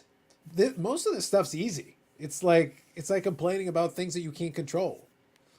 It's like, if you personally cannot control it, why are you worrying about it? Seems like a waste of time. I'd rather worry about things I can control. Turns out in life, there's a lot less that you can control than you might think. So there's not that much to worry about, is there? Well, and the other fact is, like, a lot. By the way, of that was issues- profound, Bubbles. I needed everyone to take a moment to absorb it. It's like, wait a minute, you're saying I can't? No, I can't control a lot in life. So there isn't a lot to worry about. That's profound, people. Oh, you can't control the next second. That's what I'm getting at. Quite honestly, like, we don't know what the next second holds, not let alone the next day. You have to enjoy this stuff. But we talk about needing the future and kids involved, or even, younger people following up behind us, because you got to have successors in order for things to continue. And this kind of stuff isn't really helping any of that. I mean, let's be real. Like, if a parent, like, say I wasn't into cards and my kids are asking me about it, and I get on YouTube and I start looking stuff up, and all I hear is all this crap, I'm gonna be like, no, little Timmy, you're not touching that stuff, Okay. So it's I get that there's some things that need to be talked about, but there's also some things that, like, could turn things off for the future of it all. I had a guy that's never submitted cards before. He's got 3 boys. Local guy, goes, and I guess his youngest son, this is the funniest story, my LCS owner even confirmed this, but he'll get his grandma to take him in the shop, then he'll get his mom to take him in the shop, then he'll get his brother to take him, and then, like, he goes through everybody because he's always wanting to be at the card shop, and he's hoping each time he goes somebody will buy him something. So it's awesome to hear that the young man loves it. Well, his dad, his dad is also into cards, but he's not heavy into it or whatever. He just loves collecting cards. And All right. he said for Christmas, he wanted to get some of the boys' cards that they had pulled graded for him. So he asked the card shop owner, Bart, my LCS owner, referred him to talk to me. And so then he was asking me questions, he was like, can you look the cards over and see if they're worth grading?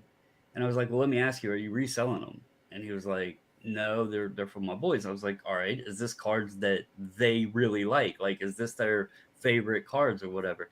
And he was like, yeah, it's some of their best ones, And I was like, there you go. There's your answer. They're worth grading because, if that's what they want and you want to do this for Christmas for them, they're going to enjoy those cards. It's not, I kind of told him to deduct the value from it and get his kids into rooting for a team or a specific player, building a collection that way, curating a collection that way, following players they liked, and then they'll just absolutely fall in love with it. So we need more of that. I think that's fair, but that's the reason why I gave that advice earlier, where I think if somebody was starting in the hobby now, I'm not ignoring value. I can't ignore value because by the time I started in the hobby, price guides were already in effect for years. The first Oh, I'm Beckett not guide was saying in. ignore No, value. stay with me here. I'll explain exactly what I'm getting at here. When I'm talking about it, is that we're never going to be able to put the genie back in the bottle. Everybody has to acknowledge value; it exists as part of the equation. But the advice I give is when I started in the hobby, the first Beckett guides were 84. I was already 6 years into by the time I started collecting, the Beckett guides had already been out there. So I started with guides already. I started with the little values and whatever. But when I was picking up the stuff, I was picking up the stuff because I wanted the stuff. I Right. also didn't pretend there was no value element to it because, well, 52 tops mantle is out of my price range. Why is that? Because it's more valuable. So, like, we understand there's a pecking order. We get that part. But I was still able to get a lot of stuff that I wanted to get. And then down the road, I was able to build a lot of the collection that I wanted to get to anyway.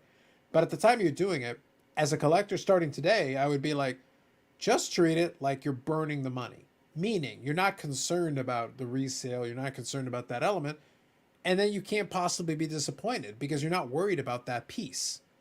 Just spend the money you can afford to spend that you're not worried about, and then you'll never struggle. You'll be able to just be like, okay, if the collection goes up in value, that's awesome. If it goes down in value, that's fine because it's not a concern.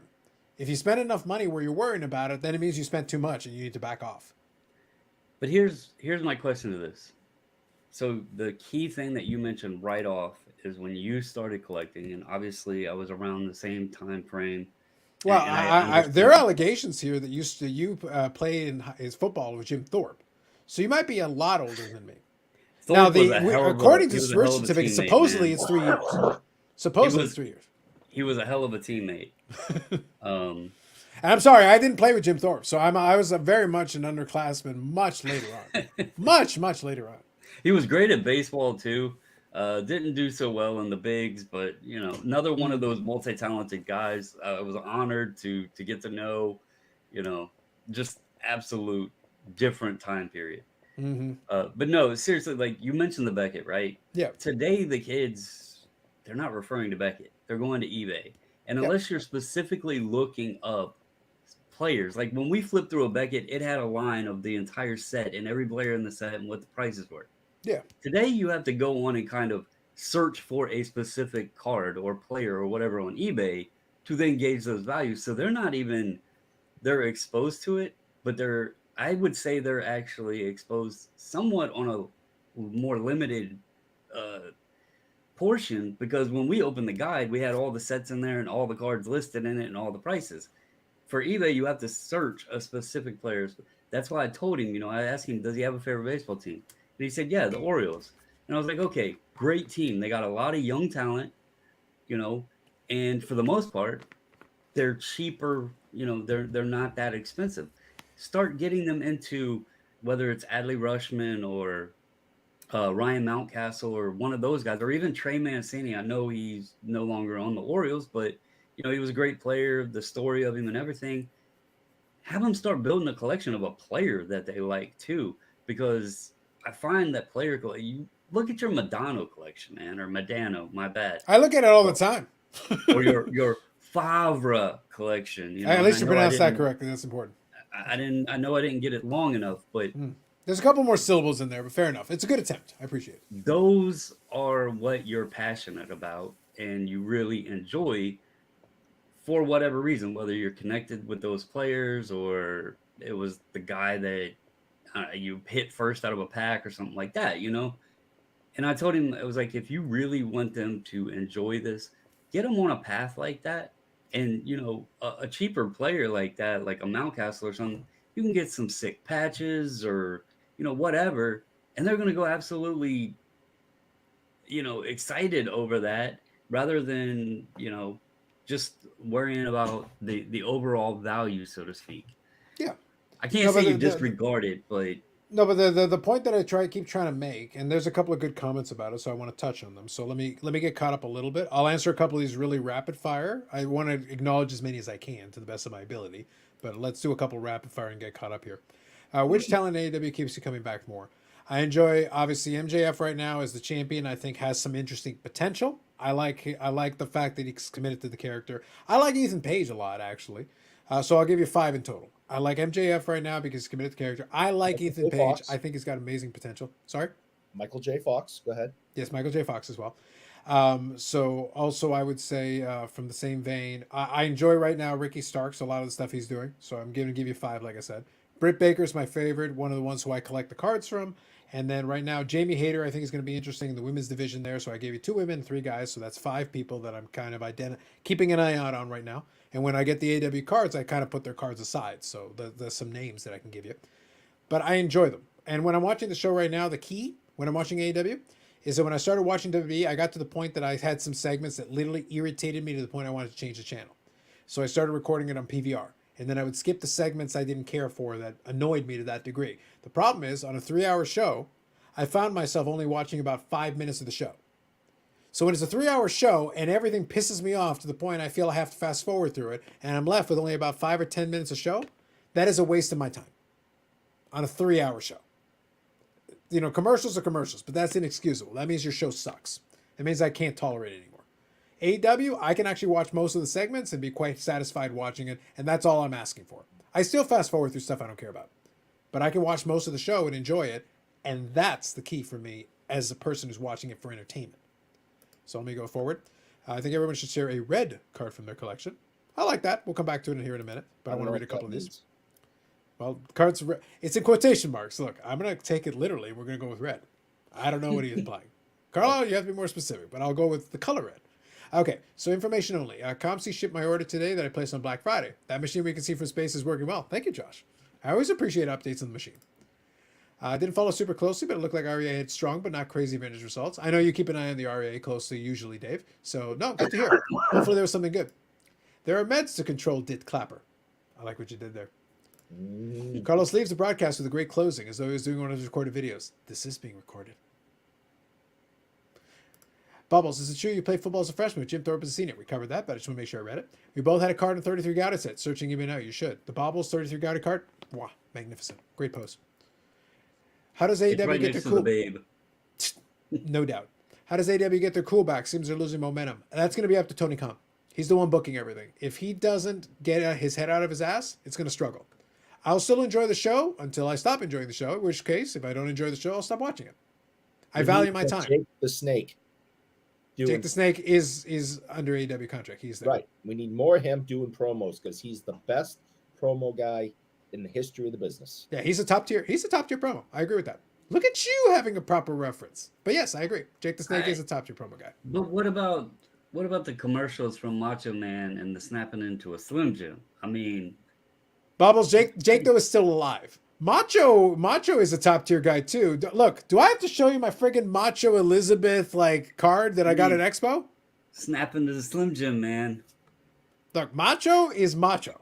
He's on his own. Look, I liked mostly the bad guys. I appreciate Jake the Snake. I loved Evil Macho. I love the Macho King. I love Macho Man. I love all those iterations. Hogan's trash. I love Macho Man. And the $1 Million Man, Ted DiBiase. $1 Million Man, Ted DiBiase, I have an appreciation and enjoyment. I have a ComC order that might be coming in, and it might include...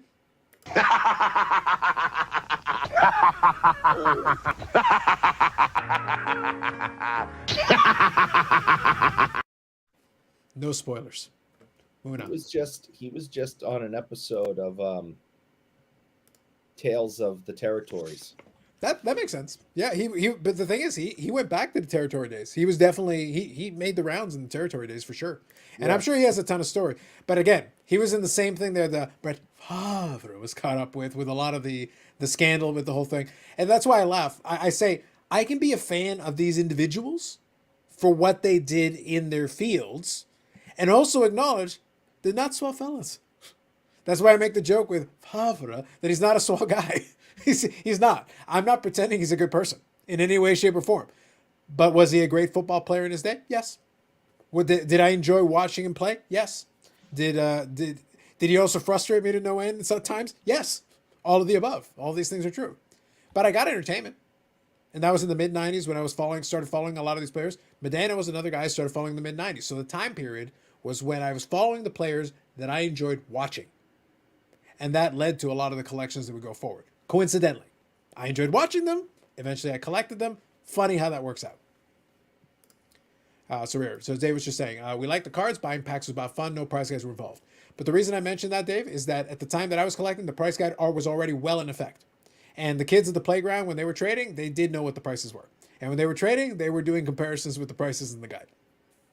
So I'm sorry, the genie is out of the bottle on that. That's done. If you predate the price guide, congratulations to you. But guess what? We're in the price guide era today, but now it's eBay and it's comps. It's the same thing. Doesn't make any difference. Otherwise, it's like, oh, well, why don't you trade this for this? Well, that one's worth twice of that. How do you know that? You looked it up. Are you going to record some kind of 2022 recap of the industry and hobby? So, sort of, but no. Actually, this isn't a bad idea.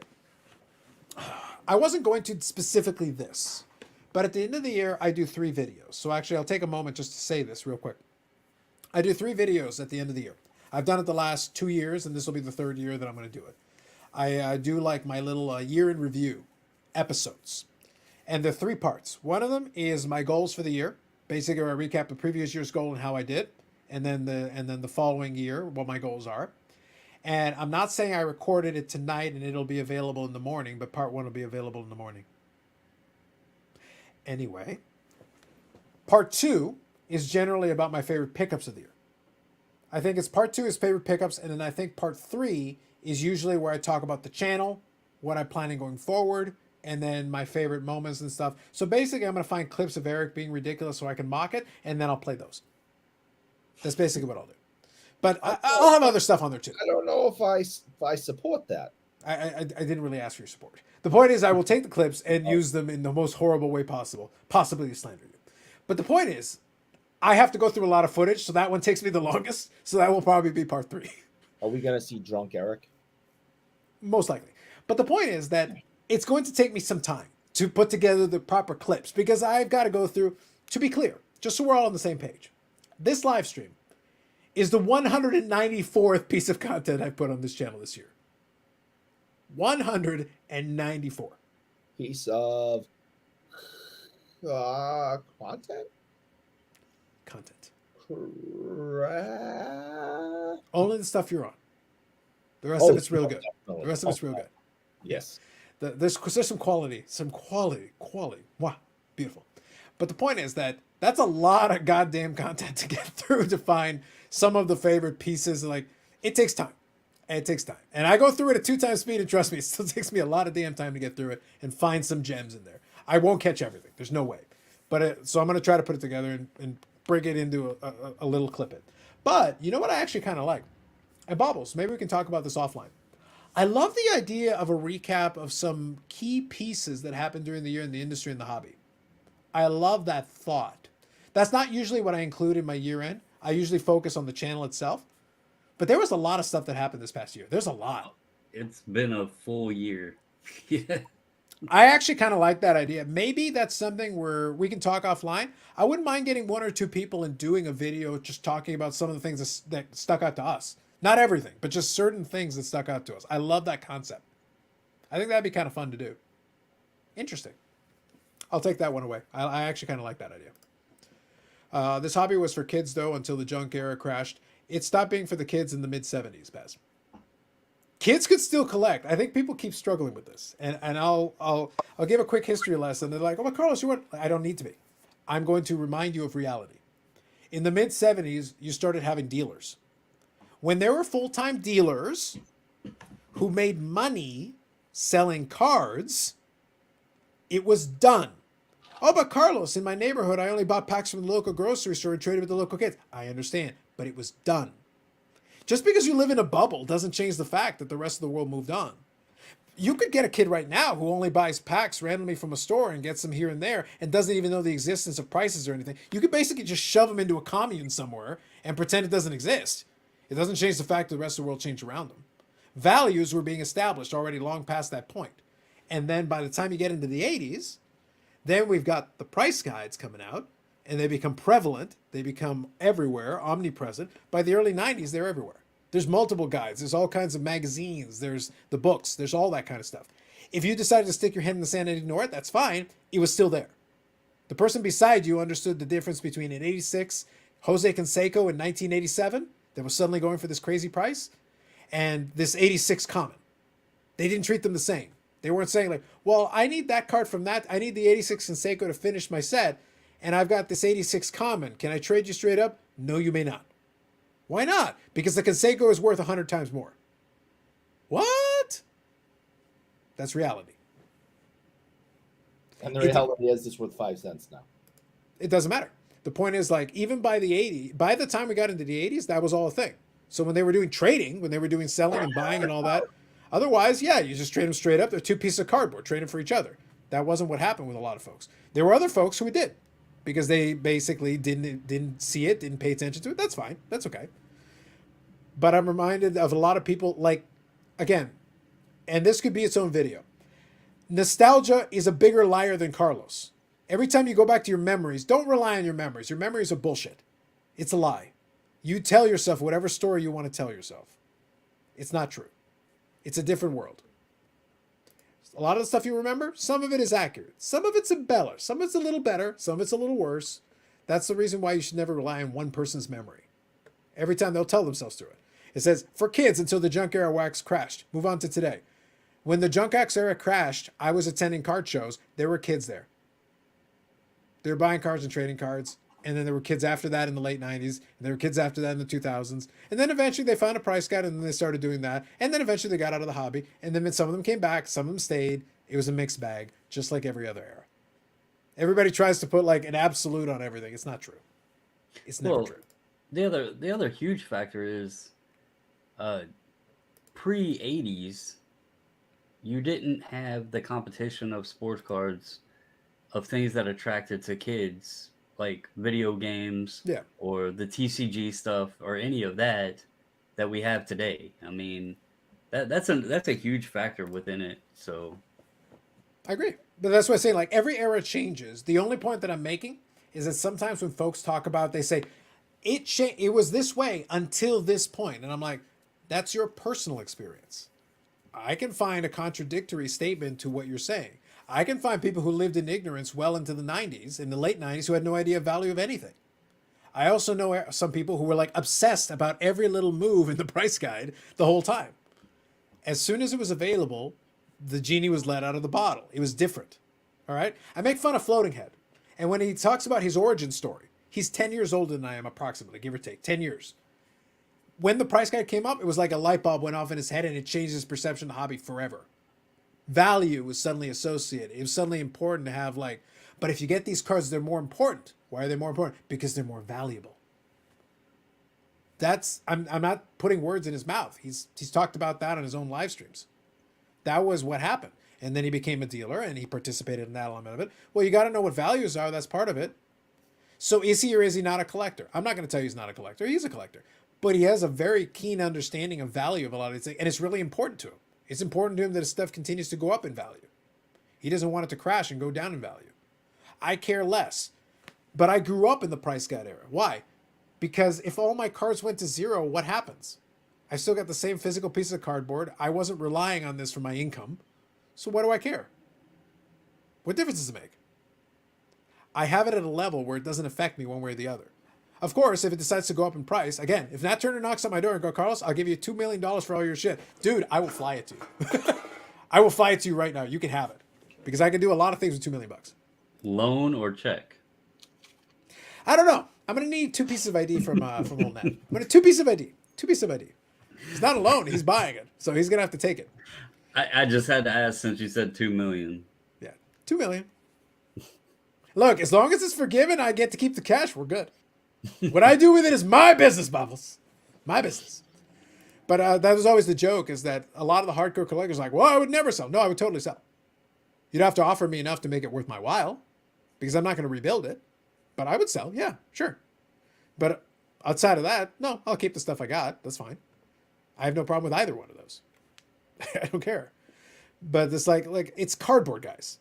Oh, but some memories. Dude, I remember the memories. The memories are in my head. I don't need to physically possess a piece of cardboard to have memories. I've already been there. I've done that. I've attended shows and visited and talked to people about the stuff. That's the memories. So Paul was asking about the Tales from the Territories. You watched it a little. Did you watch a little bit of it, Eric? How did you find it? Every episode so far. Okay, how'd you find it? How do you like it? I like it a lot because it's all about the guys that I grew up watching. So I started watching in the early 80s. Mhm. I watched a lot of it with my dad, and yeah, so to hear all these stories about these, this kind of wild outlaw days Mhm. of wrestling, and some of the absolute crazy stories with the drugs and the violence and the guns and the it's just insane stuff that some of these guys were doing and the lives they were living. And the way they set it up is they have four people from the era and the territory that they're talking about sitting around a table, basically just telling stories. And then they have, video clips kind of, showing afterwards and thing. It's really, I like it. It's pretty neat. Plus, you get to see, these guys back in the 70s and 80s in the videos, and then there they are in 2022 sitting at a table, and obviously they're much older now. But I've enjoyed it so far. All right, sounds good. So there you go, Paul. Eric is not really a wrestling guy, but there you go. That's a pretty ringing endorsement. I haven't had the chance to watch it, but that's a pretty good endorsement. If a non-wrestling guy who remembered it from back in the day gets some appreciation, enjoyment from it, so that's good. I was into wrestling all through my childhood. Took a break. Monday Night Wars came, got back into it. Mm. Monday Night Wars ended, and I haven't gone back. No ruthless aggression for you. I see. I see how it is. So have a good weekend, Dave. I know this a couple of minutes ago, so I'll just pass that along to you. 80s for Bobby. When I was at shows in 85 to 91, when I was 14 to 20, half the show attendees were kids. Cars were seen as investments, just like they recently were, but they're all over the news, hence 1991 show with 100K attendees. That was the one in Anaheim. That was the big one. Yep, that's fair. I started collecting in 1980 for Carlisle. I can't figure out how Topps got their gum to crack in a piece of dust after a few months. It took a quart of spit to blow a bubble. That's facts. Star Wars Index and Market Movers. That's where we are now. Yes, we are. No, I can't take the 2 million grading fees. That's not good enough. I need cash money. And I'll sign the NDA. You give me cash money, I'll sign all the NDAs you like. I don't care. La colección de mi padre. I kind of like my collection. Good for you. Good to know. That's the thing. Like, I think people forget, though. I have fun with this one, Bubbles. Is that some people are, like, really hell-bent. Again, it goes back to kind of the... it goes back to like that ideal of the collector. They say, well, I would never sell my collection. Okay, fine. Fair enough. Sounds good. Cool. Good to know. So what? I would. But you'd have to offer it, again, make it worth my while, because I'm not going to rebuild it. So it's not like, oh, give me 10% more than... No. You would have to ridiculously overpay. But if you're willing to do that, and it's money that I can change my life with and do things with, like, I feel like I have years that I want to live, I would still collect, but I would scale it down all the way back. I'm not starting over again. So, Eric, when you're doing your collection, is it mostly curated off of, like, do you ever rip wax or anything? I haven't ripped wax since '94. Okay, so your collection is curated off of purchasing the singles, allocating the funds, your allowance for singles. I'm glad you said allowances more than you said. Oh yeah, So- most definitely. So that's why, like, when you say you don't sell cards, that's because you're buying the cards that you specifically want and building the collection that you want and curating it. I think where people get this twist of, well, you're not a collector because you sell cards, is there's people that do things other ways. Like, sure, I enjoy opening wax. You know, me and the wife, we love opening wax. But there's times when you're going to have duplicates, or there's times when you're just going to have cards that you don't want. So that becomes when, like myself, instead of just having a box of cards here that I don't want, I might as well sell them to then, recoup some of the costs. And I think that's where sometimes folks get it mixed up, that if they say it's not okay for someone to say they're a collector because they sell cards, because I have a collection. There's many, there's many cards in my collection that won't be for sale, but there's many that I sell. I sold 2 beat up Gordie Howe cards this week. It's somebody wanted them. It fit their budget. They wanted Gordie Howe cards. They could only afford beat up cheaper ones. I'm like, yeah, I got a couple. I don't really need them in my collection anymore. I have nicer ones. Here you go. To be clear, though, I think the angle of this section of the conversation has always been my problem. I don't care if you buy. I don't care if you sell. I don't care if you sell everything. I don't care if you sell nothing. I don't. It's your cards. Do whatever the hell. Light them on fire. I don't care. They're yours. Do whatever you wish. But there are But people the that weirdness. do. No, but I get it. But there are some people that fixate on this idea. It's like they justify themselves. Like, I'm not justifying myself to you. I'll do whatever the hell I want with my cards. I paid for them. I own them. I'll do what I wish. I Right. want to sell them. Great. I want to burn them and light them on fire in front of you. I'll do it And- because and they're mine. Sometimes folks like, you know, I'll use myself for example. Most all of my vintage, okay, it's a lot of it is just in an A. Let's be real, because that's what I could afford.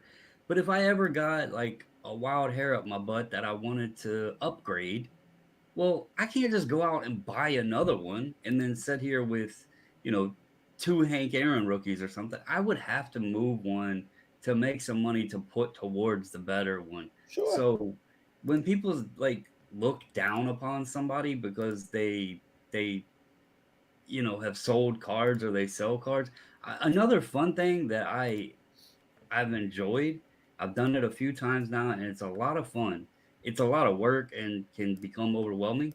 But if you can get your hands on a large collection and then purchase that and then just dig through it and pull out the stuff that you really are like excited about and want to add to your collection, then you can recycle that other stuff back in and continue doing that. And it's a way to build your collection by, you know, obtaining a bulk amount, sell it off, add to your collection, buy more, you know, that sort of thing. It's almost like buying boxes. You just don't know exactly what products are in them. So, So- baubles. I agree with you 100%. And there's nothing wrong with selling cards, especially to be able to buy more cards for your collection. You know, upgrading. I think that's what you're supposed to do. No, but Right. to be clear, Eric, I don't care if you sell them for hookers and blow. That's your goddamn business. It's Right. not mine. Like the reason, the issue that I've taken with a lot of these collectors, and I tend to pick on the collectors more than most because they piss me off way more than the investors ever do. The investors are very transparent in what they're doing. They don't have this weird pretension. They're like, this is what I'm doing. This is why I'm doing it. This is it. The collectors are pretending to have this ridiculous ideal. I'm like, dude, I've been at this for 32 uninterrupted years, okay? I've gone to shows, I've been to shops, I've done all the things. I've opened boxes, every element of it. It's not that precious. Calm your ass down. It's okay. It's just cardboard. Live your life. Do whatever you want. You want to buy and sell them for whatever? Do it. Oh, but I need to justify it. No, you don't need to justify it to me. I don't care. It's not my concern. It's of no interest to me whatsoever that you do with your personal property. And I laugh because one of the videos that caught on for me early on was that I gave flack to a baseball collector because he burned some blasters. I gave him flack because he was a dumbass and did a video thinking he was cute and funny when some people actually wanted the stupid blaster. I go, you don't like the product. You went out of your way to buy the product to do this joke where you burn the blasters. But if they're your cards, you open them up and then you throw them into a bonfire after, dude, knock yourself out.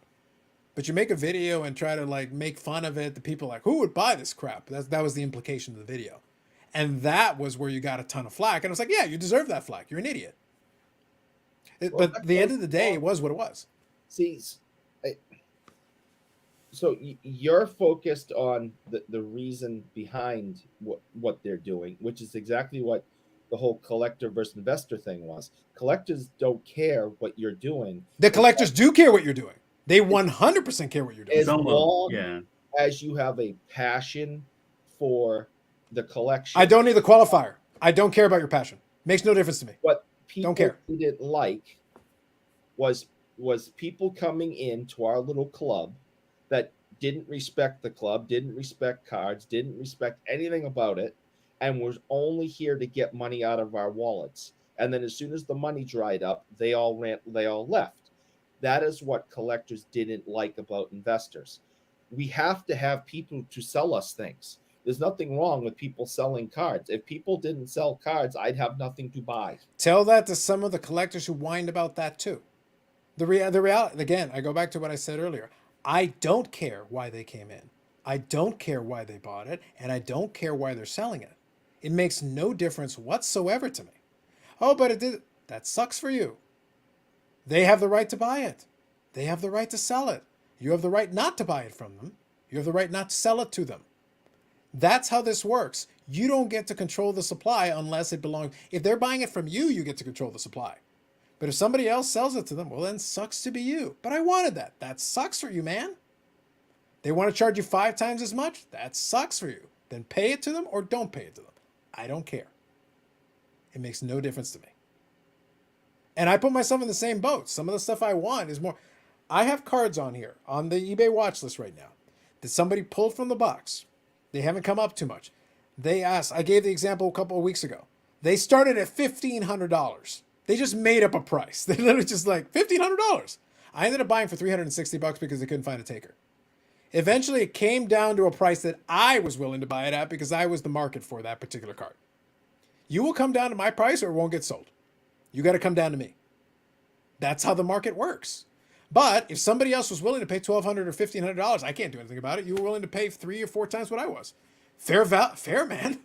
And they could sit there and buy it and then put it for $5,000. That's their business. I have no control over that. I can't do anything about it.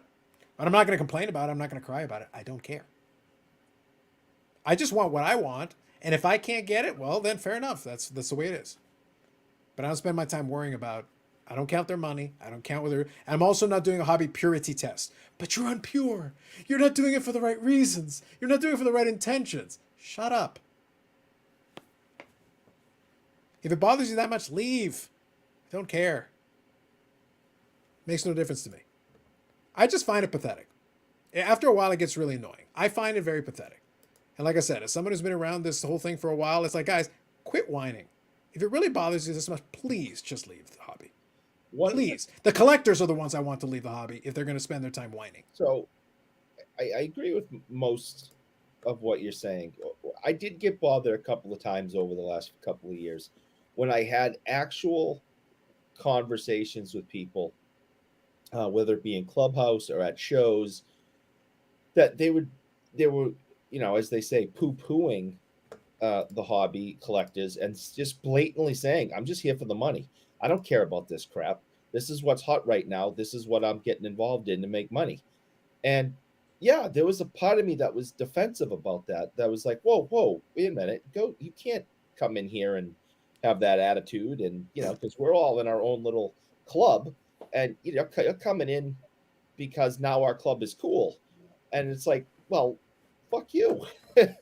But people have the right to do what they want. And, you know, no one broke any laws, you know, specifically. That's the thing. That's the key. But I understood being protective of something that I'm so passionate about when people came right in and were very clear saying, I think this is stupid. I don't collect anything. I'm just here to take some money, invest it, and flip it so I can make more money. And I really don't care about any of you or this. Well, that's kind of insulting. And I can see. I literally spent the last 2 minutes explaining how little I care about a lot of stuff. Yeah. So I hope it was insulting because I enjoyed it. I understood why some people were put off by some of the attitudes that came in by strictly investors. Mm-hmm, that's fine, but I tell them, it's like, you know, toughen up a little bit, like get over it, because it's that's business. That's why I say I actually have much less problem with investors than most, because their motives are very transparent. Their motives are very clear. They're very obvious. The goal is to make money. Okay. And to that point, guess what? If those whiny collectors went away, the amount of demand in the market would go down. The investors don't make money. They go away too. Isn't it weird how that works? If there's no money to be made, they're not here. It's really simple. Oh, and then the collectors will inherit. Well, actually, there's some collectors who really care if their cards hold value. Even the collectors. If your cards went down 90%, there's a bunch of real collectors who suddenly wouldn't be too keen on this hobby anymore. They'd be done. So what happened? What's the problem? They're not real collectors. They cared that the value went down. My stuff could go down 90%, and I'm like, okay, whatever. Doesn't matter. Like, who cares? Down, it's better for me. I can afford more. Yeah, like it would make the other stuff much cheaper. I could have gotten the stupid $1,200 for a card for $12. That sounds great. Go ahead, Bob. I'm an Astros fan, so there's like, if it went down 90%, I don't even know if it would register. Like, I don't Well, think the you can list problem them is on you're also eBay. a Jason Robertson pumper, so they went up Oh, yeah. 5,000%, 50,000%, 500,000%. Know what's wrong with this hobby, Bob? Exactly, Bobbles. Like you and your pumping ways, dragging it up 5,000x. What the hell, Yeah. man?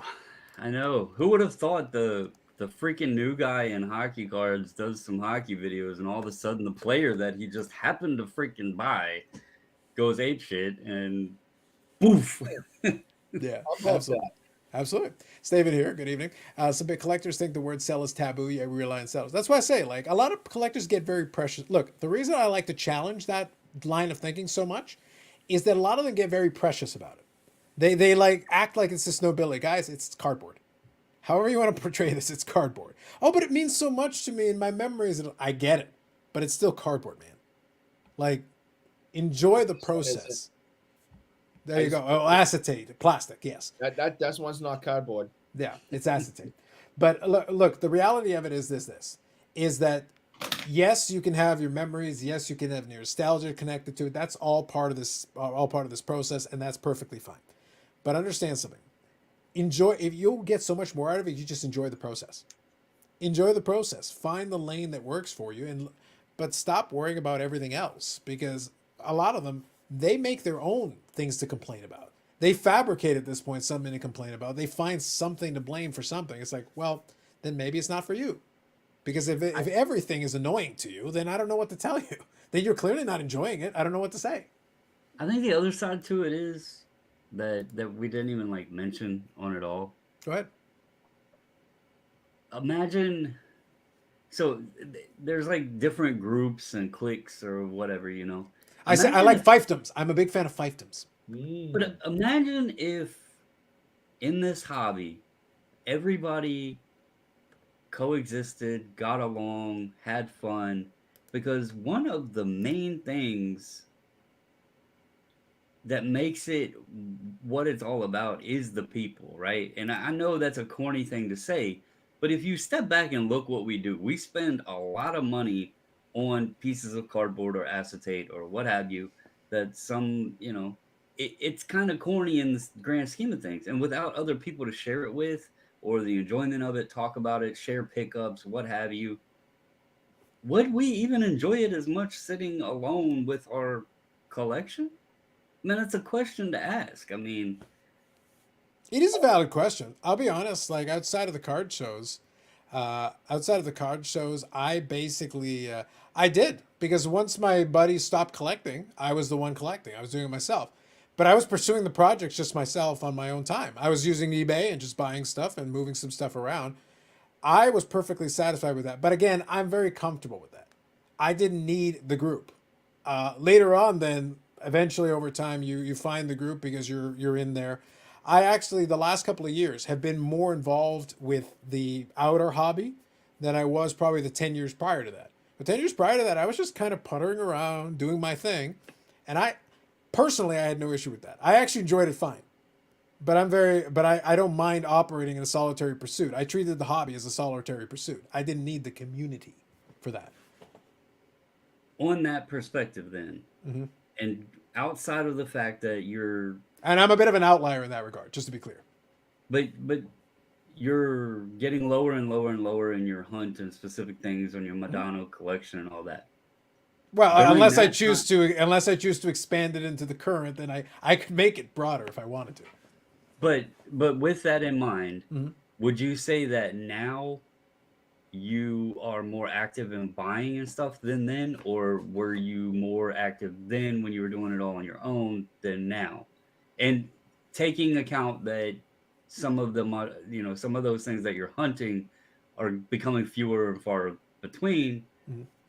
In that perspective, would you say you were more active then or now with the more openness in the community? So the more active was because of the COVID period where more stuff became available. It wasn't so much like I'll be 100% honest with you. If it had been still solitary, I would have still been all over it because stuff became available that I was seeking out. I wasn't less active in that other period because I didn't want to be more active. It wasn't there. I needed it to be there. For, like, if it had been available 10 years ago for me to purchase, I would have bought it 10 years ago. I was like, provide it to me, I will buy it. In 2020, it became a thing where every week I would go in and check my saved searches, and all of a sudden there'd be 20 more things. I was like, Jesus, where's this thing been? Buy it, buy it, buy it, buy it, buy it, buy it. So I was grabbing stacks of it. Whether I was doing the show or not, it was on eBay. I was buying it because it was on eBay. It was right there. I was like, Jesus, okay, fine. Okay, I'll take that. I'll take one of those. I'll take that one, and I'll take that one too. And some of the sellers would have like a collection they were selling off, and I was like, Jesus, okay, fine. How many you got? Oh, I got this one, this one, this one. I'll take those too. Give me that. Throw it in the box. It was more of a circumstance. So the two things kind of happened at the same time.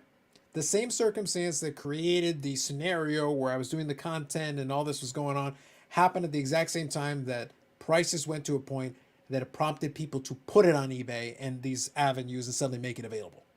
So it was like, it's a bit of a chicken or the egg, but they basically happened almost simultaneously.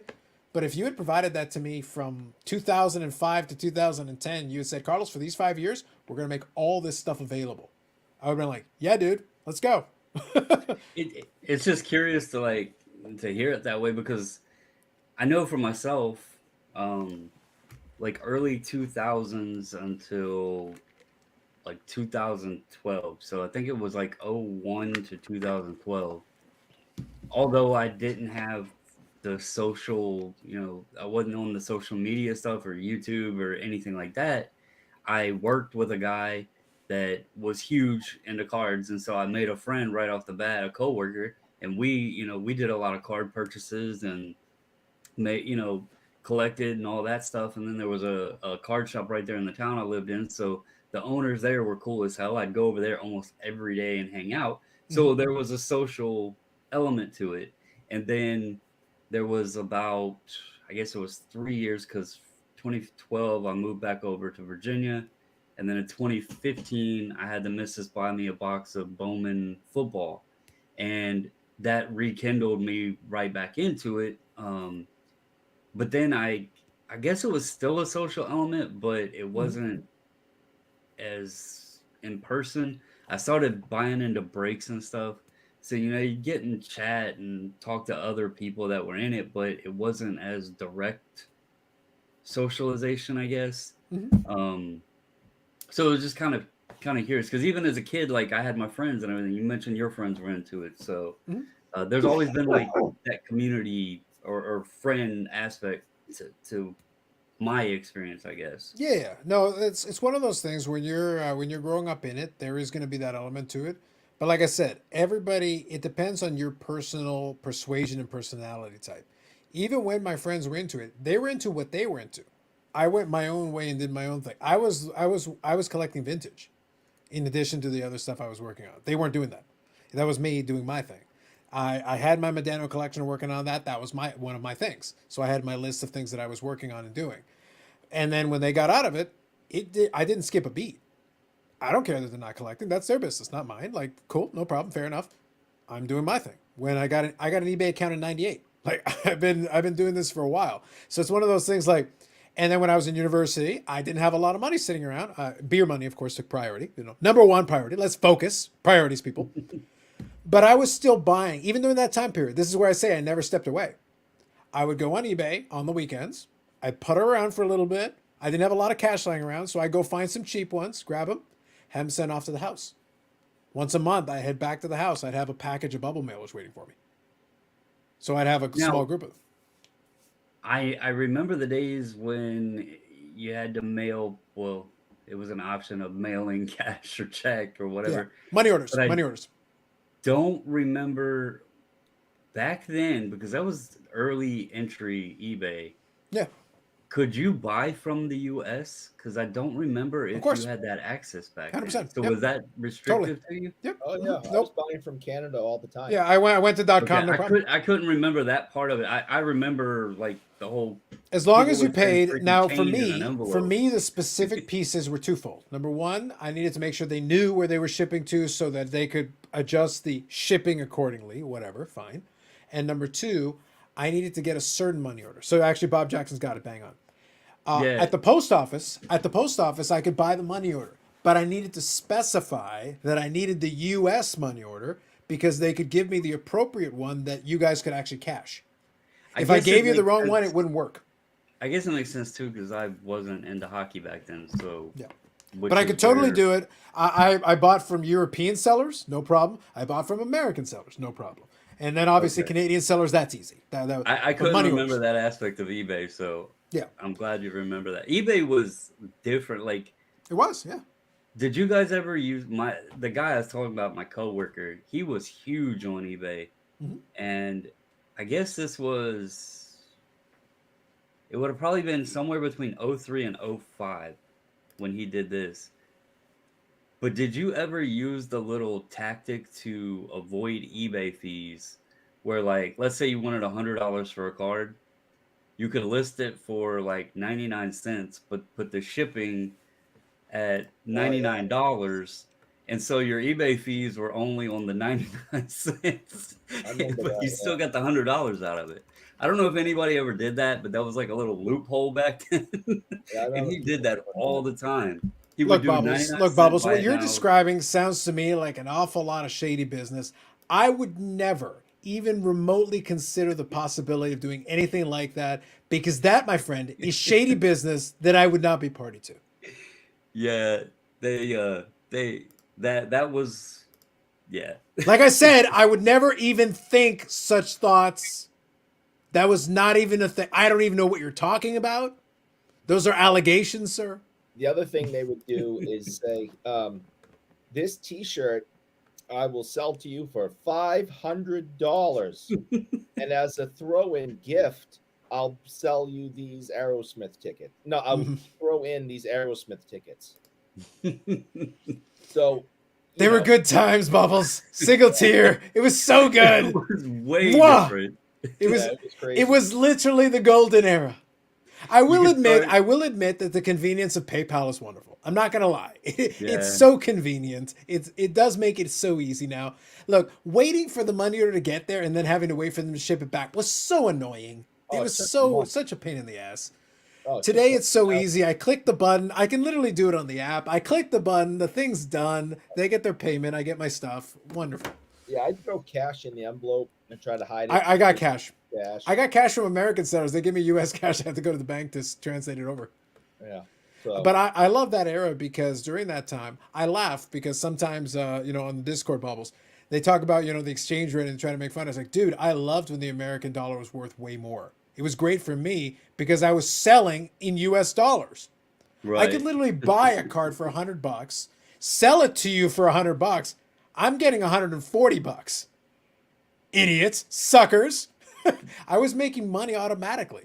And then on top of it, the shipping and the rest of it. Again, allegedly, not that I would do anything like that. That's not even a thing. But hypothetically, I could have increased my profit margins. That theoretically, not that I would. did you ever buy any $500 T-shirts? I acknowledge nothing. I never heard of the T-shirt trick to sell tickets, but that was a good one. Well, it could be anything. That was just an example. There were so many bubbles. It was the Wild West. It was Yeah. glorious. It was Yeah, glorious. I mean, I remember the penny auctions. Like Mm-hmm. you could start auctions at a penny. Yep. It was so much. It was so different back But then. but Bubbles, can we have a serious discussion here really briefly for a moment? All those things are trying to circumvent the system. They're basically using every little twisted angle. You're not really playing it straight. And in those days, you didn't really have to report any income. You could play all kinds of little games. There was no taxes. Nothing. So here's a question. Why are the people who back in the day were doing this kind of bullshit complaining about people taking advantage of loopholes in systems? Mhm. Just asking. I was Yeah. there. That's a good question. The what's point the is, what's the phrase go? It's the American way. yeah. Hey, look, it's the American, the No, it Canadian, was, the like, European way. We were all in on it back then. It's more of a do as I say, not as I do way. But look, Yeah. that's honestly the serious point of this. Like, part of the reason why I consistently push back on a lot of folks on a lot of this stuff is that I'm like, guys, I've been here when the same people that speak of purity were doing bullshit. And I was here watching them do it. It's like, guys, you were all here. That's why I used the analogy before. The hobby, to this day, remains Vegas when the mob ran it. I'm sorry. There's a lot of bullshit going on back then. There's a lot of bullshit going on right now. There's a lot of bullshit going on for a long time to come. Well, let's also let's not even that far back. Well, it might have been that far back. But it was golden But- era bubbles. It was so good. Why is buying a box or a case, a full box or a full case, so popular today? Like, how many people do you hear say, I went to the shop and bought a pack? And the reason for that is because we would always have to go to the card shop and be like, has the hits been hit yet? And we knew that even if they said, oh, no, some people bought some, but they took them home, they knew what was out of the box. Of course. And so, you had some shops that were honest, but most of the times when you went in that shop and those packs on that, you knew you had no chance. Mm-hmm.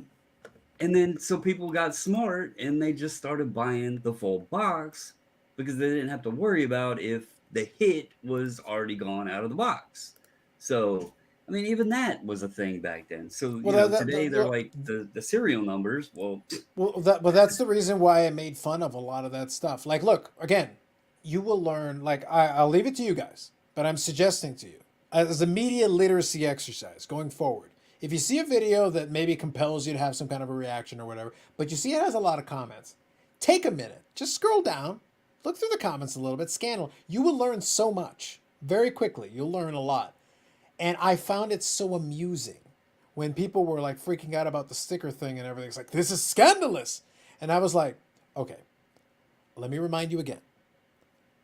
When we talked about the 86 Air Jordan, people felt there were suspicions because the cards that were being pulled fell outside the normal correlation pattern. That was their tip-off. The correlation pattern didn't match the known correlation pattern. Fleer didn't give anybody the correlation pattern. People opened boxes and figured it out over a while, and it circulated around, and it became known that this is the correlation pattern.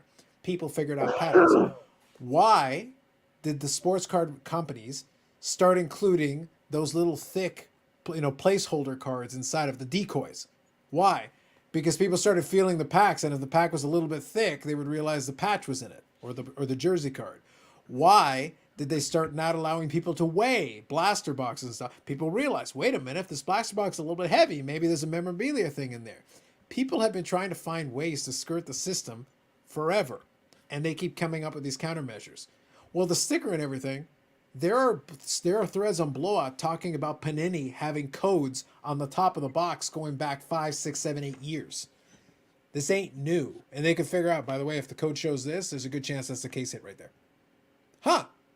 That goes back 7, 8, 9 years on Blowout. You can find it. People would talk about it. Come on. Here, I want to get this off my chest. I want to admit something. You have all the secrets? No. You'll say that for later.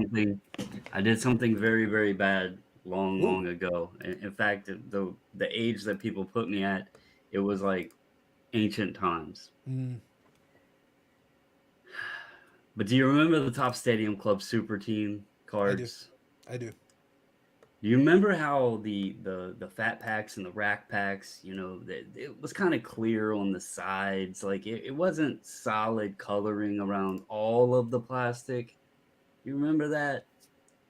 So I really wanted a Super Team card. I didn't really care who it was of. I just wanted a Super Team card for the NBA season so I could follow it along. Mm-hmm.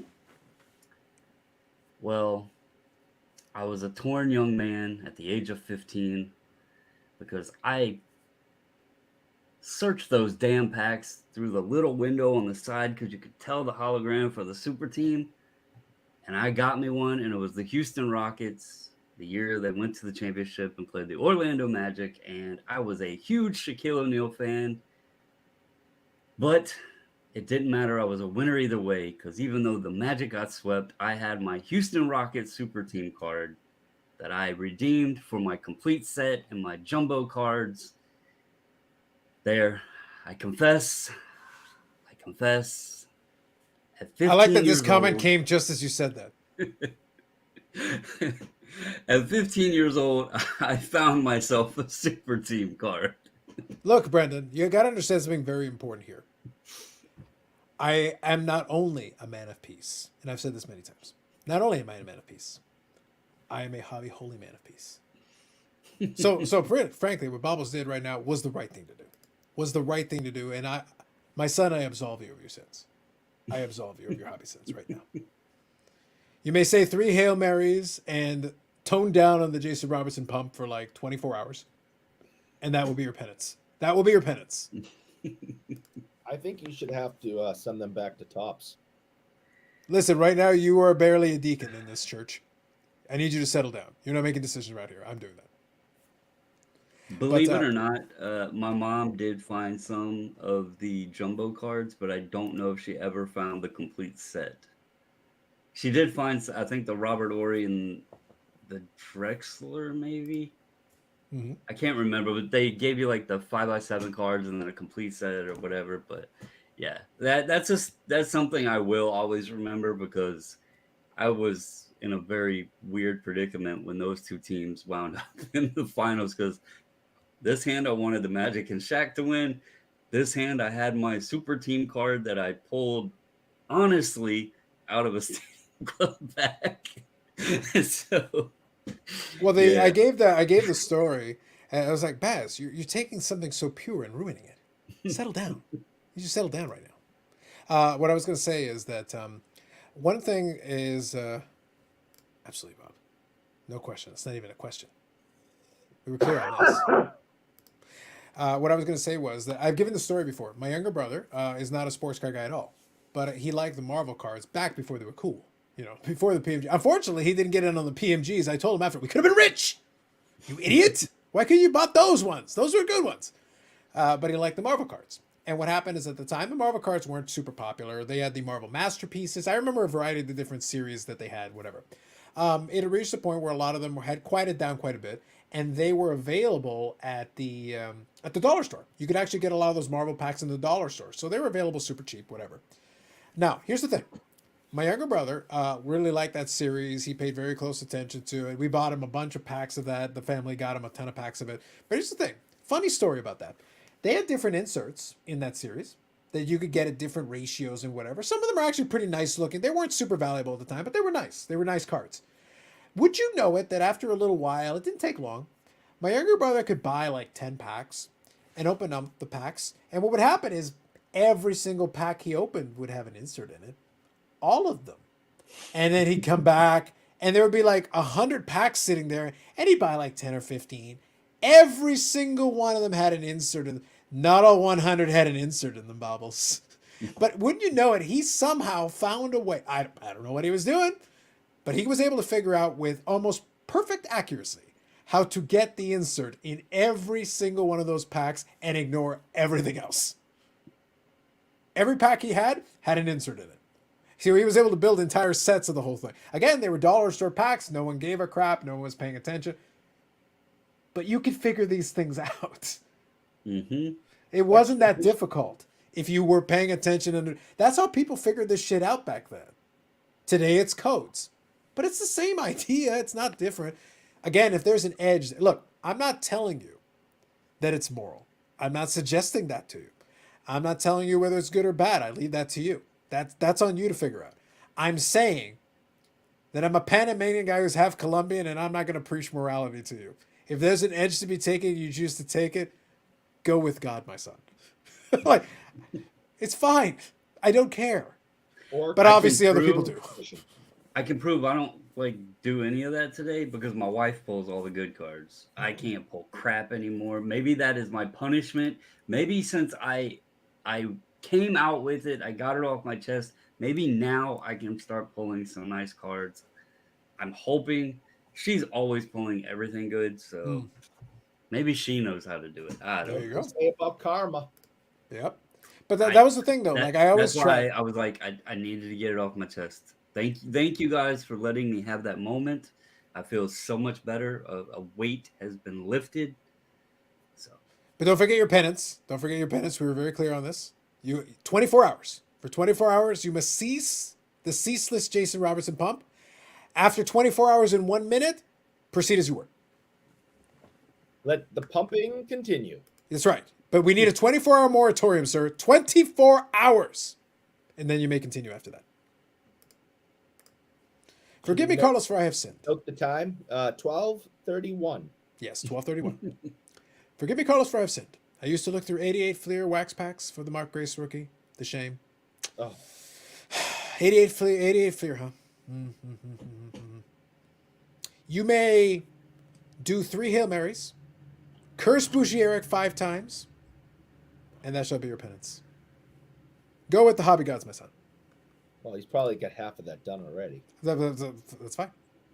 I gave the prescription. It is done. So it is said, so it is done.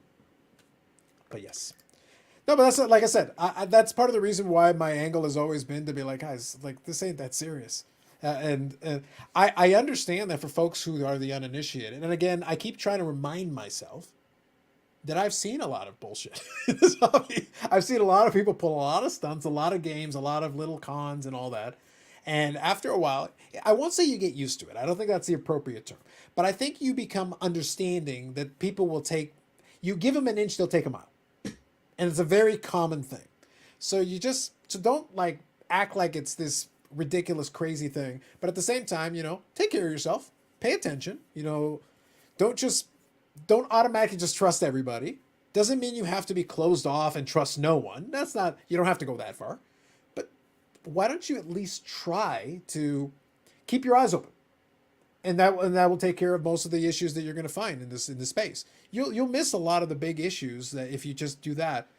But you have to take care of yourself. Don't wait for somebody else to do it for you. Like if you're waiting for somebody else to do it for you, well then you're probably going to get screwed over 50 times before somebody finally tells you, I guess you need specific instructions on how to avoid this con. You learn so much just by watching and listening and paying attention. You will. You'll learn a ton. I don't think you're forgiven until you hit the thumbs up. I think that's a very reasonable point, Carlos. Come on. Very reasonable. Mm-hmm. Don't want to end up in the lake of sports cars and floating head for all of eternity. That is a fate worse than death. Tragic. So something to bring up. This was something that Eric was kind of talking about way earlier. I believe it was when people were asking him about collecting like newer players and how you only like before a certain point or whatever, that's what you enjoy, right? Yeah, I prefer the playing days just because it fits into the time period that I watch the player. That isn't to say, because I've gotten some nice cards that are post playing days.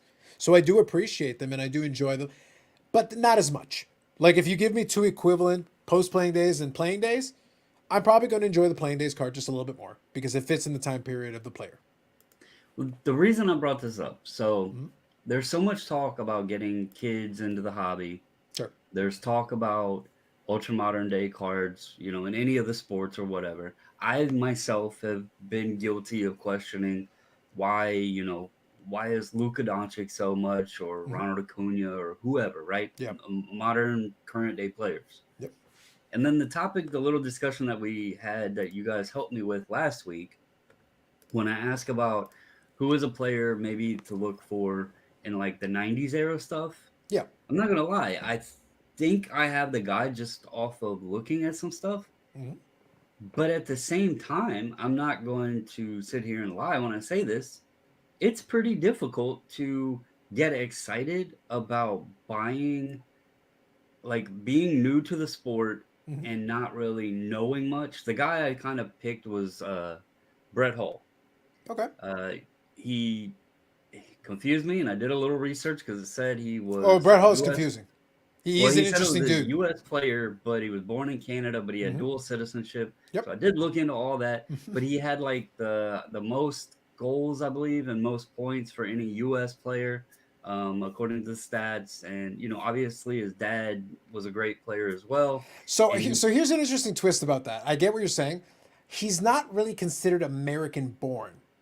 Right, that's what I said. He's dual citizen. Yeah. So if he was considered an American-born player, then yes, he would have the most goals and most points in the whole bit. Well, what I was Modano technically has that because he was born in Michigan. Modano actually was born in the U.S. Right. For the argument's sake, I looked at the stat sheet. They have him as U.S. That's where I got that from. Yeah, he definitely played for Team USA. He's a citizen for sure. Yeah. So my point to this is, and I can see where kids could struggle with this. although I know who he is, although there is some highlights that I can go back and watch of like plays he did or whatever, the connection to him is difficult because I'm coming into a new sport. Now, with like baseball, I can enjoy Babe Ruth because I collected baseball cards. Go back to the Beckett magazine. We seen the pictures of those cards growing up. They were like always out of reach. But with hockey, I didn't have that connection with any of those players. So when I started looking at that, I was just like, what reason am I buying them for? Like, is it just because I want to collect somebody from that era for those inserts? Or is this really a player that I want? And I could see that being a struggle with younger generations that are coming into the hobby. They could look at a guy from the 90s and be like, well, yeah, cool. You know, there's some highlights of him, but they're not connected to him. Do you think that could be a problem, especially with people? And I'm using myself because I would still consider myself new into hockey. I love you guys have been in hockey forever. You don't really care about the modern game. You don't care about the modern players. I'm new to be hockey. fair, I agree with your general point. I'm not ignoring the modern game. I'm less enthusiastic about it. But I do, but I said last week, I enjoy the enthusiasm you're having for Jason Robertson and your shameless mumping. I do enjoy it and appreciate it. So, and I do check out the highlights. I've been enjoying watching the kid do certain things, but I've seen some players do some crazy stuff. But I still appreciate what he's doing. I still enjoy watching some of those highlights. I can appreciate it. It's too expensive for me, and I already have my Medano and Jamie Benn to satisfy, my collecting. And Jamie Benn's still on the team. He's the captain, so it's not like I have no connection to the modern game. But my connection is tenuous, just because I'm just not as into it as I once was. Right. But I agree with your question. It is very difficult to connect with a game that you're not as familiar with. You might understand hockey. You're seeing hockey in 2022. Right. When I'm talking about Brett Hall or whatever, I watched Brett Hall play for Dallas in the late 90s. I watched him in the period after. I watched him in the mid 90s and the earlier 90s. So I got a taste of Brett Hall. Crease. What's that? You watched him put his foot in the crease. That never happened. I have no idea what you're talking about. Those are allegations. But the point is that I watched all of those things. And so I have a certain memory of Brett Hall, having watched Brett Hall games at the time they occurred. I'm not watching a highlight. I can go watch a highlight, but I saw it the first time. So the highlight would be just me reinforcing what I already saw. But if you're just coming into it, this is the challenge I give with folks when they talk about kids and they would love to get them into vintage. Like, look, man, respect. And you can play the historical angle. You can play like, and it would be true. I have amazing memories of watching some great plays and some great players and stuff from the 90s. But that was my time period. So like I have a direct connection to it. But I'm not going to tell anybody. The same way I could think of the 1980s. I can watch the highlights of it. But Dale Howardchuk doesn't mean shit to me. But can I respect Dale Howardchuk? Of course I can. Can I respect a lot of those guys? But by the mid to late 90s, Dale Howardchuk is irrelevant. He existed, but he wasn't part of the game that I was watching. And a lot of the guys from the 80s were at the tail end. They were like on their way shifting out. They were done. So I can take those guys in the 90s and the early 2000s, and I have very vivid memories of games watching them all over the place. I can't connect to the other ones. Can I still respect them? Absolutely. Can I still get a Gordie Howe card and go, hey, Gordie Howe had this amazing career, did all these things, Maurice Richard, all these. I can respect them from a historical perspective, but I can understand somebody not getting as excited about it because they have no connection to it whatsoever. Right, and that's kind of what I was talking about with baseball. Like I absolutely I didn't watch Hank Aaron or Babe Ruth or Gehrig, but those were cards growing up that you've seen in the Beckett. You mentioned you looking at the mantle. The card itself had a certain prestige even beyond the player on it. So the possession of that card was a goal. So that was a childhood goal. So then it was the completion of this. Hey, I fulfilled the destiny of 8-year-old Carlos seeing this card. I mean, I don't think anybody. If there's very, very, very few people living today that ever watched Honus Wagner play, and that's still one of. It would be on many people's lists of wants, and probably that of any sport, really, if it was at the right price. But that that was something that clicked with me when I was sitting here browsing eBay, trying to find I was looking through lists, trying to find players from that era. Then I was like, all right, well, Hall is kind of intriguing. I have his, I have a couple of his rookies because dummy me bought multiples, not realizing I have one right in front of my face.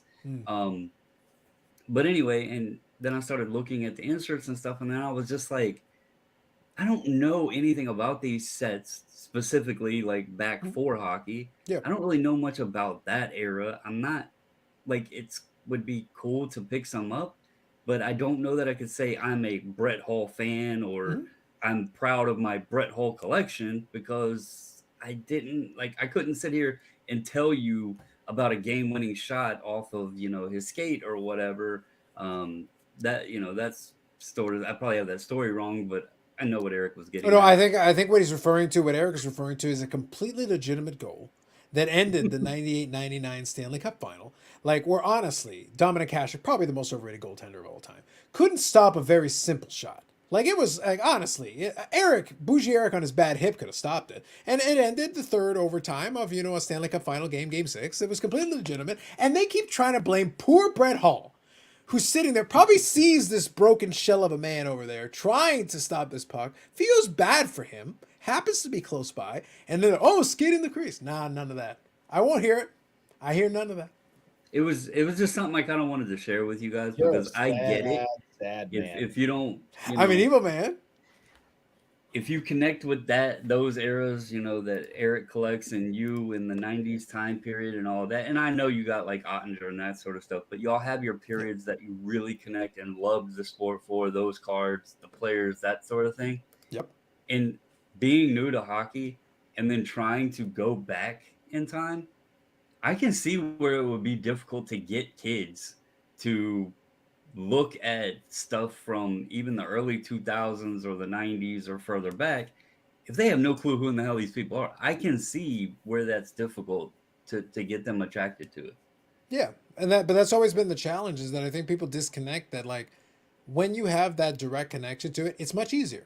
Like, I don't that's why I said the other day, I can't sell anybody on the neutral zone trap 90s hockey era. My team played a defensive first system.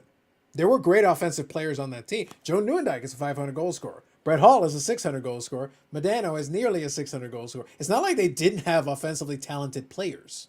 They had people that could play great offense, but that team was structured to play a certain style. That was the style, and that style was successful. They won a cup with that style. They got to a back-to-back Stanley Cup with that style and had a chance. They got to Game 6 against New Jersey with that style. But I can't sell that style to anybody. It's not high-octane offense. It's not exciting. It's dump and chase, build, control the ice, and wait for the other team to make a mistake and capitalize on it. It's trench warfare on ice. It's this slow, plodding, drag-out kind of game. It's not exciting. It just isn't. But it worked. In the end, it worked. So I can't complain about it. I still have the banner here on the side of it that I keep on the side wall for that 98-99 team. It's like, it worked. Can't argue about it. Hockey card collection exclusively at the NF Flame period. They were my childhood team. I know Eric showed the card there. Watched in the Omni with the parents. They're the ones that connected it, which is completely fair. That's totally fair, Carla. So just so we're clear, so there's a Tom Lisiak rookie that was just sitting on my desk. Oh, it just so happened. And this Reggie Lemlin card, the jersey, is actually an Atlanta Flames game used jersey. Look at you being all fancy with the references. So I got two, just happened to be sitting on my desk. Atlanta Flames. Yep. I like here that Carl goes, he spelled it out phonetically. So many people call it Hannes Wagner, but they call him Honus Wagner regularly. Facts. Tito 6, Wagner has been a chase card before any of us were born. Yeah, but the Wagner at this point is a status card. So the Wagner card is a perfect example of before our times, except for Eric's, before our times, but it is a prestige card. It is a story card because the Wagner itself, Wagner was a first Hall of Famer. He was in the first Hall of Fame class. He was considered to be one of the greats at the time he retired. But a lot of people immediately after that don't even remember his time period. Like he was in a separate era of the game. But here's the thing. The issue wasn't that he was a Hall of Famer or not a Hall of Famer. The issue isn't that he wasn't in a T206 set, which is one of the most famous sets of the time period and one of the most collected sets of that time period. It's the story. It's the lore. Yep. It's all the pieces added to. It's that Gretzky McNall once held one of them, and PSA graded a trimmed version of it. That was the first PSA card. There's so many elements that are added into the lore of this specific card that Well, you the can't unknown match. story, the unknown, like, real story of why there's not as many of them out there. Was it the printing plate? Was it a dispute about the money for the deal of it? Was it Onus didn't want kids, buying or wanting tobacco because his card was in? Like, I'm in the what money story camp was myself. there? I'm in the money camp myself Yeah, because but he was on that's what because I'm he was saying. chewing Like, tobacco on a card later on. I remember. I don't know if you remember this. I believe it was in Beckett magazine. A story of one of them supposedly, and this is how crazy some things were made up back in those times when we were kids, but supposedly one was uncovered while someone was raking leaves in their yard. And that was like a new one that added to being known. How many was it supposedly when we were kids that were known before grading and pop reports? Like I three thought it or was low something like that? 50s. Low 50s is the number I remember. I didn't think it was that many when we were kids.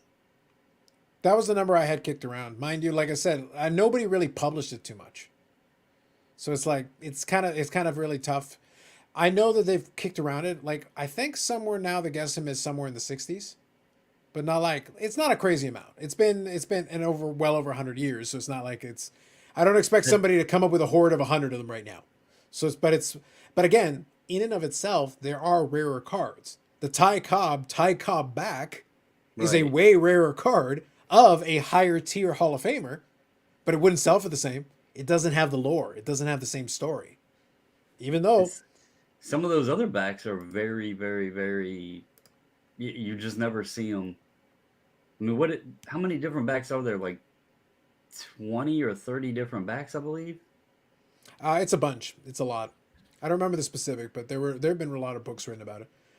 Difference in a generation was that it researched and learned about players 50 years before our time. Today, kids generally don't care about players from the 80s and 90s.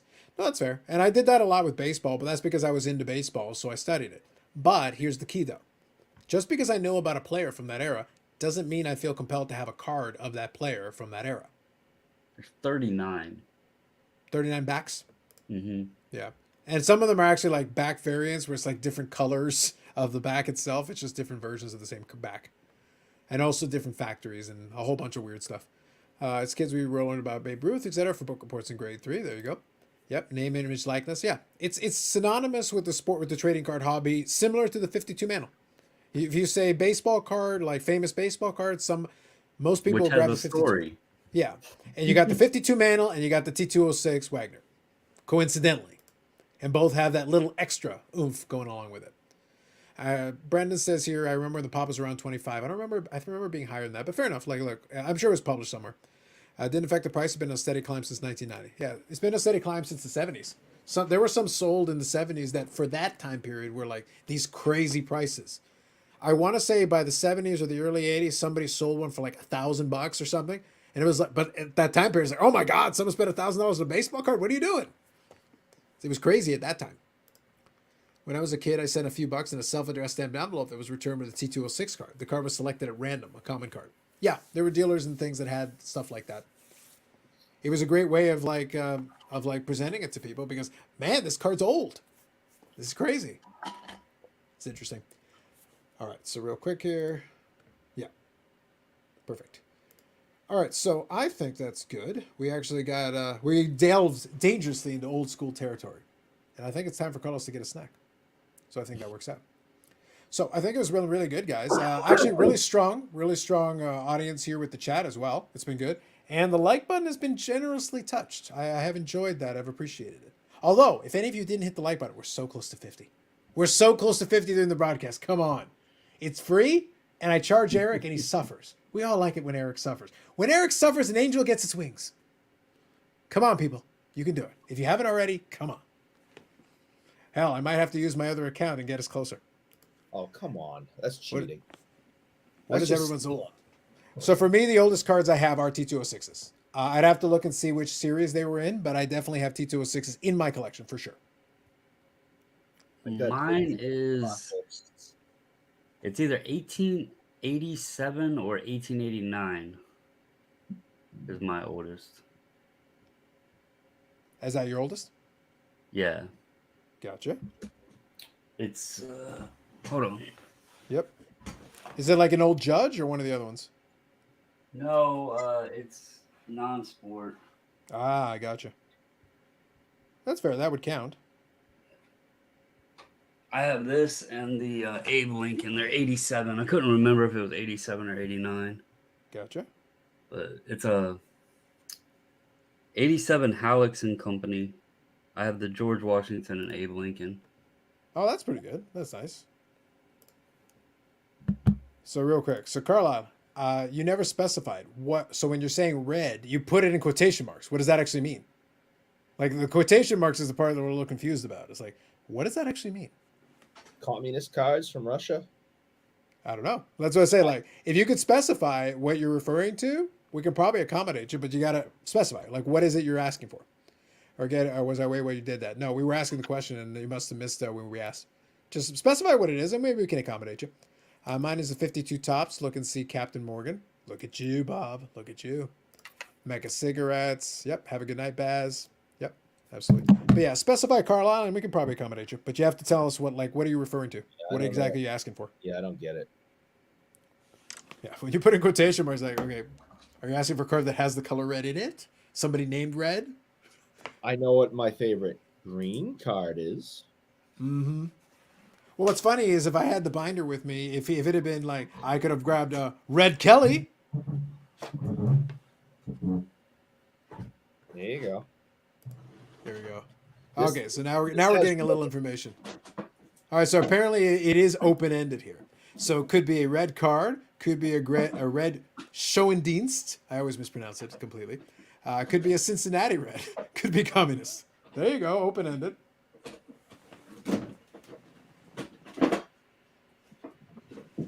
Bobbles has gone into the backlog right now. You put it with the red slab strong. There you go. There's your way around it. Yeah, I'll take a look here. I think I've got one. The PSA tag is red. The card is red. The slab slog's red. It's just a lot of red in there. All right. Fair enough. I get what you're saying.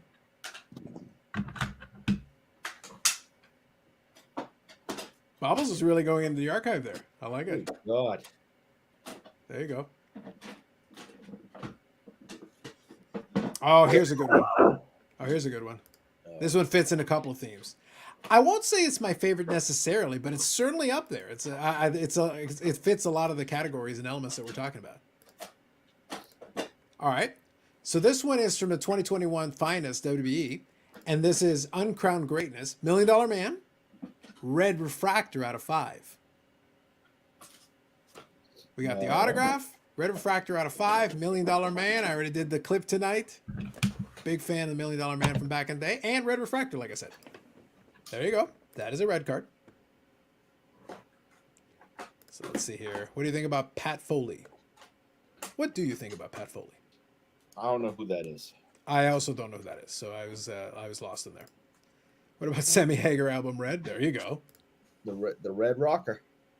You know what's funny? Actually, if I think about that one, there's a band, basically a rock band or metal band, I guess, depends on the category you want to put them in, called Baroness, and they have albums that are different colors. So there's like a blue album, a yellow album, and I think there's a red album, and I think I have several of those colors. So they do have a red album. So if we were at music, I definitely would have it with Baroness. 52 top spawn that looks like a red card. I agree. All right, we'll give Bobbles a minute here. I don't know what the hell he's doing, but we'll give him a minute, and then we'll start signing her off. So if you guys got any late comments, feel free to throw them in the chat, and then we can start winding her down. It's been good. So thank you all for the comments and everything. Been a lot of fun. We've had a lot to talk through tonight. I'll show a couple of more red cards while I'm here. I'm simply going through my my Instagram right now to make my life easy, since I happen to have the pictures laying around. This was one from a while ago. That was a red Medano autograph from Stature. So I do pick up newer cards from time to time as well still. So this is from 2019, 2020. And this was the one that gave me a 250 certified autos. So that was a fun card for me to add. So Bobbles, were you looking for a red card? What were you doing? Yeah, I was pulling a couple out and then I couldn't locate one, and it made me concerned because I didn't know where it went. But here's a few. Okay. Go ahead, all you. As y'all know, I like Taylor. There's 3 red. Oh, there you go. Nice. Obviously, there's 5 of the auto and 5 of the non-auto. So I have 30% of the red population. Why Nice. don't you get those pieces of crap off the screen? Hey, back then Beckett was the cool kid, so all of his stuff's in Beckett slabs that I can find. Get Here's those another pieces national of guy crap that out of I here. have a big PC of. Red Sapphire Robles. And then, this is not a pump because that would break the rules. Mm-hmm. The Red There you go. Robin. The red PMGs. There you go. Yeah. Oh, he's totally pumping. Come Totally. on. No, they Oh, were right oh, here on my desk. All right. So Bobbles, this one, I think you'll appreciate this one. Here's a good one. Here's the interleague refractor. So this is the double side that's interleague nice. refractor. So you got the Griffey on one side and Dante Bichette on the other in a CSG I have the 9. regular. Yeah. So this one's the refractor version. Very nice. Nice clean cards. Love them. Beautiful. By the way, we can talk later, Bobbles. If you're interested, I'm looking to move a couple. I love the Griffies, but I don't necessarily need to hang on to all of them. So if this is one you don't have, we can figure something out. I think I don't have the refractor of it. Yeah. No. So if I think this would fit in the collection with the other ones. So you already have the CSG slabs, so it's not throwing you off too much. So I I think would you have already to got get a it relabeled. I don't like the Yeah. green. Let's just get them swap it out. I don't think that'll be too much of an issue. I'm gonna have It made to, it for a good deal when I bought it. I just Actually want helped to it point out that Bobbles could not go 1 hour without pumping Jason Robinson. Yeah. Not couldn't make it an hour. I'm gonna have to send these back at some point and get them redone. And get it relabeled. Yeah. The new label is better. But look, let's put it this way. I was able to get it for a really good deal because it had the old ugly label that no one likes. Yeah. So it helped the price point down. These aren't obviously graded. They're just Yeah, authenticated. authentic altered, but Yep. There you go. Staven Bobbles turned on the lights to blind us from his pump. That's right. He got the distraction on there. oh, I Eddie- forgot to turn the lights on. My bad. Eddie My bad. Olchuk, yep. 357, good evening. The Gobbledygooker. There you go. I like it. Yep, so Bob Jackson can't stand Eddie Olchuk. Fair enough, fair enough. All right, you got any thoughts on Eddie Olchuk? I know who Eddie Olchuk is. There you go. But do you have any strong feelings about him one way or the other, Eric? About Eddie Olchuk? I thought he was a really great player. I think he's done well in his post career, being a commentator and play by play. And Okay, that's basically what he's referring to. He's asking if you heard him do any games. So you like him as a commentator? yeah, I think he does fine.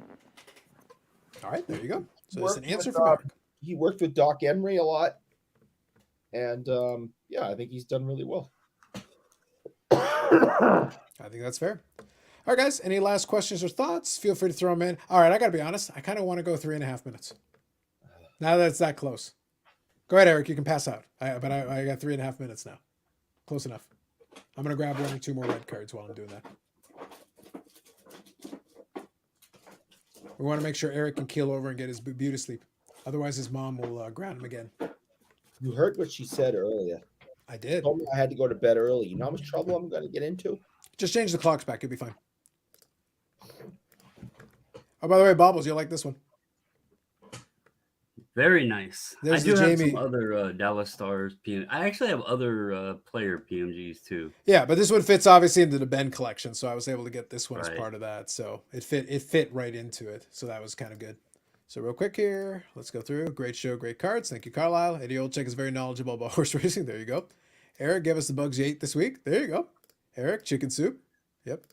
I heard if he goes to bed on time, he gets his construction paper and crayons back next week. That's critical. It's really important. And I'm not now. I'm going to get grounded. Obviously. And since we're sticking with the red theme, just as I'm finishing up here, I had one more that also fit into the Jamie Benn thing that also fits into the red. Since you came up with the red theme, it was funny because I went through the Instagram. It's like, actually, I've got some stuff that fits. It's fun to kind of scroll through because sometimes I don't remember what I put on there. So I don't know if you guys remember the artifacts. So this is the artifacts for the Team Canada here. So plenty of red on this one. We got red patches. We got red jersey piece. That's the numbered out of 15. So it's like a dual patch there. Pretty sweet and plenty of red on it. So there you go. You got red jersey, and red patches. If that's our theme we're going with. So we got some red there for sure. All right. Let me go here. I'm just going to scroll through. And if you guys got any final thoughts, we can do that. Bobbles, as always, appreciate you coming on and hanging out and sharing some of the stuff. hopefully, like I I'm said, glad from you the appreciate Eric said I was bad for your views. I'm sorry, man. well, in True. fairness, Eric forgets that he's bad for the views too, and he's here, so it happens. Well, that is What I was going to say is that no, hopefully you find kind of what fits for you. But yeah, I would say the '90s obviously is fun for somebody like me, but that doesn't mean everybody should collect. Are the inserts cool? Yeah, there are plenty of cool inserts. Let's face it. But in reality, if somebody just wants examples of cool inserts, then you can kind of do a typeset of some of the favorite cards. Just grab anybody. It doesn't really matter then. Well, that's also kind of why I pointed that because last week I had asked what like a player I should Yeah. focus on, and Just do inserts. Just do since I don't designs. connect to the player, Yeah, maybe I should just work on the actual cards themselves and not focus on the player because, like, that was kind of where the struggle was coming from. I'm like, do I really? It's like you make a list and you're like, well, which guy do I I would really say want? honestly, I would just do a typeset of your favorite inserts from the period. Grab a player that makes sense, and you'll get an example of all the nice ones. Yeah, Cam Neely. Cam Neely. All right, let me do one more here. This one kind of fits into the red, and it touches on the whole legacy of the Arizona/Phoenix Coyotes, and plays into the '90s. So I'm hitting on 3 different topics from tonight. So this one here is it's a newer card. This was from 13-14. In the game used, the nameplates. So that is a Keith Tkachuk, who was a star for that Phoenix team back then, multi-time 50-goal scorer. Born This in is the Massachusetts. nameplate. What's that? Born in Massachusetts. Yep. And this is a nameplate 1 of 1. So this is a nameplate 1 of 1 from this series.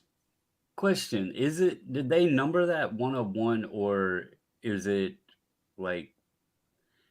I was 1 looking per through letter. some. 1 per letter. Yeah, so Mhm. Upper Deck used to do that. Instead, like if the guy's last name was 7 letters, they would number the card out of 7. Mhm. And even though it was 1 for each, we knew it was a 1 of 1. I liked that better than putting 7 different 1 of 1s in a product. Mm. Yeah. It's one of those things where, like, for me, I just thought it was really neat. And game used piece, which is nice. So game used, nameplate piece, nice big size nameplate on there. And like I said, I liked the Chuck back in the day. So for me, it was kind of fun. I was small to Chuck, little side PC, but I focus specifically on certain inserts and cards that I think are really fun. And those are the only ones I grabbed. I'm not interested in doing a full-blown player PC, but I can definitely have some fun with those, and those were good. And then I'll show one more here, and then I'll answer the last couple of comments here, and we'll call it a night. So this one here, so this is the other PMG baubles. I think you remember this one. I don't know if you think you've seen these before. Yeah, So I that's have another some. of the red PMGs. I have Kyle Connor right there above me. Yeah. I just laughed because for Ben, it was so easy to get the PMGs cheap. It's like, they're dirt cheap, all of them. At least they were, especially. When I started, because I started venturing into the older PMG sets, even guys like, for the longest time, McDavid's rookie, the 2015 set, even those weren't super exploding.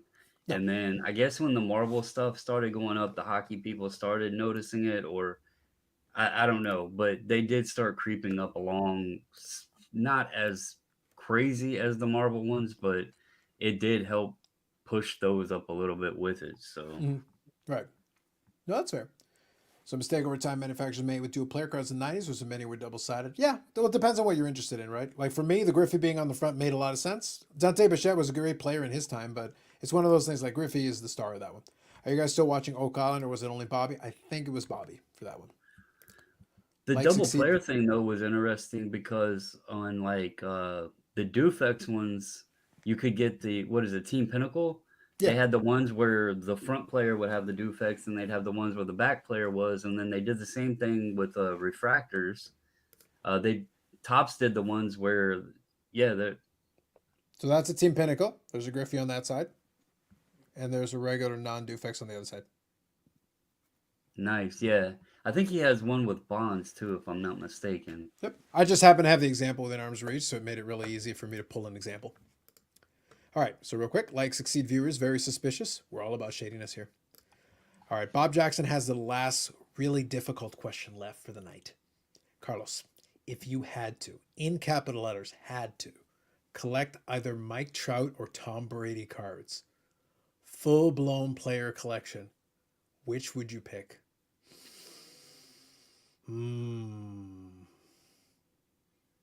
Eric, if you had to throw yourself into a meat grinder or attach C4 and blow yourself up, which would you prefer to do?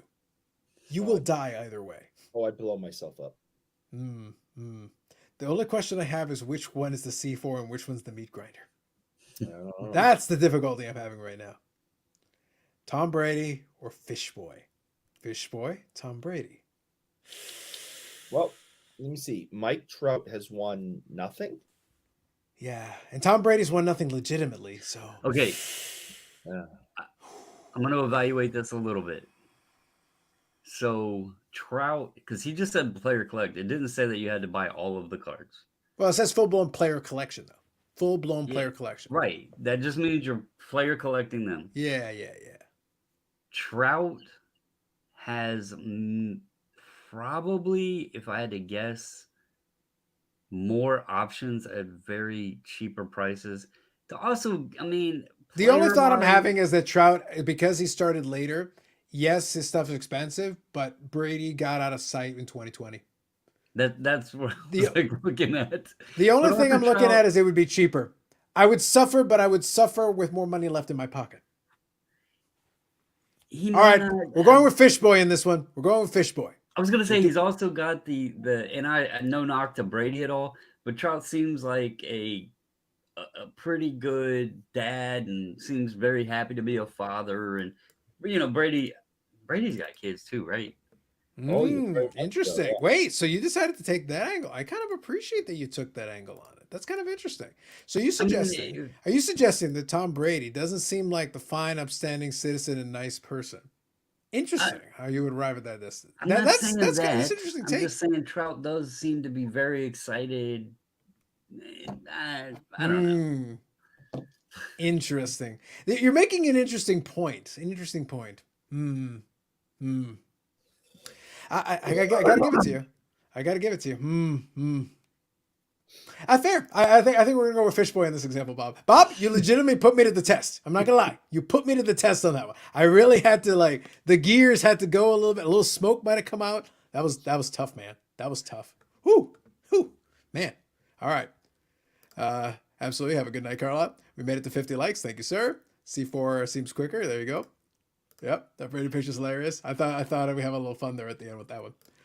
We made it very clear that just because you're collecting, you can sell out any time. So Brady's a better value to hold resume, but it also costs you more money up front.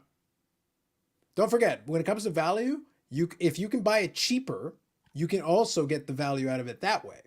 If you're paying at a higher, like right now, if you start a Brady collection, then you're starting already at a high price point. So you got to kind of bear that in mind. It is a factor in that calculation. And he's eventually going to retire and potentially take a little bit of a dip. Yeah. So it's like people are still clamoring to the idea that Trout could be a GOAT. And with Brady, they kind of give it to him at this point. So it's already baked in. So it's not like he can theoretically, I don't know what he could do at this point that would quote unquote raise his price. I don't know if anything specifically would really add anything at this stage. He can only hurt his legacy right now. Well, not necessarily a trick question. Go ahead. Do you feel that when people praise Brady as being the GOAT, that they are claiming it as for the position of quarterback or overall in the game of football? There are most of the people that say that are claiming for football, and I disagree. Yeah, I was gonna say that's where I would have an issue too. I could say maybe at quarterback. You can shake your head as much as you want, Eric. They're not saying GOAT quarterback. They're saying football GOAT. I know, and it's stupid. It's like, dude, there are better athletes on the field with you right now at all times. I am a better I've athlete. always been curious. Ooh, on wait. football. Repeat that. Go on. I am a better athlete than Tom Brady. I am not as good a quarterback. Nobody is. But this guy is the worst athlete in NFL history. Go on. Continue as you were. I am here for the Brady slander. Continue. He is the absolute worst athlete in the history of the league. And that's been around for 100 years. So, Bobbles, my year in review feature clip will be what just happened. It's like, so guys, as shown mere weeks ago, Lay the clip. That maybe I just loop that. Maybe that's my favorite clip of the year. Maybe I just loop it for about 10 minutes. That's all I play. He's definitely the best quarterback of all time. He just did it again the other night. He won the game with 3 seconds left. It was just he's amazing. Everyone else starts to panic, he calms down. It's just he's the best. Yep. There you go. I'll read last couple of these here. Brady's not the football goat. It's not even close. Yeah, when you're adding all the athletes in the field, you're leaving a lot of room for it. Brady's goat status is dogma until he gets to some horrible scandal. Give him time. I have faith. Well, I can't call him the you put GQ goat. I like GQ boat. I like that. Who could pronounce that? Well, clearly we can't. That's why I said Valley is a vintage guy that's closer to the end, as the GOAT's resume is safer for a guy that has way more career variables. No, I get what you're saying, David. I get it. Better make a note of what occurred in the video. Oh, right at the end. All right, folks. It's been a pleasure. Been a lot of fun. Thank you, Bobbles, for hanging out. Thank you, Bobby Burrell, as always, for joining in. Eric, you're here. Yeah. So we had that. That was a thing. And also, as always, thank you to That's the my villain. will. I don't want to be here. This Obviously. But thank you to the villain of villains, who was denounced by someone from Massachusetts as clearly not a superior athlete to this man, really. Bougier. So now y'all know.